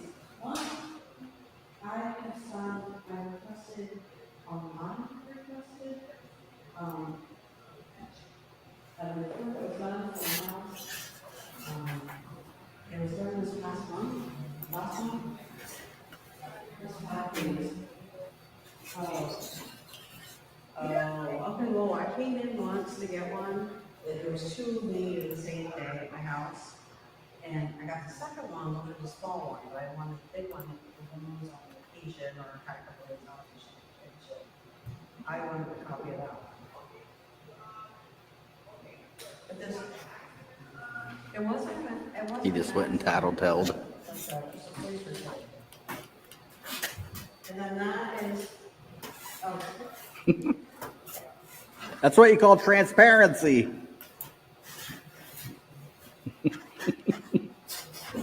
I don't want to film, thank you. Yeah, don't be in public then, I guess. Stay at home with your blinds closed.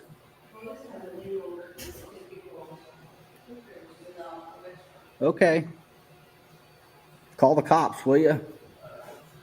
See if they'll see if they'll help you. Nope, I'm just here to get records.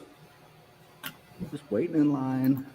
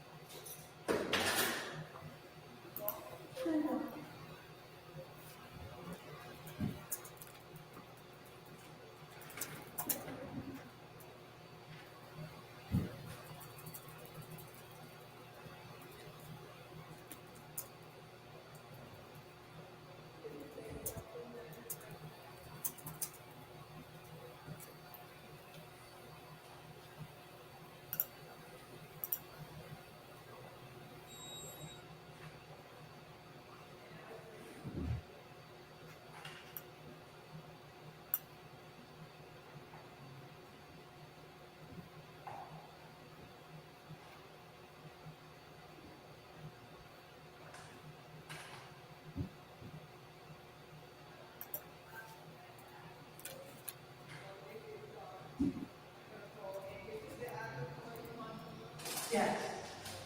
There was two of them one day, and I got the smaller report.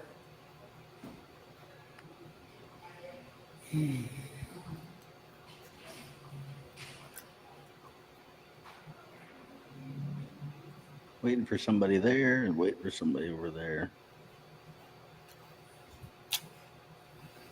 Got one person in front of me on records and nobody in front of me for the desk officer. He got up and left as soon as I walked in, so I don't know. Last report taken at 5 p.m.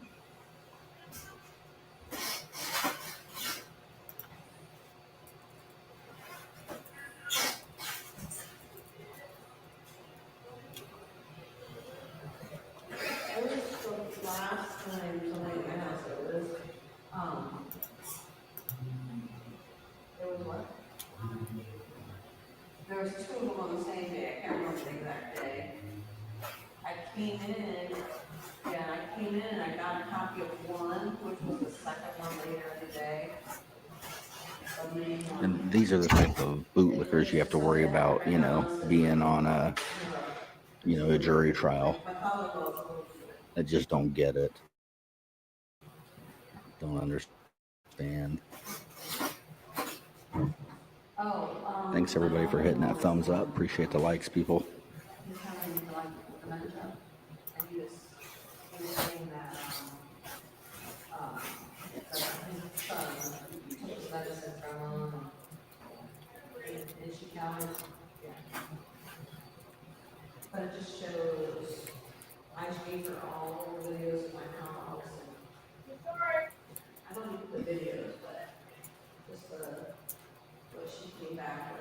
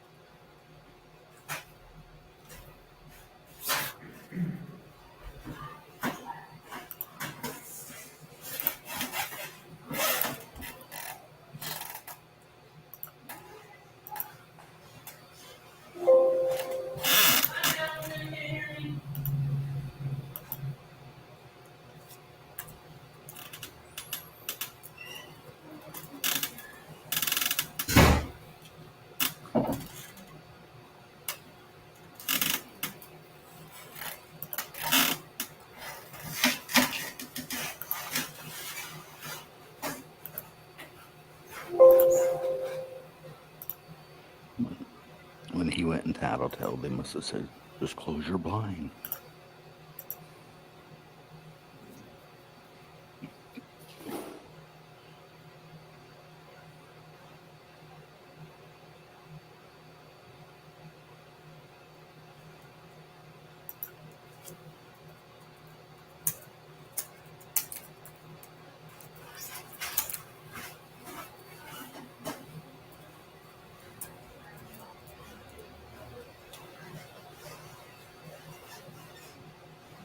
If you didn't know, this is a follow-up for my last video. Mods, if you could post that, you can keep posting it. If I got any mods watching, keep posting that in the chat. As throughout the entire live, please. Not a live video, but just a regular video that I posted about the handicapped man.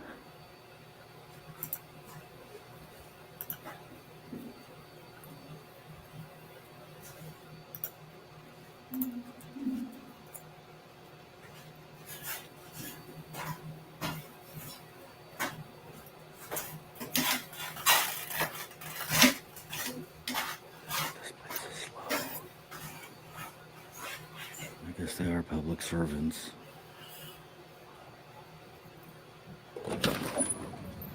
Just so you guys know what we're dealing with here, the Cape Coral Police Department, and most police departments are this way. They're just not as open about it. Anybody know what that is?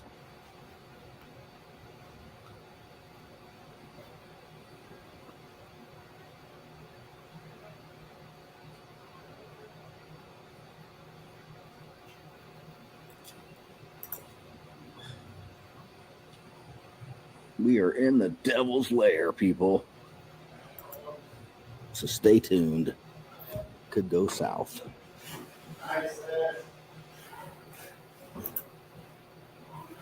Look, he thought I left. That's transparency, isn't it? He thought I left, so he was raising his blind back up. God. Sad, man. Sad public servants.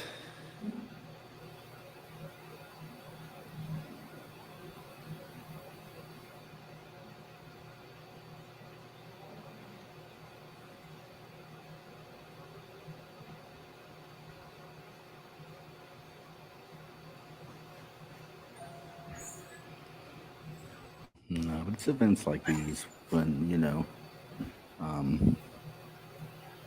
people come here like that. They'll learn real quick when they don't get no help, when they spend hours and concerned about some situation they're going through, and then nothing gets resolved, nothing happens. Nobody ends up helping the lady. I'm not saying with her paperwork, I'm talking, you know, in general, like with the entire situation that she's got an issue with. Thanks, automatic door.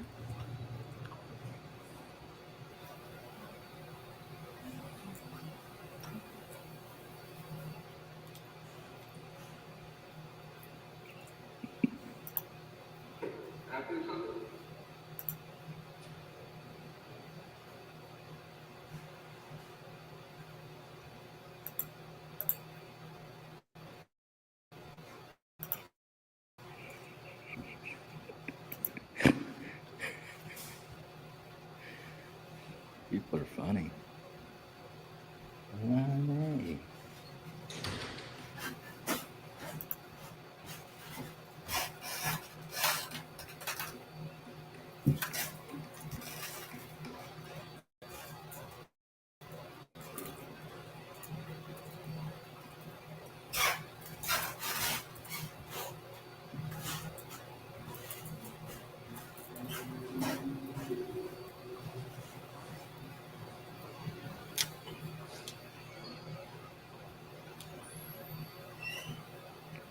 Such a hassle just to try to get public records.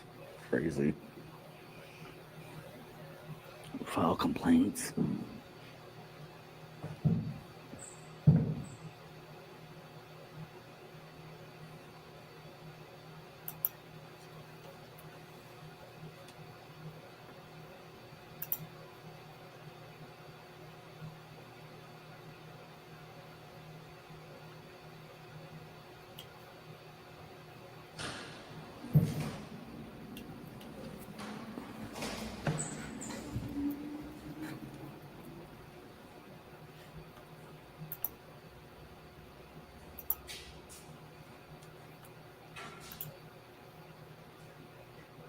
Myself, they'll probably get first priority.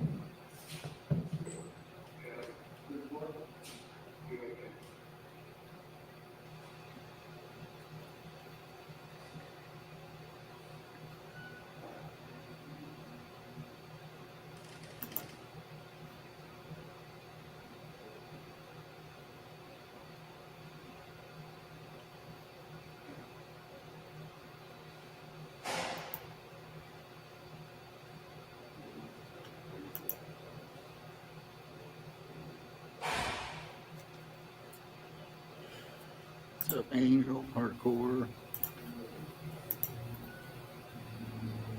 Michelle, our County, Louis, Rob, Batman, Frank, Brian, Deanna.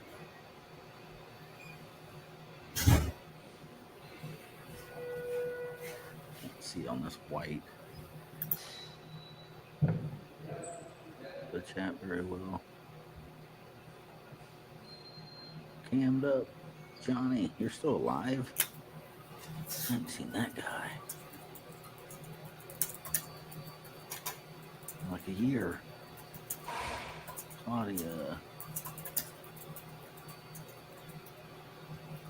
I know, I figured they'd want to get me in and out quick, you know, but whatever. We got till like 5, so.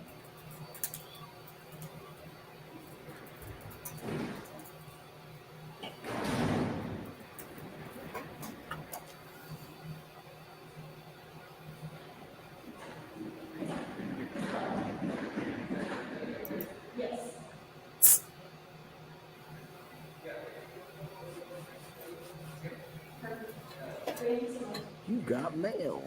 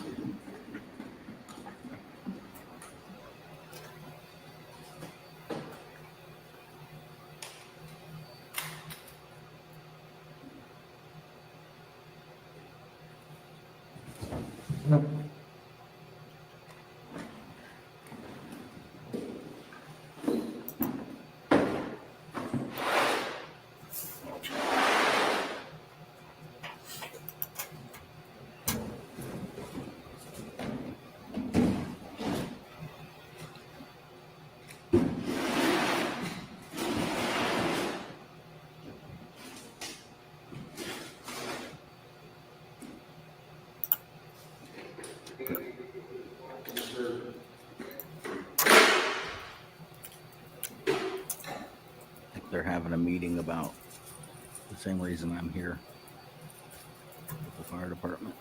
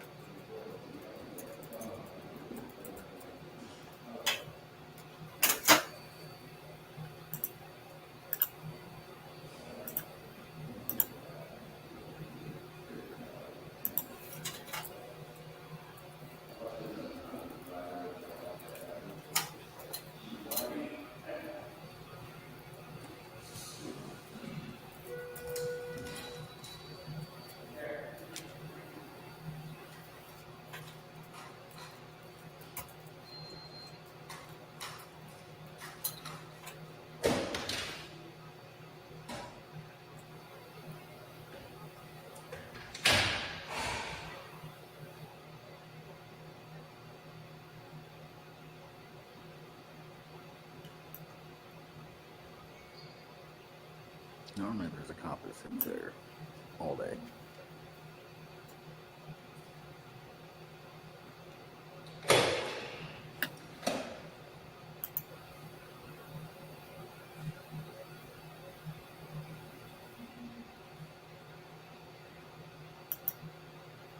Check him out.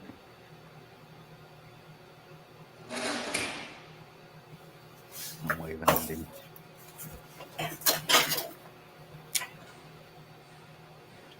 I'm off the way of that photo.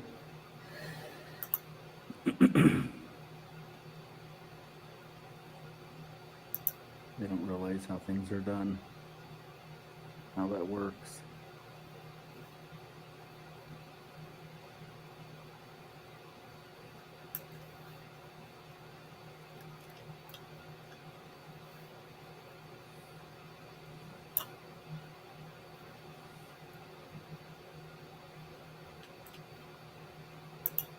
Just shortly, Joe.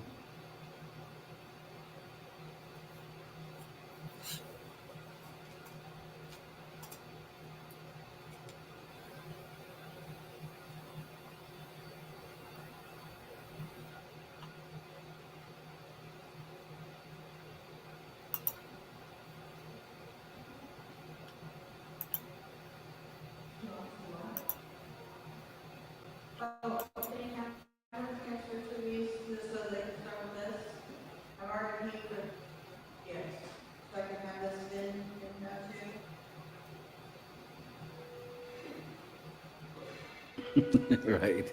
Yeah, because you can like totally see through them, so.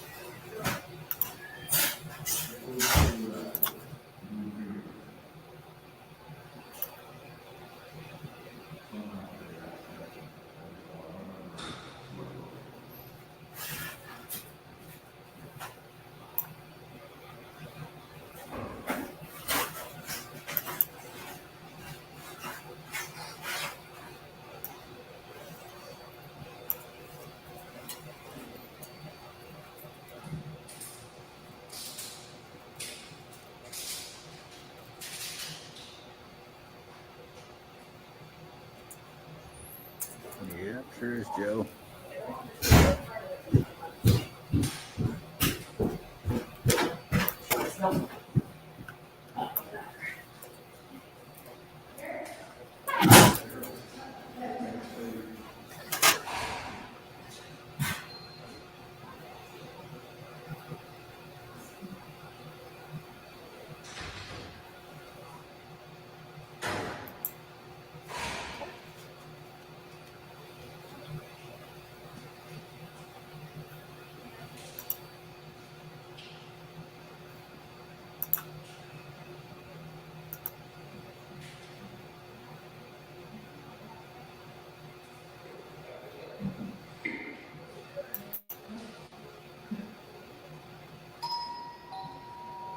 Now serving phone number 7303 at station 2.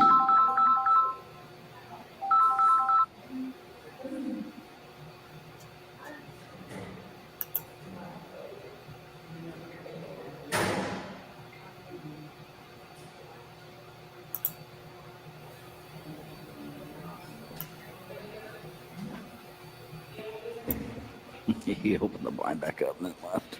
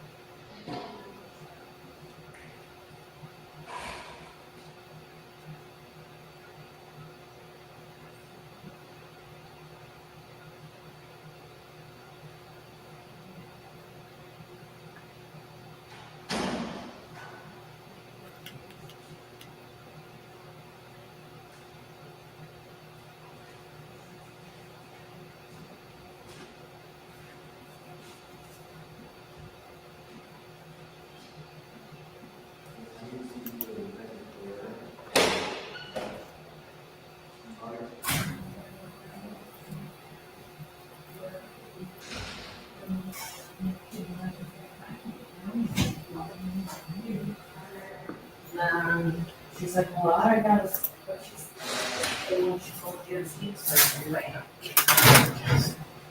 That's what we green card for, was for mushrooms.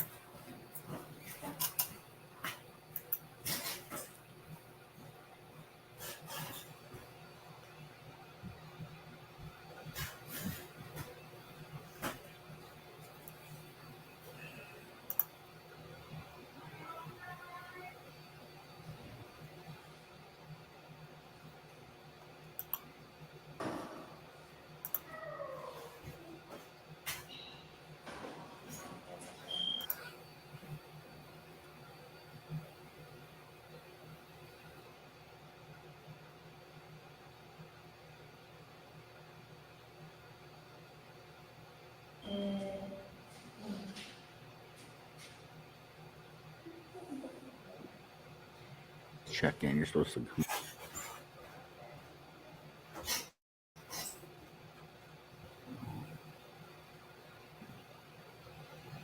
Over to that machine and check in, but these people just walk right up to the window. Apparently getting service. Why there's other people waiting in line.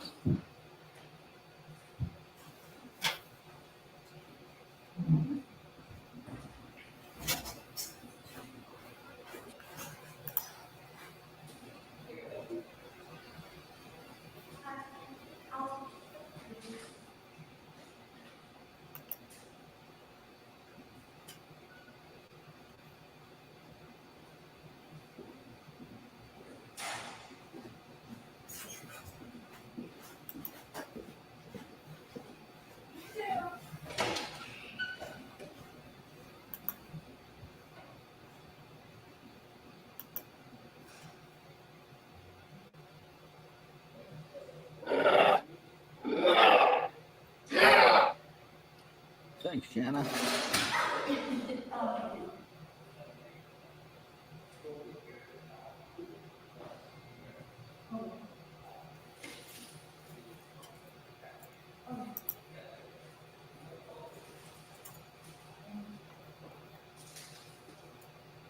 Yeah, how do you check in?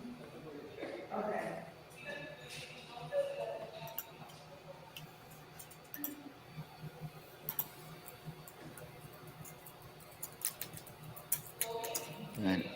I know my signal's dropping all of a sudden. I was wondering the same thing.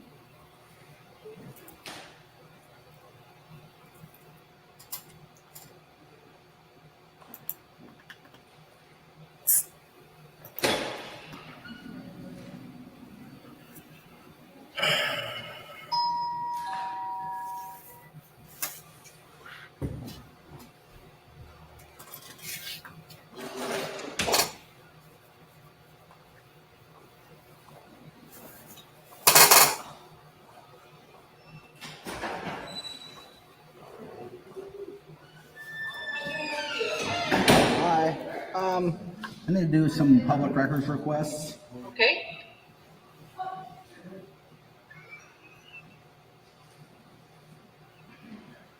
I got a lot of them. Do you want to give me your ID? What? Can I have your ID? No, I'd like to do it anonymously. You could do it anonymously.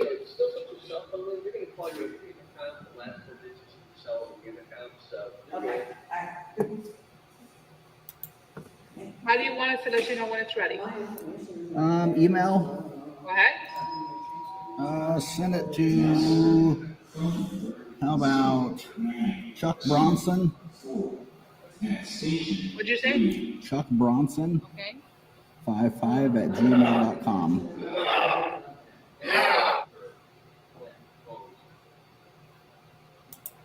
And what is it you want? I need to find out if that was his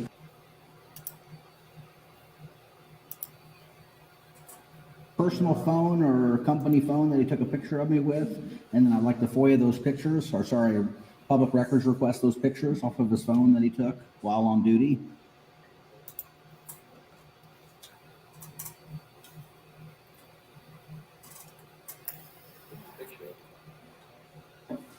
Picture, video, whatever. We'll see. They're going to take a look and see if you removed it. That's a pretty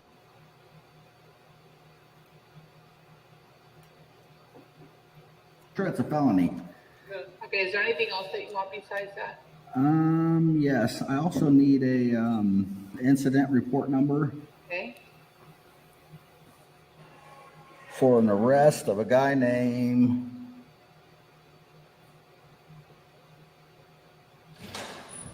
this is his information there. If you can see that good enough.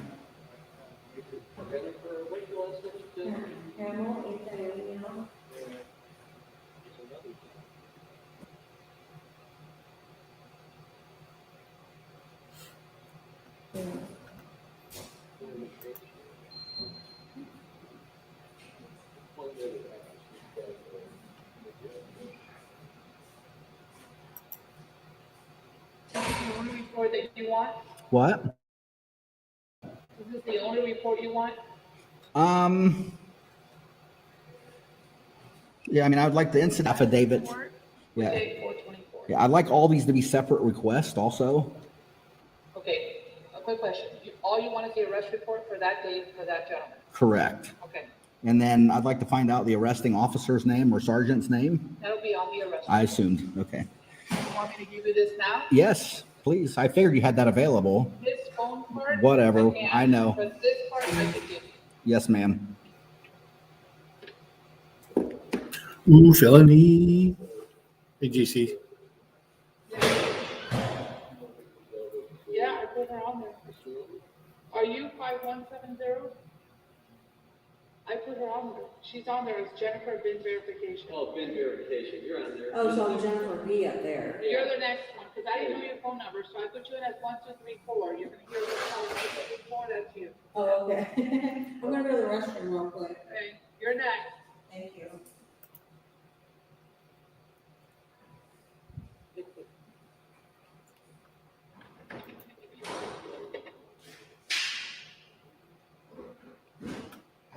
If you're just tuning in, this is all regarding the last video I posted, the handicapped man that they arrested here. Just doing some follow-ups on that.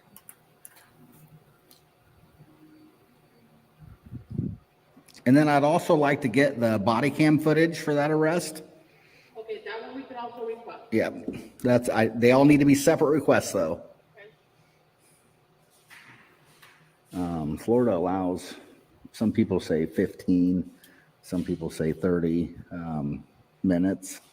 I hear different departments saying different things. I believe they give you 30 here, to where if they can, get the file, redact it all within 30 minutes or less, it's free. If it takes more than 30 minutes, then they charge you. So you always want to remember when they play that game to always do every request individually and separate.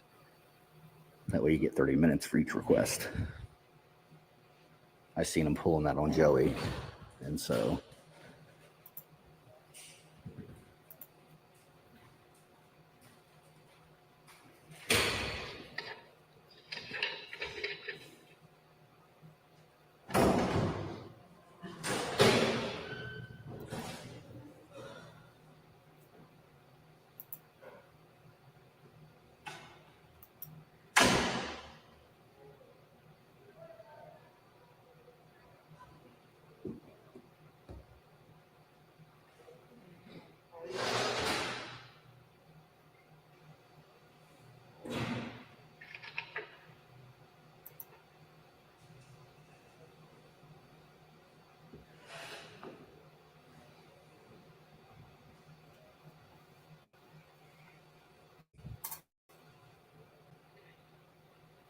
So this is a request for the body worn camera, okay? okay.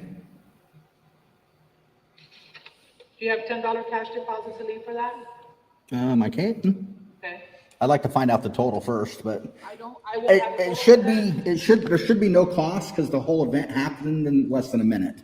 I understand, but body worn camera is another person that handles that. She's off today, but it's $1 per CD, $17.37 an hour. So put in a request.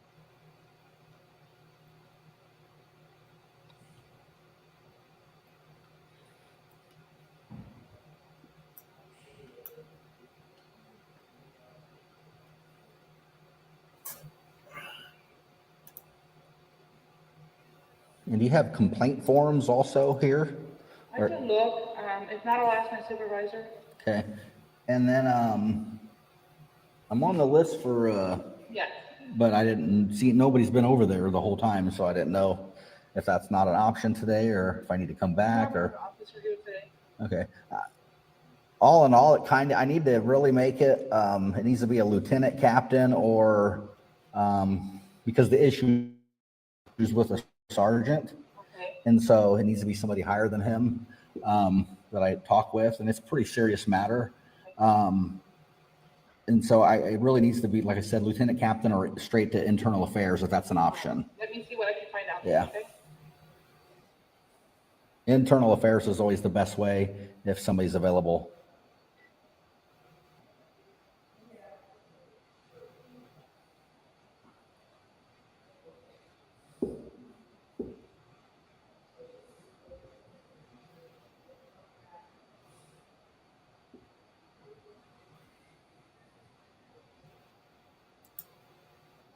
Okay, so I'm gonna make you a copy of this one, okay? This is the first one, which is the body worn camera for the arrest. The other request you're doing for gentlemen's pictures or video. Okay. And then the arrest report, I'm gonna give you a copy today. So Okay, just give me a perfect. second, okay? Yep. Be right back.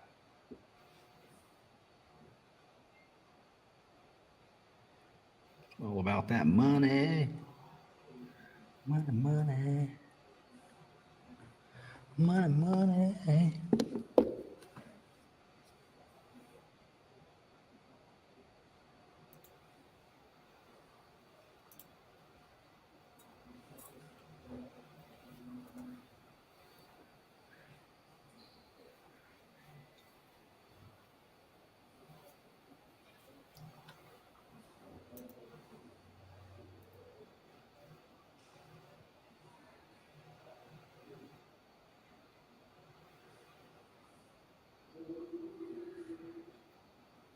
Yeah, mods, if you could keep posting that video link so people know what this is about, that'd be great.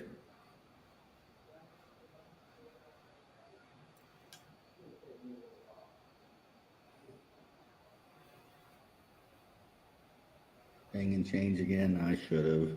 I wasn't planning on paying anything today, so. But I had cash on me, so I gave her a 10.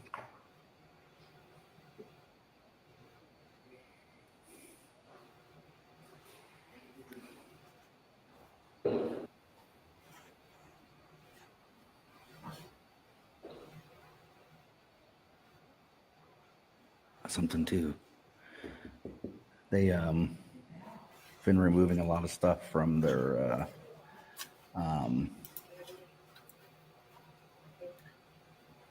social media. I also needed to do another request, or just maybe even a question. I needed to find out who's in charge of who runs the social media, like Twitter, Facebook, those kind of things for the department. Okay. And do you have their information or name? Can I get their info? Yeah, give me just 1 second. Contact info? Not a problem. Anonymous is kind of pointless for me here, but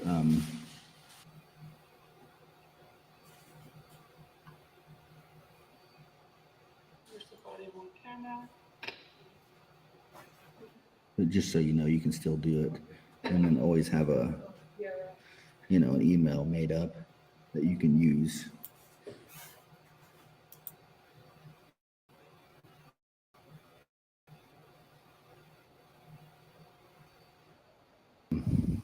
In 2 years, I think it was over 1,000 officer complaint forms that I collected.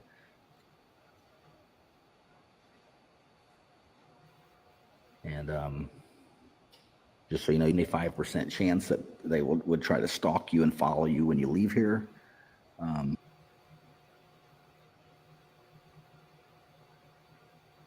Just to get your plate, find out where you live.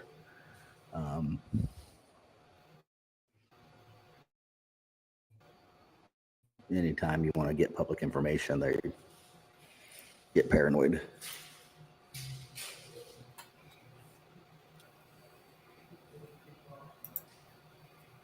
I took screenshots of everything I posted. Of course, I always recommend people, if you post anything on, you know, any type of state, city, county website, always take screenshots in case they, you know, violate your rights by removing your posts or opinion, because it's your right to voice your opinion. Doesn't matter if it's Google, Twitter, Facebook, they can't remove your free speech. It's not allowed.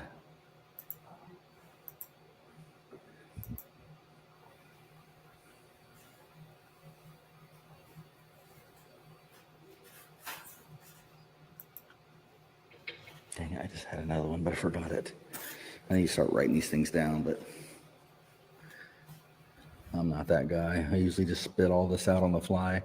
But I recommend, as you're, you know, a day or two in advance before you do this, right, make a list on another phone or a piece of paper of everything you want to request, everything you think of. That way you don't pull a Chuck Bronson and forget it in the heat of the moment. It's always a reason to come back and, you know, whatever, but make another video.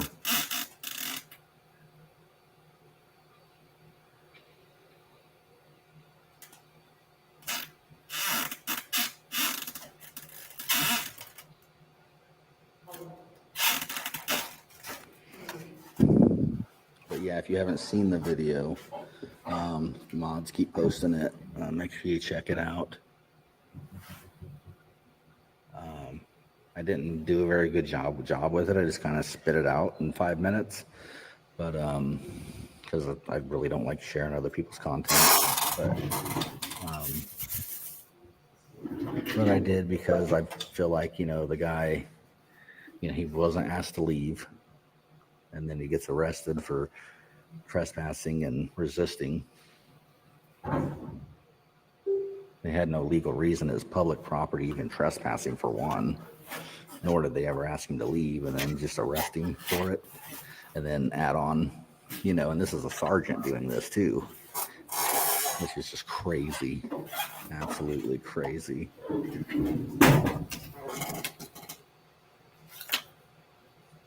And then after I put my video up, then they go and remove a bunch of stuff from like Facebook and Twitter and stuff, and put a post of the officer that did the arrest and of him getting an award for being a hero for saving somebody's life. Which is just crazy.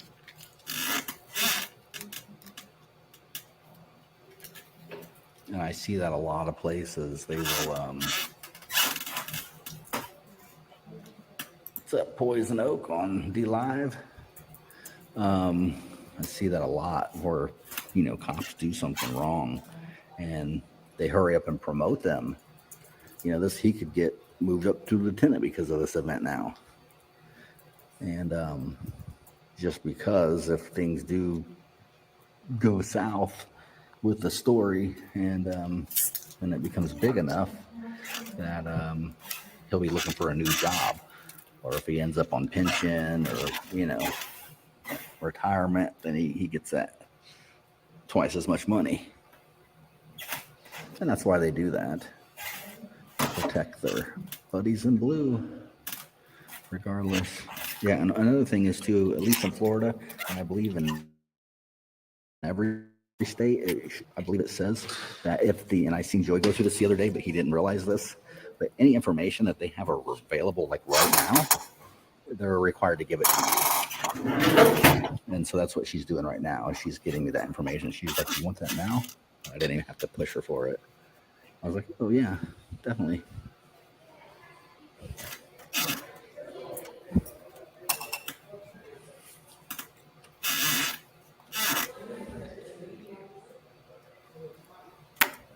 She was in one of my last videos here.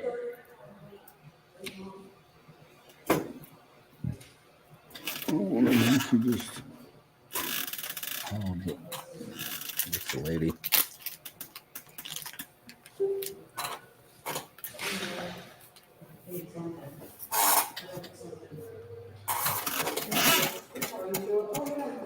I've been here quite a few times with cameras, so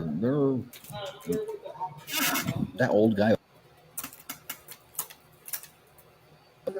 he's real controlling about the lobby, but these women, she was kind of disturbed one of the first times I came in, but she got it together pretty quick. And then this lady that's helping me, I think is why they brought her over, or she said, "I'll do it," as far as I can remember.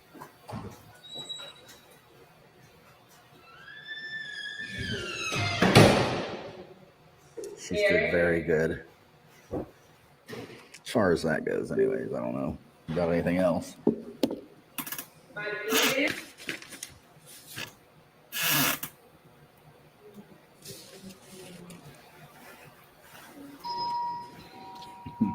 Now serving 5170 at station 2.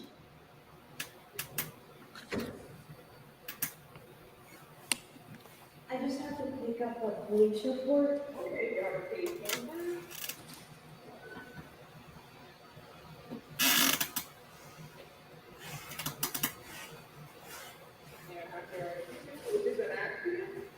Yeah, it was they hit me and somebody else had reported it, so. I also forgot,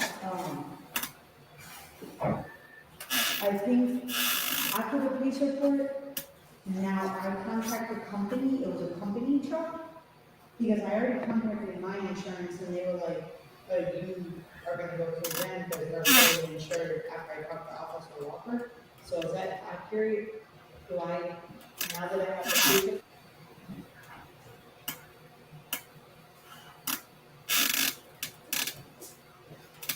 report, do I contact the company? And this one will be 45.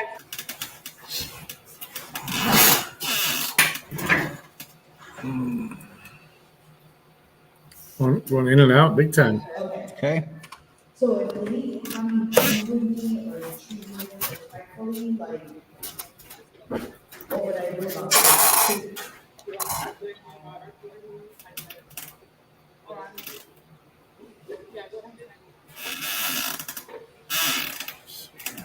455 and change.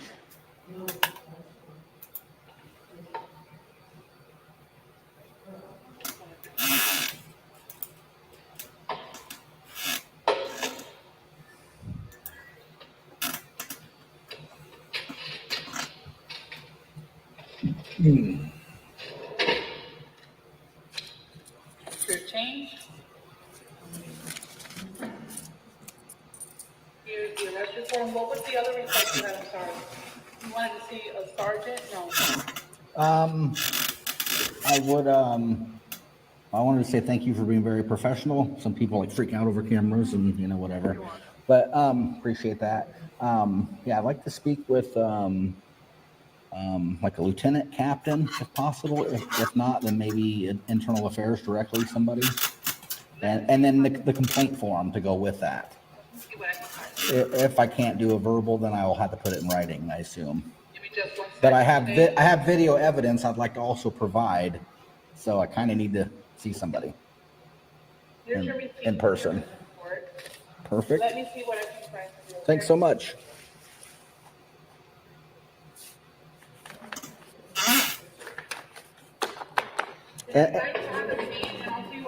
And if that happens, then I really don't need that person over there. That's the same thing. Thank you.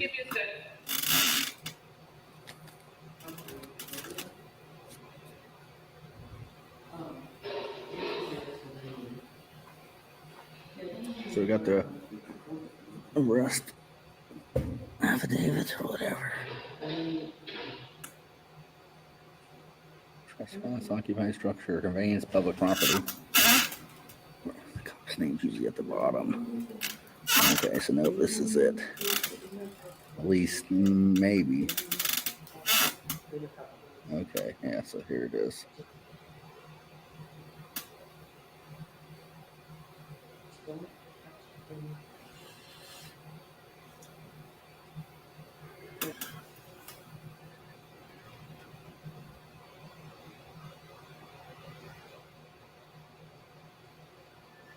We don't have it.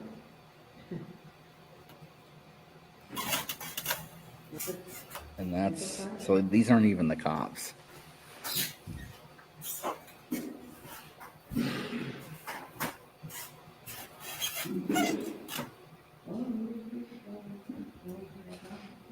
So this isn't the ones, it's not the one that attacked him.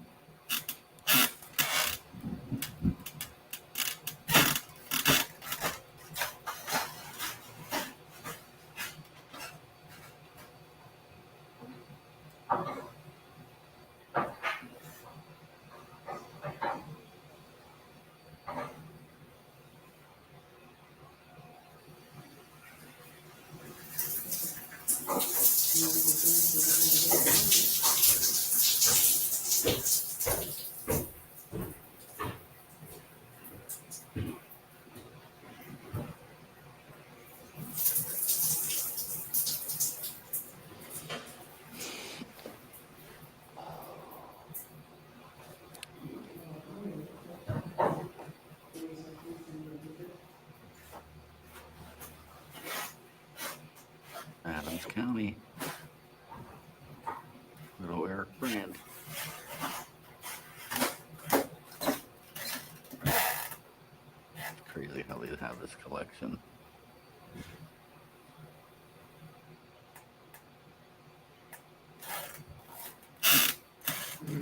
Anybody see their county on there? There's Joe Cool, Chicago. Used to be anyways.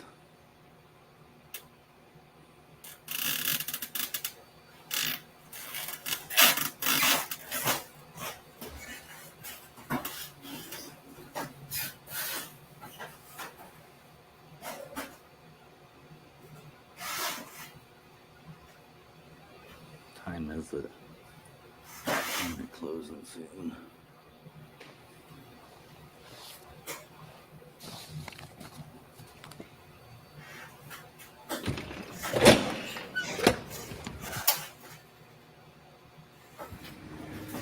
I think they keep jamming my signal.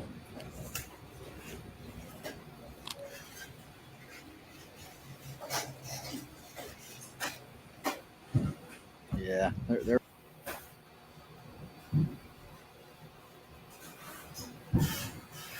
totally jamming my signal.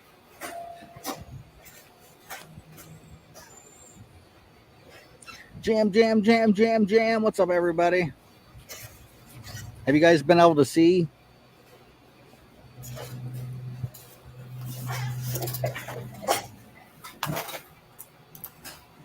Has it been blurry all the time? Have you been able to watch a majority of it? Has everybody watched the video? Pink Taco posted.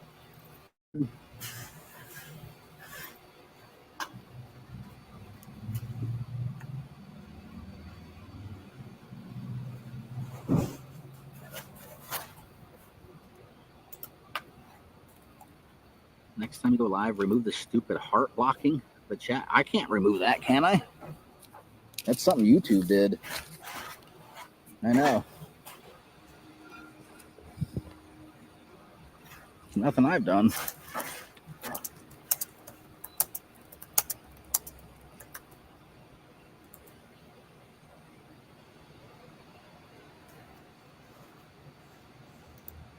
Police department's got their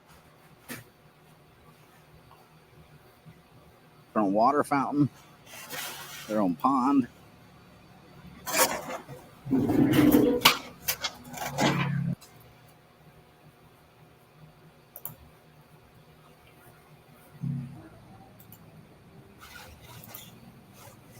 I figured if they're jamming my signal, it'd be happening from right there. So that's why I walked over to that area, and it just took a crap big time. It's all right. I'm static recording too, so it doesn't matter. I'll have the whole thing in 4K. Crystal clear. Crystal clear.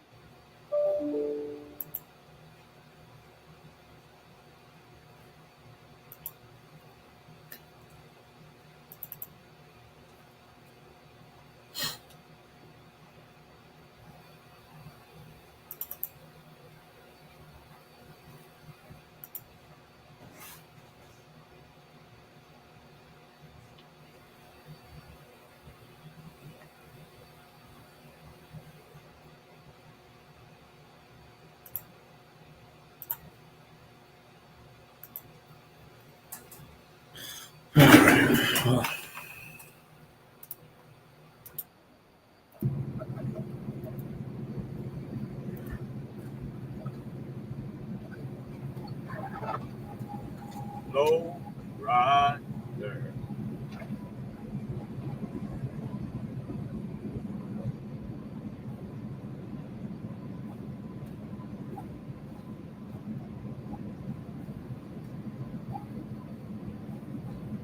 Just had to go and mention that blue spot, didn't you?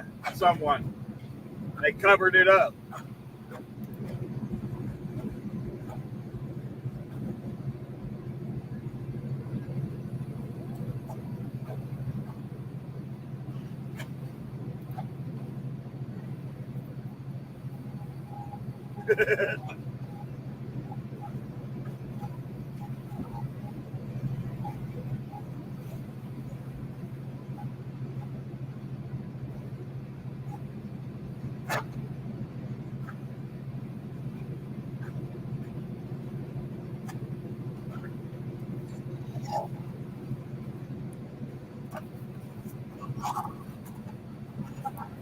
It's all good.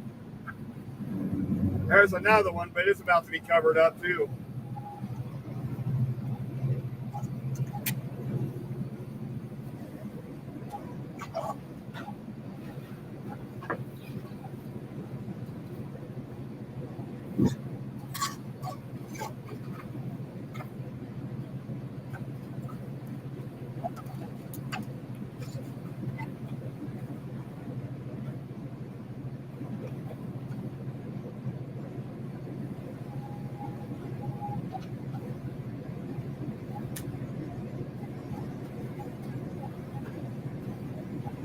Very strange indeed, Mike.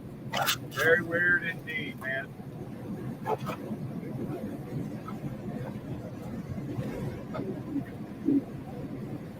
Now here we go with the rain again.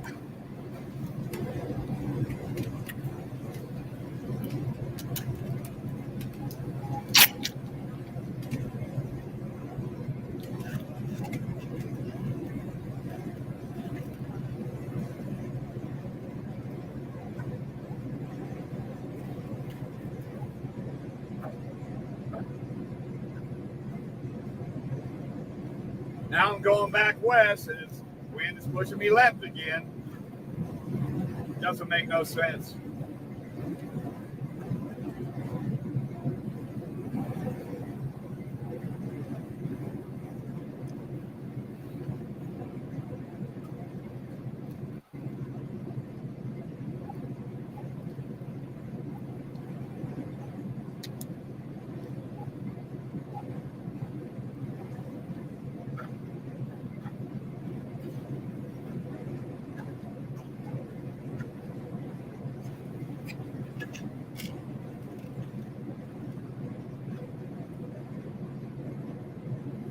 Raindrops look cool going against the windshield, yeah. Kind of messes with the focus of the camera, though, I think.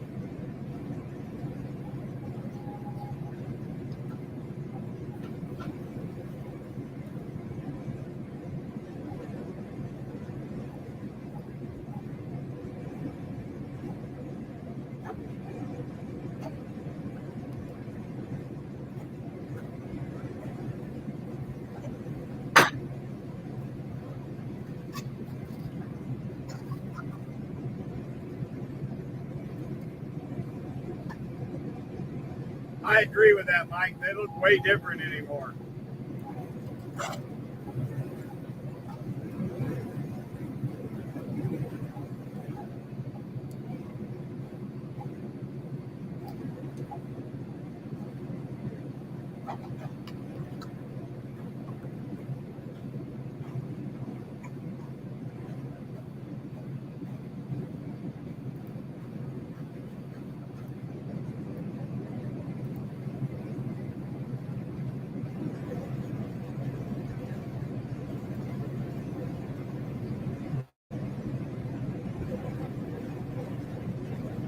Wait.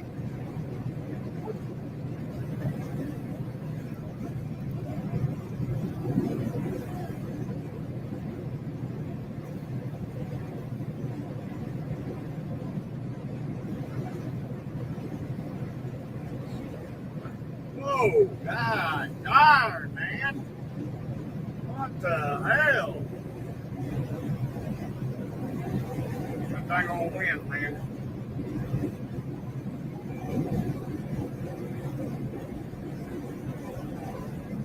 Yeah, that's all I could see this morning. My morning one. Oh, it's all chemtrails. Normally you don't see it like that.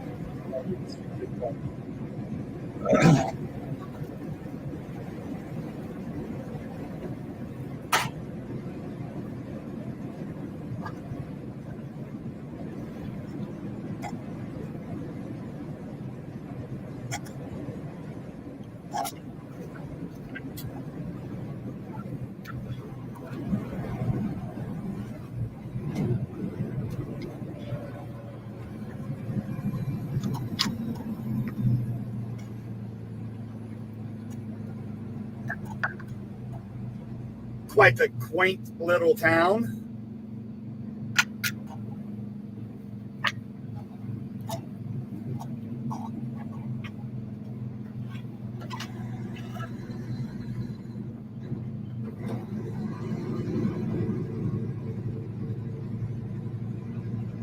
Slope County Courthouse, huh? Whatever.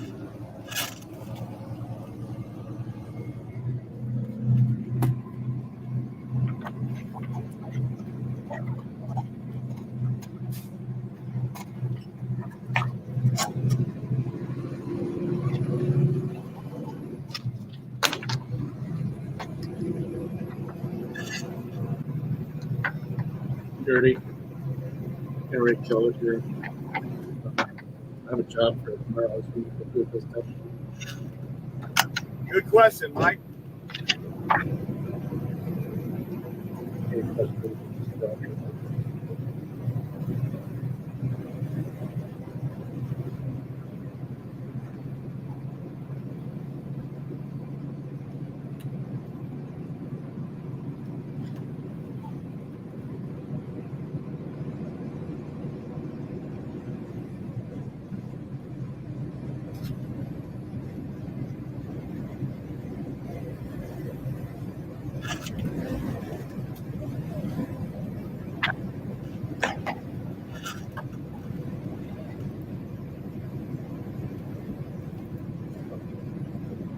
And then just out of nowhere, you get shit like that popping up.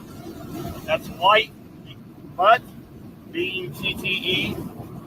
Elevation 3520. It's the highest point in North Dakota.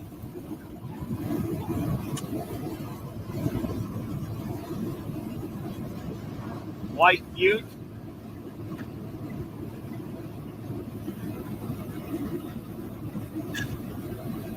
One on the left over there back in the distance.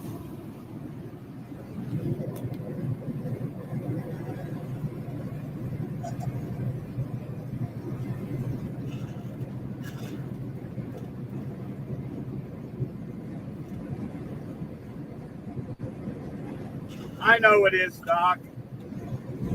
Butte. I just like saying butt. Leave me alone. This is my channel.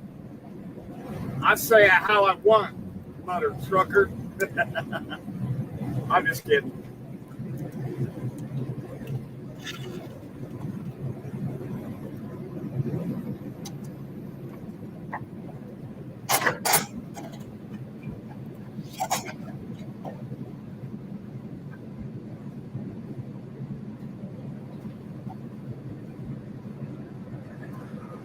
I am an ass man. Nothing like a nice ass.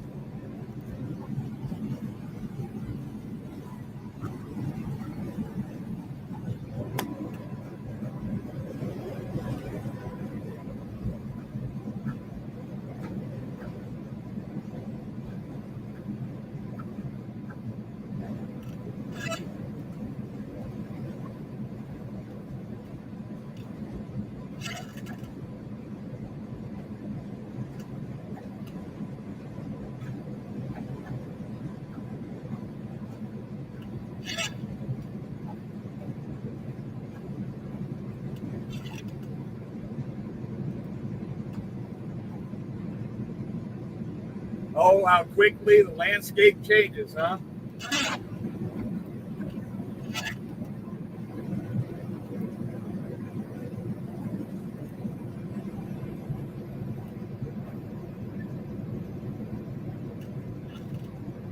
It sure does. Someone, it sure does. This is beautiful out here. Rolling hills on one side and sharp, jagged, mini mountains on the other.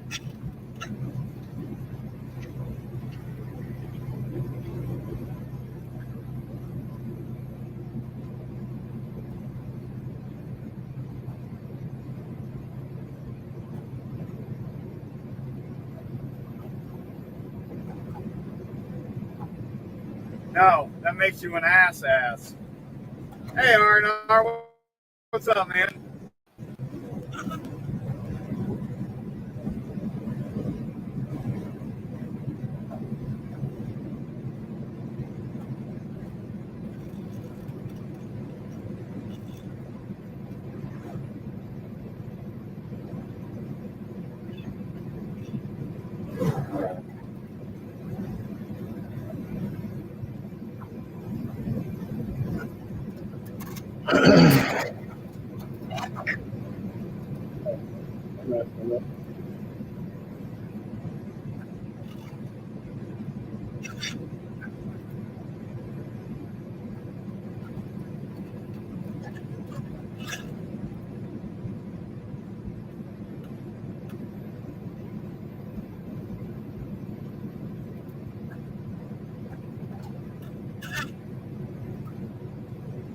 Oh boy, goody goody. Good for him.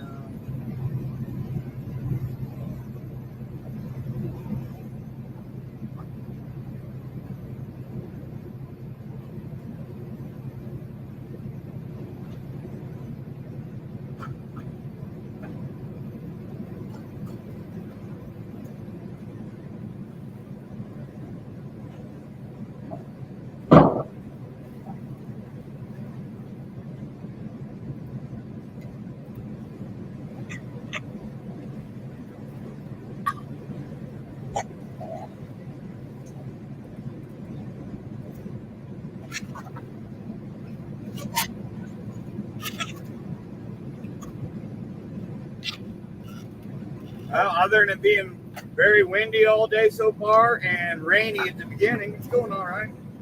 I don't know how much longer I'm going to be able to keep trucking. I didn't get a lot of sleep last night.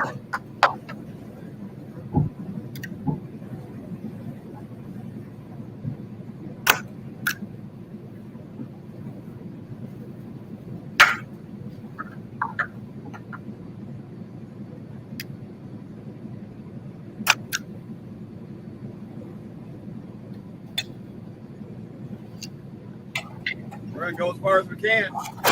Plus, fighting the wind makes you even more tired than what I would already be, so.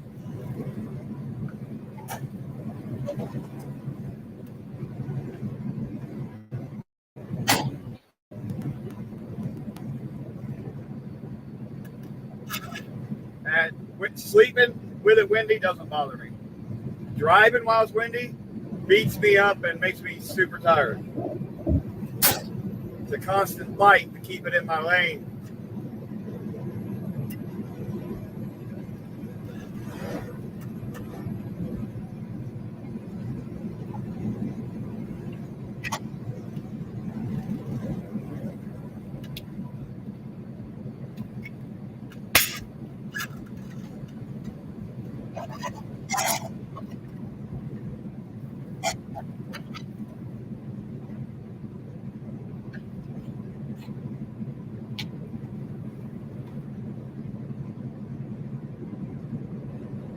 I'm going to stop here at about 16 miles, take my 30-minute break. I'll keep trucking as far as I can go.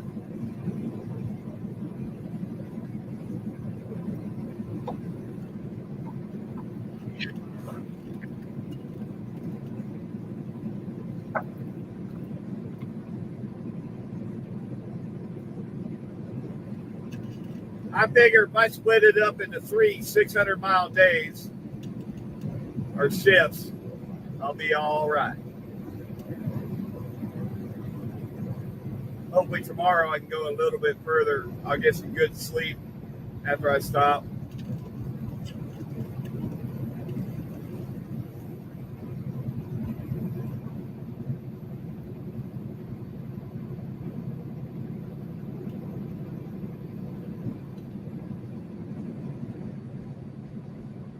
It does, Mike. I'm constantly switching arms I hold the wheel with. Sometimes both. Alternate between left and right.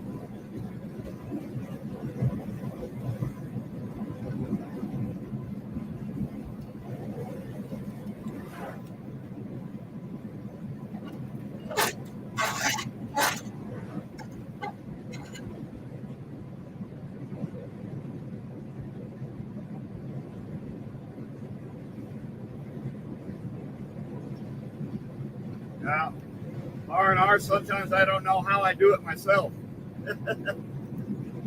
Other days, I'm like, damn, I can keep going, but the clock won't let me.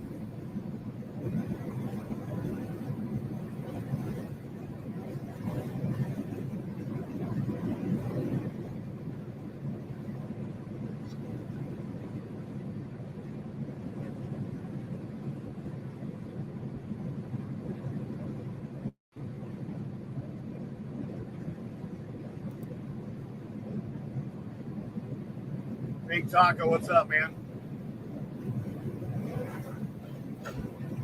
Just trying to keep her in the lane. Pretty damn windy out here.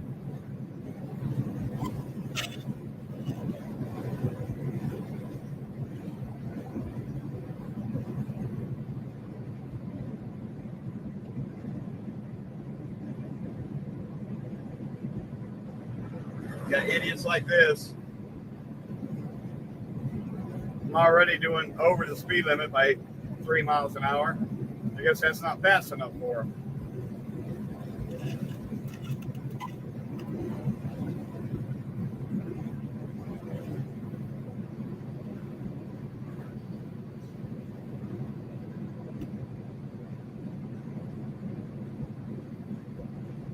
Flat ground, back down to 65.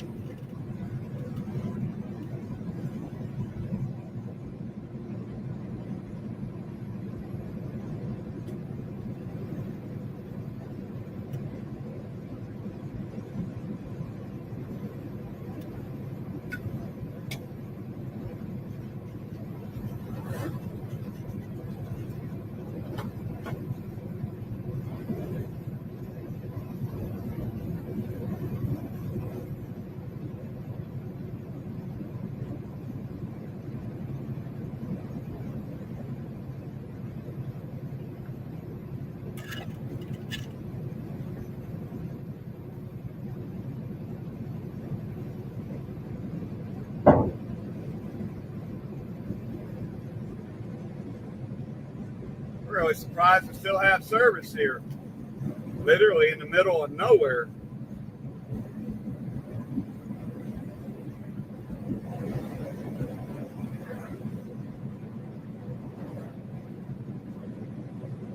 What up, Grand National? Rialto, California is where I'm delivering. Target Distribution Center.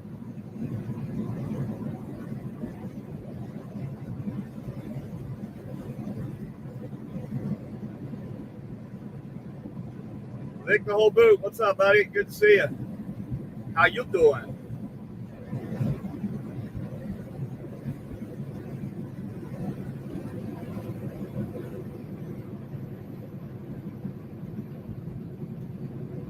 What's for lunch? I'm not going to eat until I'm parked for the day, Frank. I'm already tired. I don't need to make it even worse.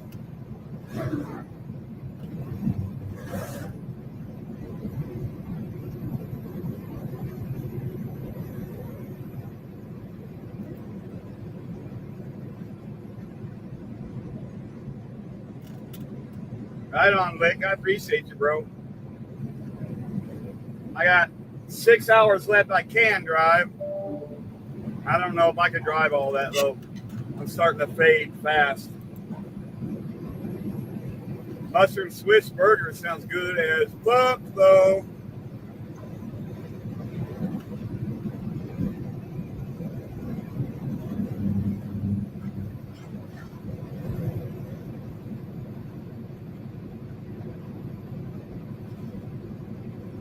I could do something like that, Grand National. I could do a chicken Alfredo using slices or strips of chicken fajita meat that I have in the freezer. Hey guys, we'll hang out with Callahan. You aren't, let them know some shit.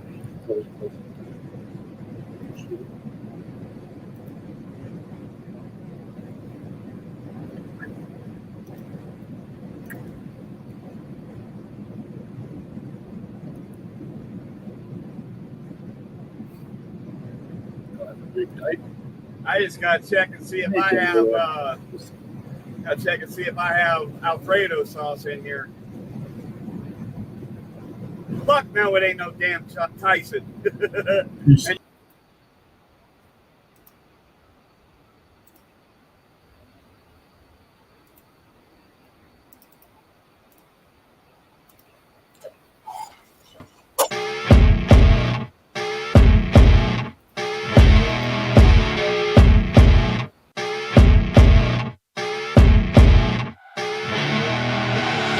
I see her rolling up, Uber black Cadillac, high heel boots and a sexy body full of tats. Baby's bad, oh baby's hella bad. After her there ain't no coming back. Wanna take a run at that. I think she's feeling me, turn it up a few degrees. My imagination of her body gets the best of me. Oh gosh, she's such a tease, bitten lips, bruised knees. I'm addicted to her, need her touching me, cause she got a bad little waist. And we tearing down this place, off the liquor that we chase. Got some egos to the face, baby I don't need no space. Coming closer for a taste, and I'll show you how I make everything just fade away. Cause she's like sex, drugs, cocaine, body so insane. Jealous of the clothing that she wears up on a tight frame. All game, no shame, baby came here to play. I feel like an addict cause she's sex, drugs, cocaine.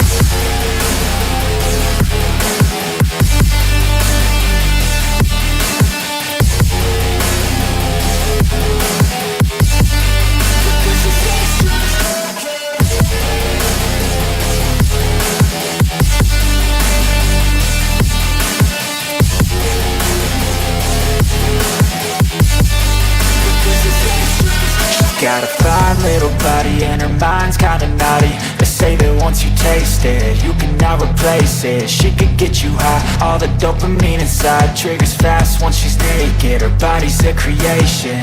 They say the devil made her for his entertainment, but even he couldn't learn how to contain it. Her high heels make a damn good statement. There is no replacement, a body by Satan. Cause she got a bad little waist, and we tearing down this place. Off the liquor that we chase, got some egos to the face. Baby, I don't need no space. Coming closer for a taste, and I'll show you how I make everything just fade away. Cause she's like sex, drugs, cocaine, body so